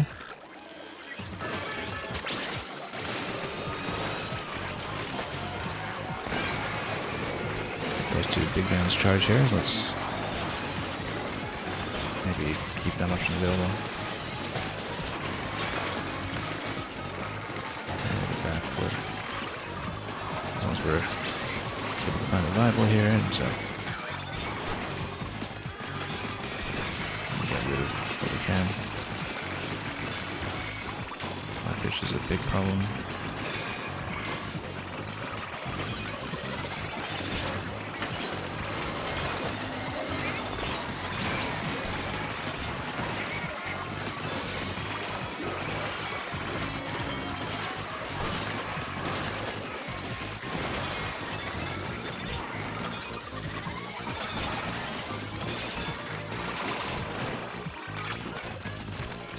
Keeping big man's power for emergencies, but we actually wind up having to use it.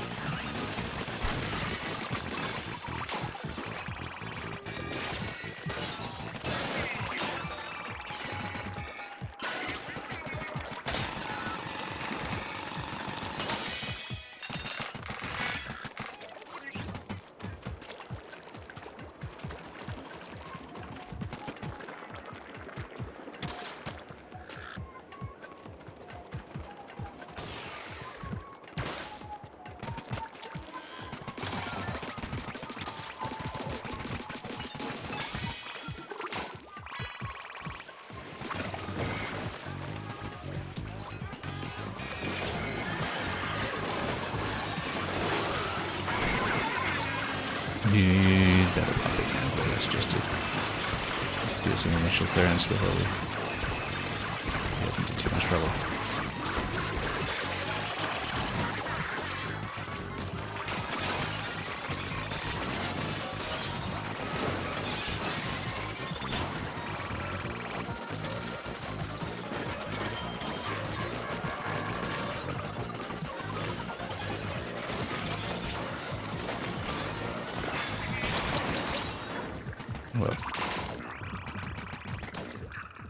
Well, good thing we cleared everything as we got out. Danger zone here.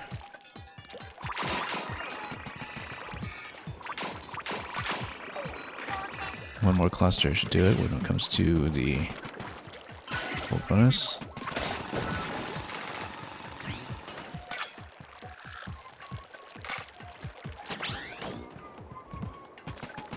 So let's pick a fight.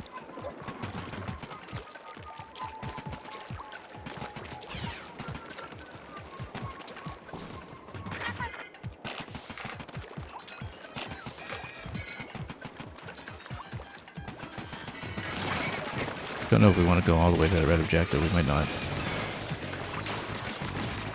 But, you know, got big man up and running again. Let's just clear.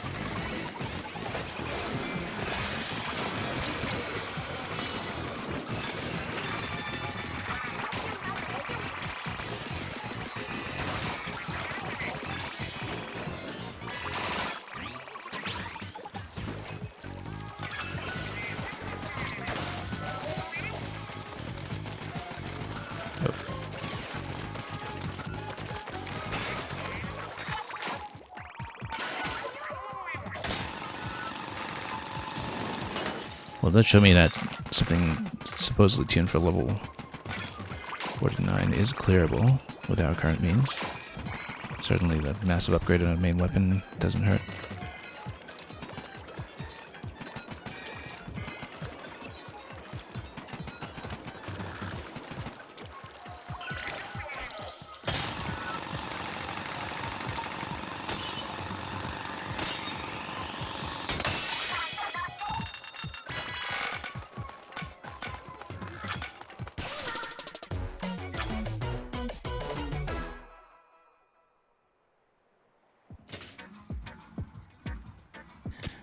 The question is whether I'll stay long enough today to see things through to the finale.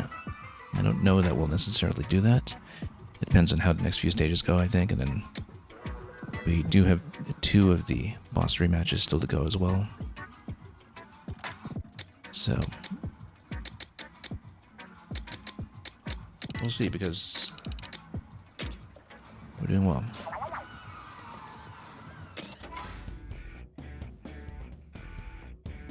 And that is it for all of the crystal mining stages. So in terms of what we have for the spicy objectives, it's the bosses 2 and 3. And these 3 dens, and I think that's actually it. Let's try the dens.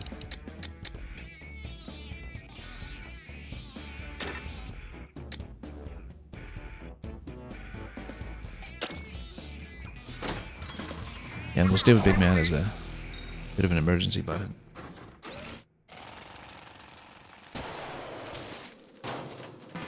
Maybe going full ice again is not as effective. On the other hand, we are getting the ice effect off it enough that maybe that is still really fine. Okay, let's not get hit while I'm in danger. That was perhaps a narrow escape.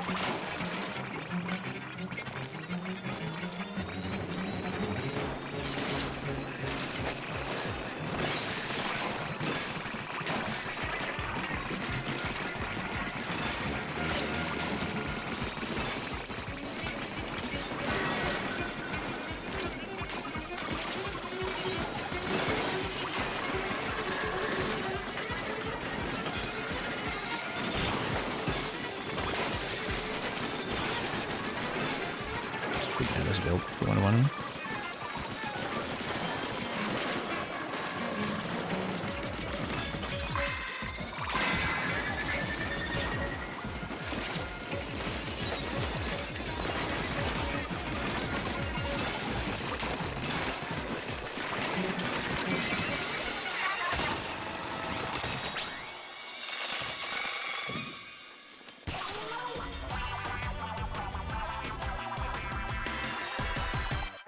With time to spare.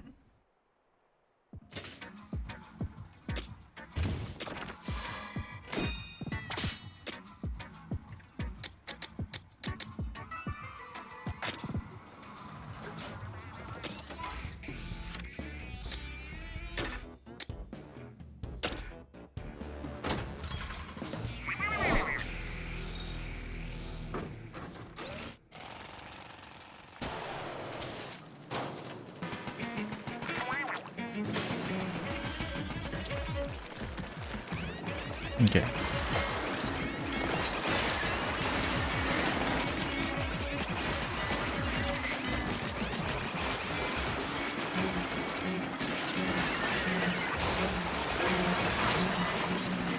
Oh, it's gonna be troublesome.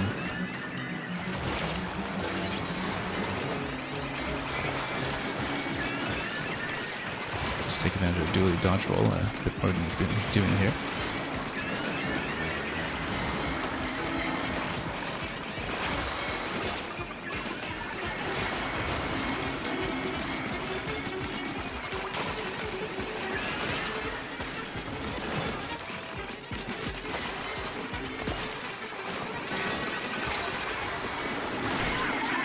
Get out of trouble, Big Man, again.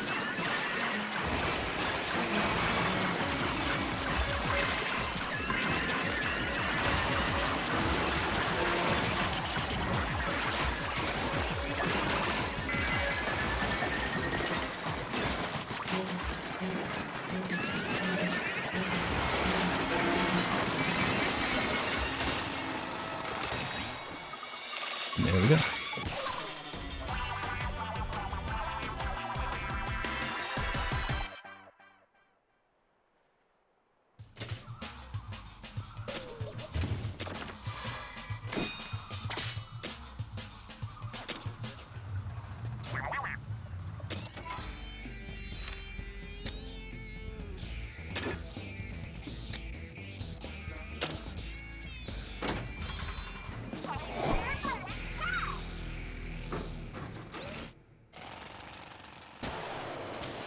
Oh yeah, it is a small fry chase.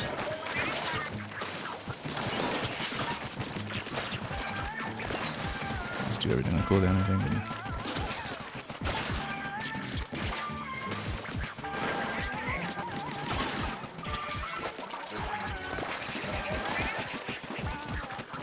Should be doing the dodge roll. It's pretty hard, actually.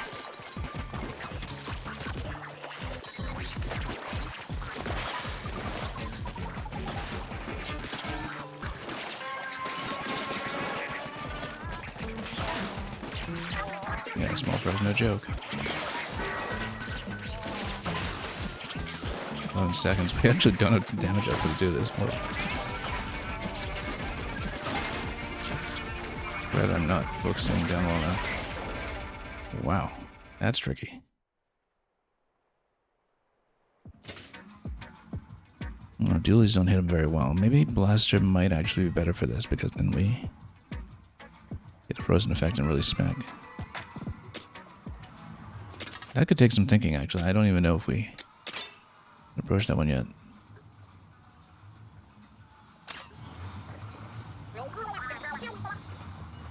We might have to go with a very different build for this, like maybe turret or something, but we'll see. We'll see if we can get the shatter effect going for and the damage. And then with the blaster, you don't need to be quite as precise with aiming.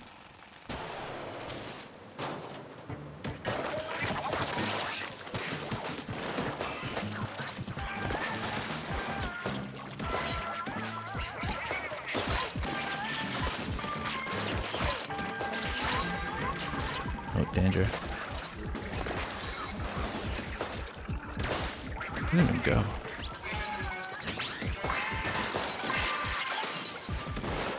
This is even worse.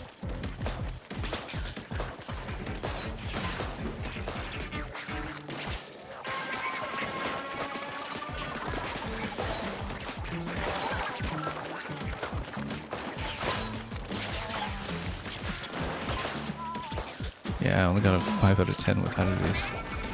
It's a huge damage price.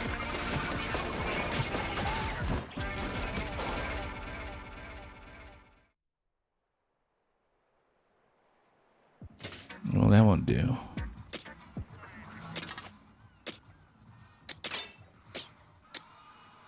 Maybe we just go with a very different build. Like go... Charge or something. I mean, you know, Splatterlight's not helping so much with this one. Meteor's not really helping that much either. Let's change this up. We really run up the power tank today. Let's do something vastly different.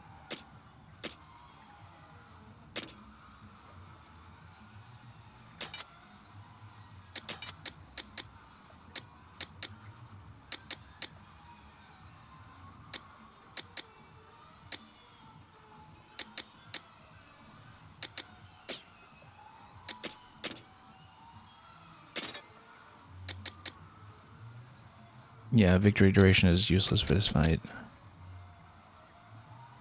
Essentially, we want things that will just passively win this for us. Shot pot for sure.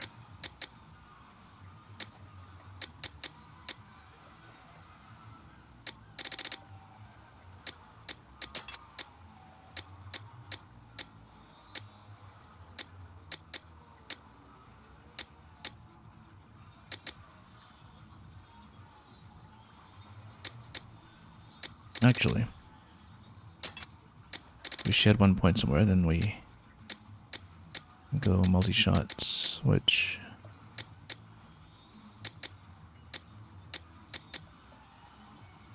we'll see.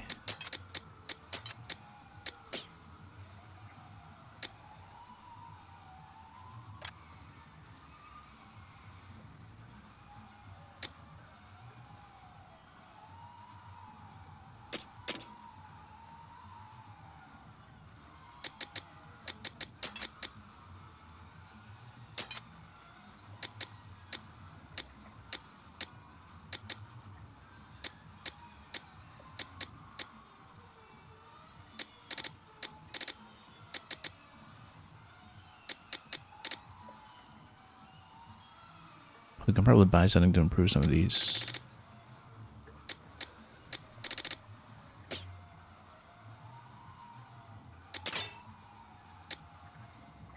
Or even the spin wheel.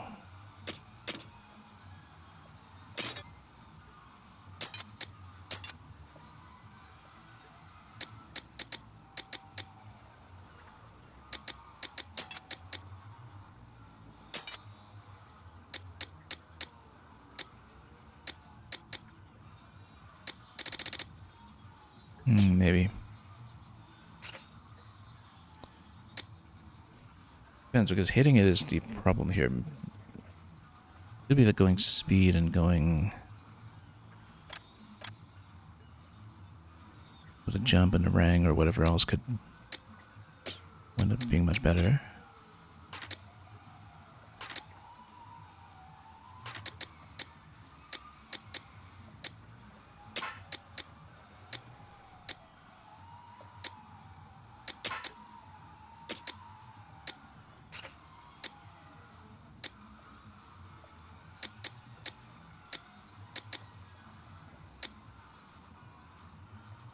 Yeah, we're pretty far away from that fire build at this point, so let's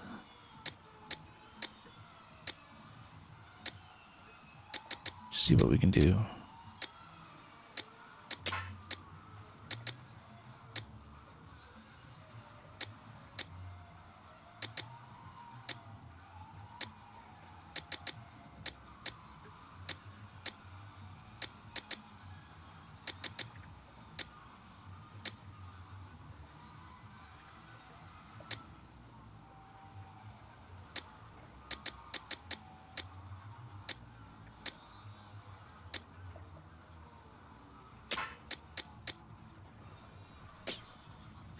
Let's go with that. I don't really know how useful the bump balloons will be for this one, but maybe something like the tether would be better.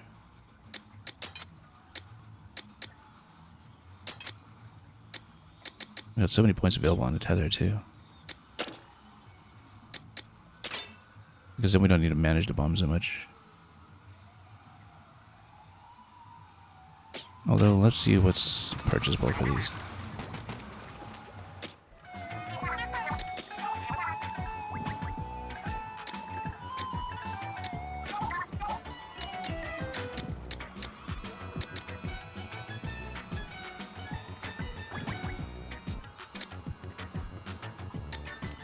Additional charge.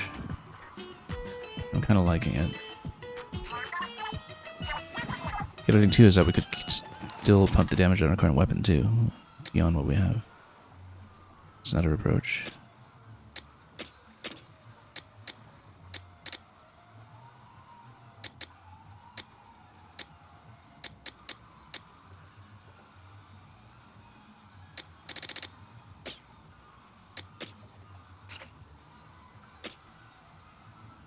But I think being able to hit that thing at all is the issue at the moment. I'm reluctant to spend too much to decide whether we spend on weapons to spend on gadgets.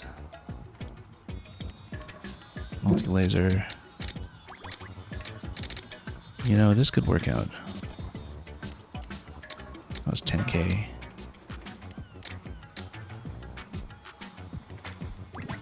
And this could actually work out as well.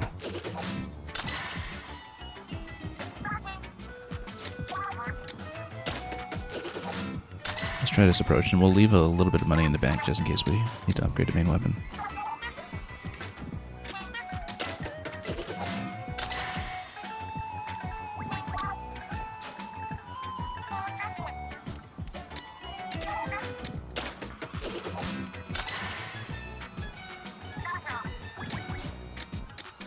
Huge. Let's see how this is doing first. Let's take a look at the tether whale here.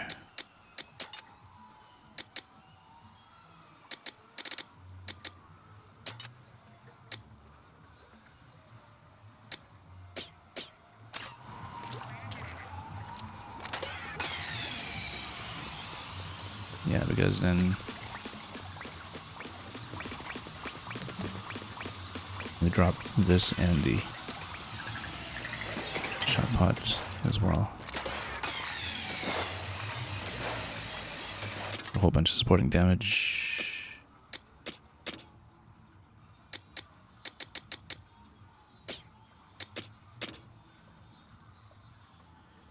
Still have 5 points available on this too.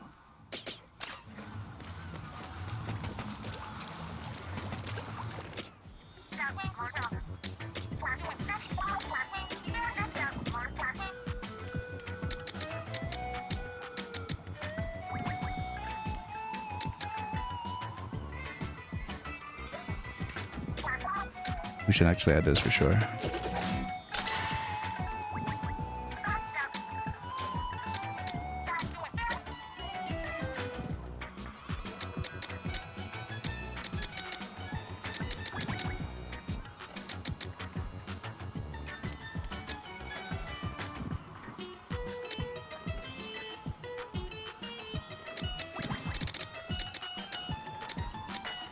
Let's do this first. If it seems to be on the right track, then we'll continue spending on it.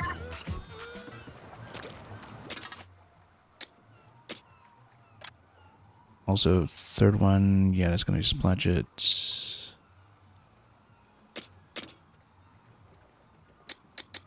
In essence, we just want to go for lots and lots of damage.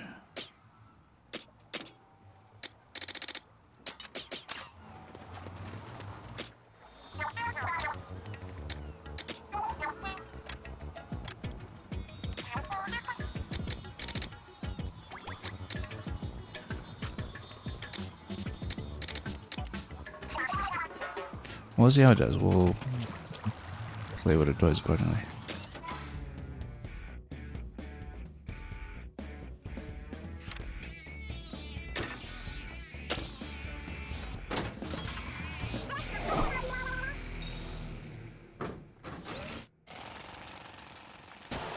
Yeah, we don't seem to have the damage output for this currently, but...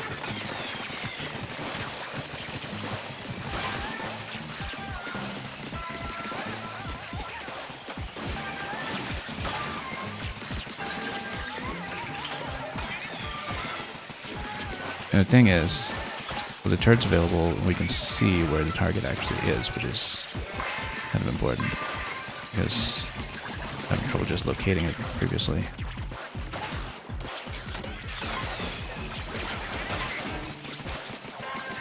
There's an improvement.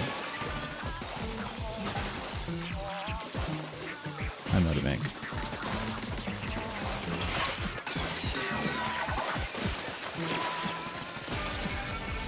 Still only at 5, actually.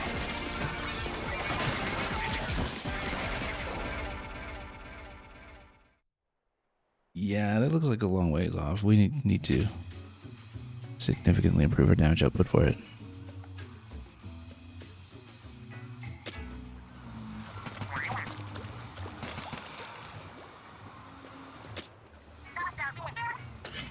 Might need more income.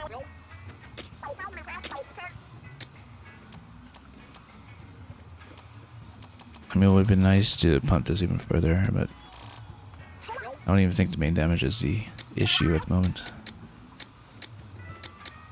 What have we tried? Well, I don't know. I mean, technically we're on level 53. I don't think this will be much worse.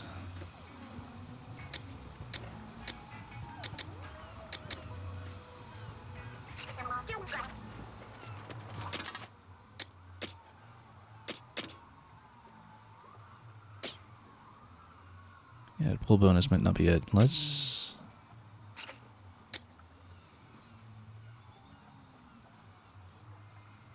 see, maybe if I'm using the splash a bit more in cooldown. Let's try this again and see if we can improve just with the current build. But we're still only at 5 out of 10, so it seems way off. But we have something like a double turret or...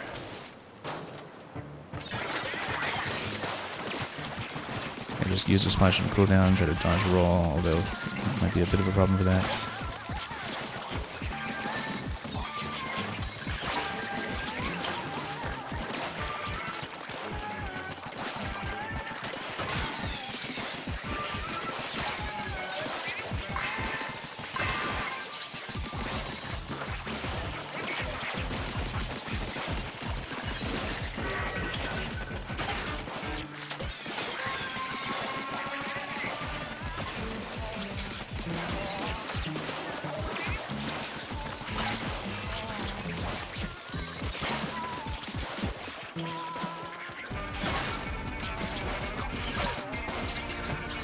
7 out of 10. It is an improvement. Did we actually get it? Well, we got it right at the end.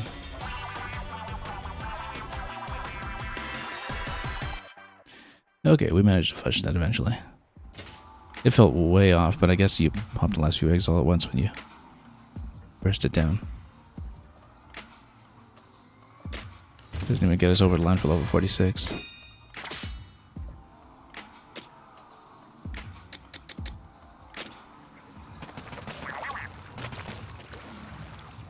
Okay. So much for that. We will switch back out to the other build that we had for now. So that does it for all of the den levels as well, to that level 49.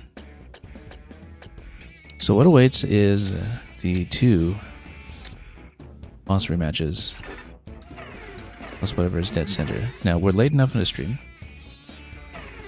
that I actually think we'll save it. Sometimes, given what we've cleared here, I'd be tempted to just push on and try to do everything all in one go. But we don't exactly know how much we're in for when it comes to the Great Silent Mess Hall, and I'm sure that there will be some other things to do post-game as well that we might want to have some time to take a peek into, and we have other tasks like picking up a crate with a crane at some point, as well as the arcade game. You know what? About that arcade game, how much did that cost?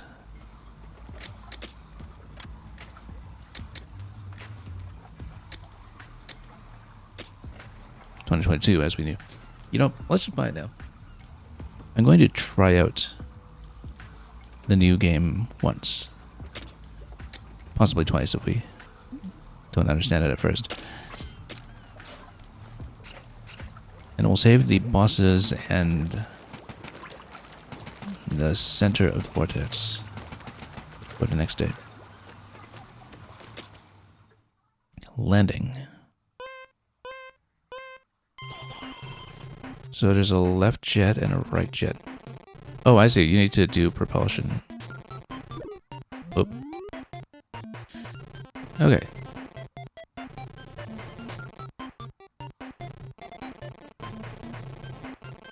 Whoa.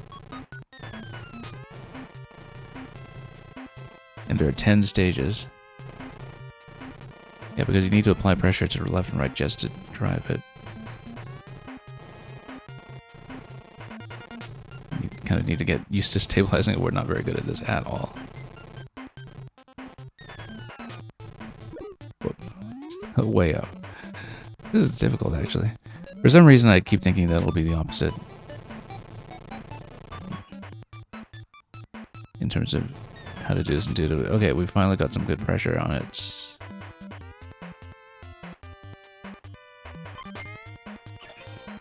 Stage 1. This is not going to be a very high rank. Oh, wow, and the layouts get more complicated. But you do have the full 60 seconds to work with for.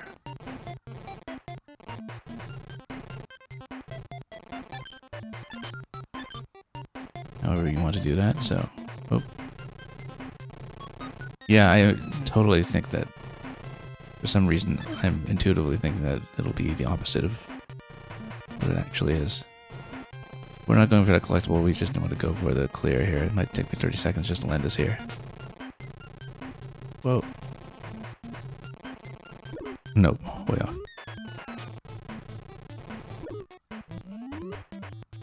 We just don't have a sense of it yet.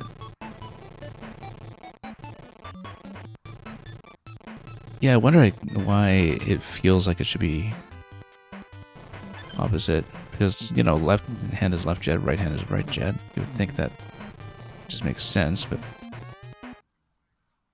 C rank.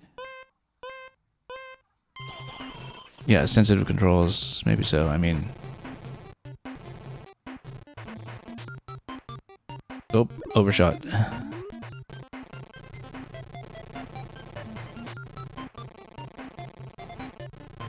And This thing bounces like crazy too.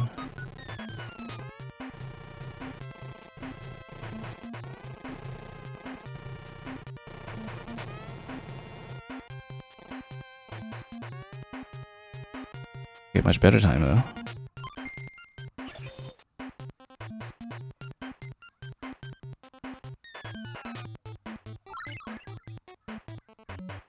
You were also doing it opposite. Yeah, I wonder why it is. Because it's something to do with rotation, perhaps. I know what it is. It's because you think that right hand would turn right, like clockwise, and left hand would turn left. And it's the opposite. Because intuitively you might, just from playing a lot of video games, think it's a rotation. But the thrust is opposite. I was wondering if I could just switch hands to my Joy-Cons and see if that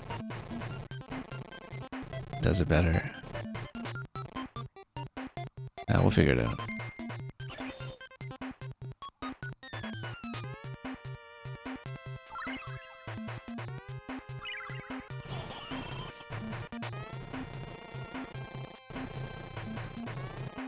Yeah.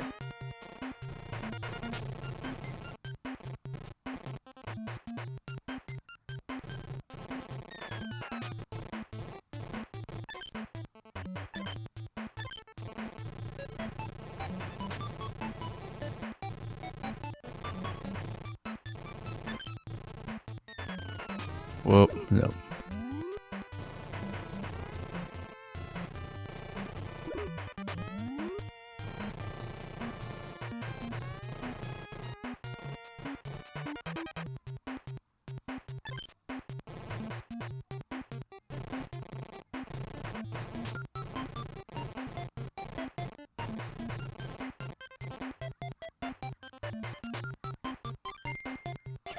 Right on time.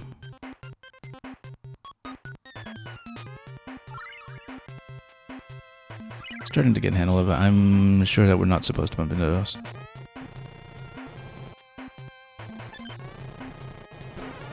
Well, you can, but they just deflect you.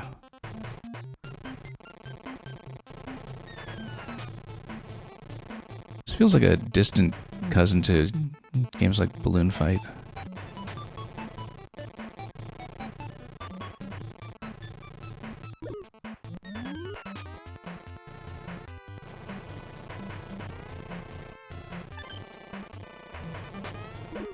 Or for that matter, Star Fox Zero. Which, for the record, I love the controls for. Absolutely adore those controls. But some of the vehicles definitely had a learning curve attached to them. There we go, that was smooth.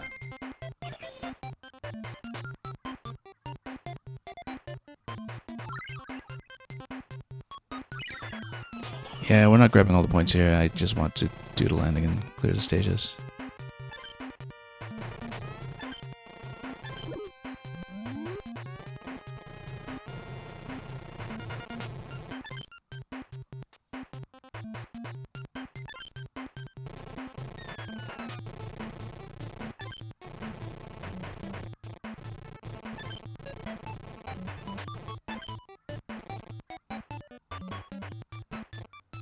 Nope. Just barely off.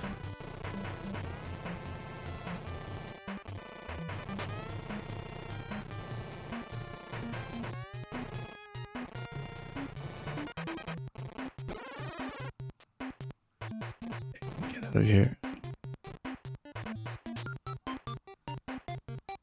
We're gonna topple over. Nope. 4 seconds.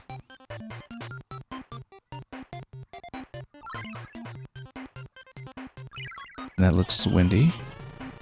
Also notice that your landing angle on the previous stage does carry over onto the current stage. Wow, that throws you off like crazy.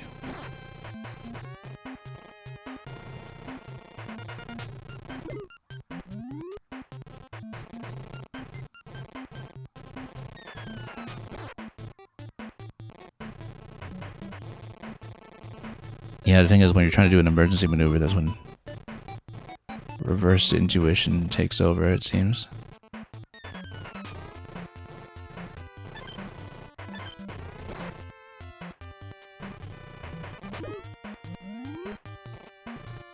Might be the end here.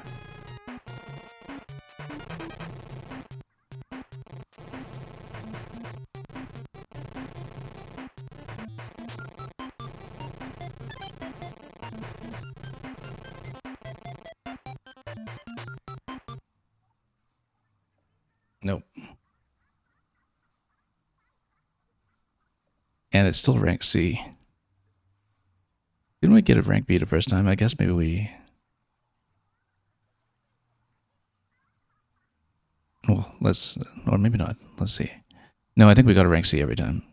I mean, we didn't even clear the 10 stages, so... You would need to clear them and score well. But that was just a first look at it. The A rank for all games, the corresponding costume, do feel a little far off at the moment, but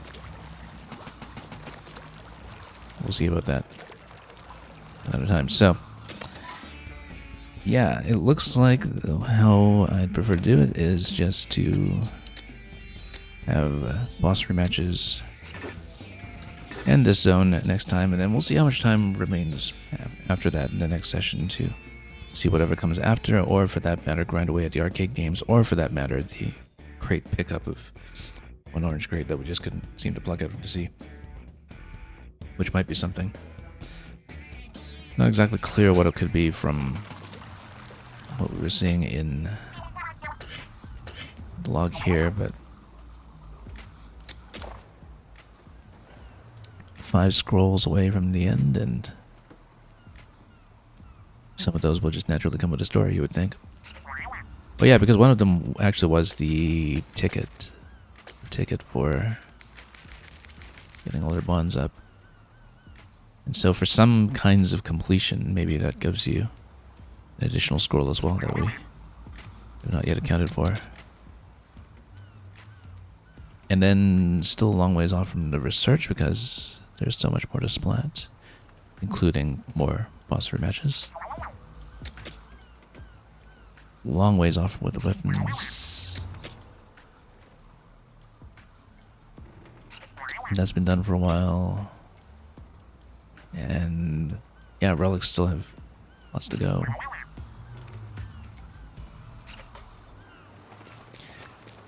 So we'll see about the bosses, and we'll see how we do from there. Looks like we'll at least get up to level 46 going into whatever the ending section is, and that would give us an additional point to potentially max out gadgets. Right? Oh no, it already is maxed out, so the next one would probably be weapons.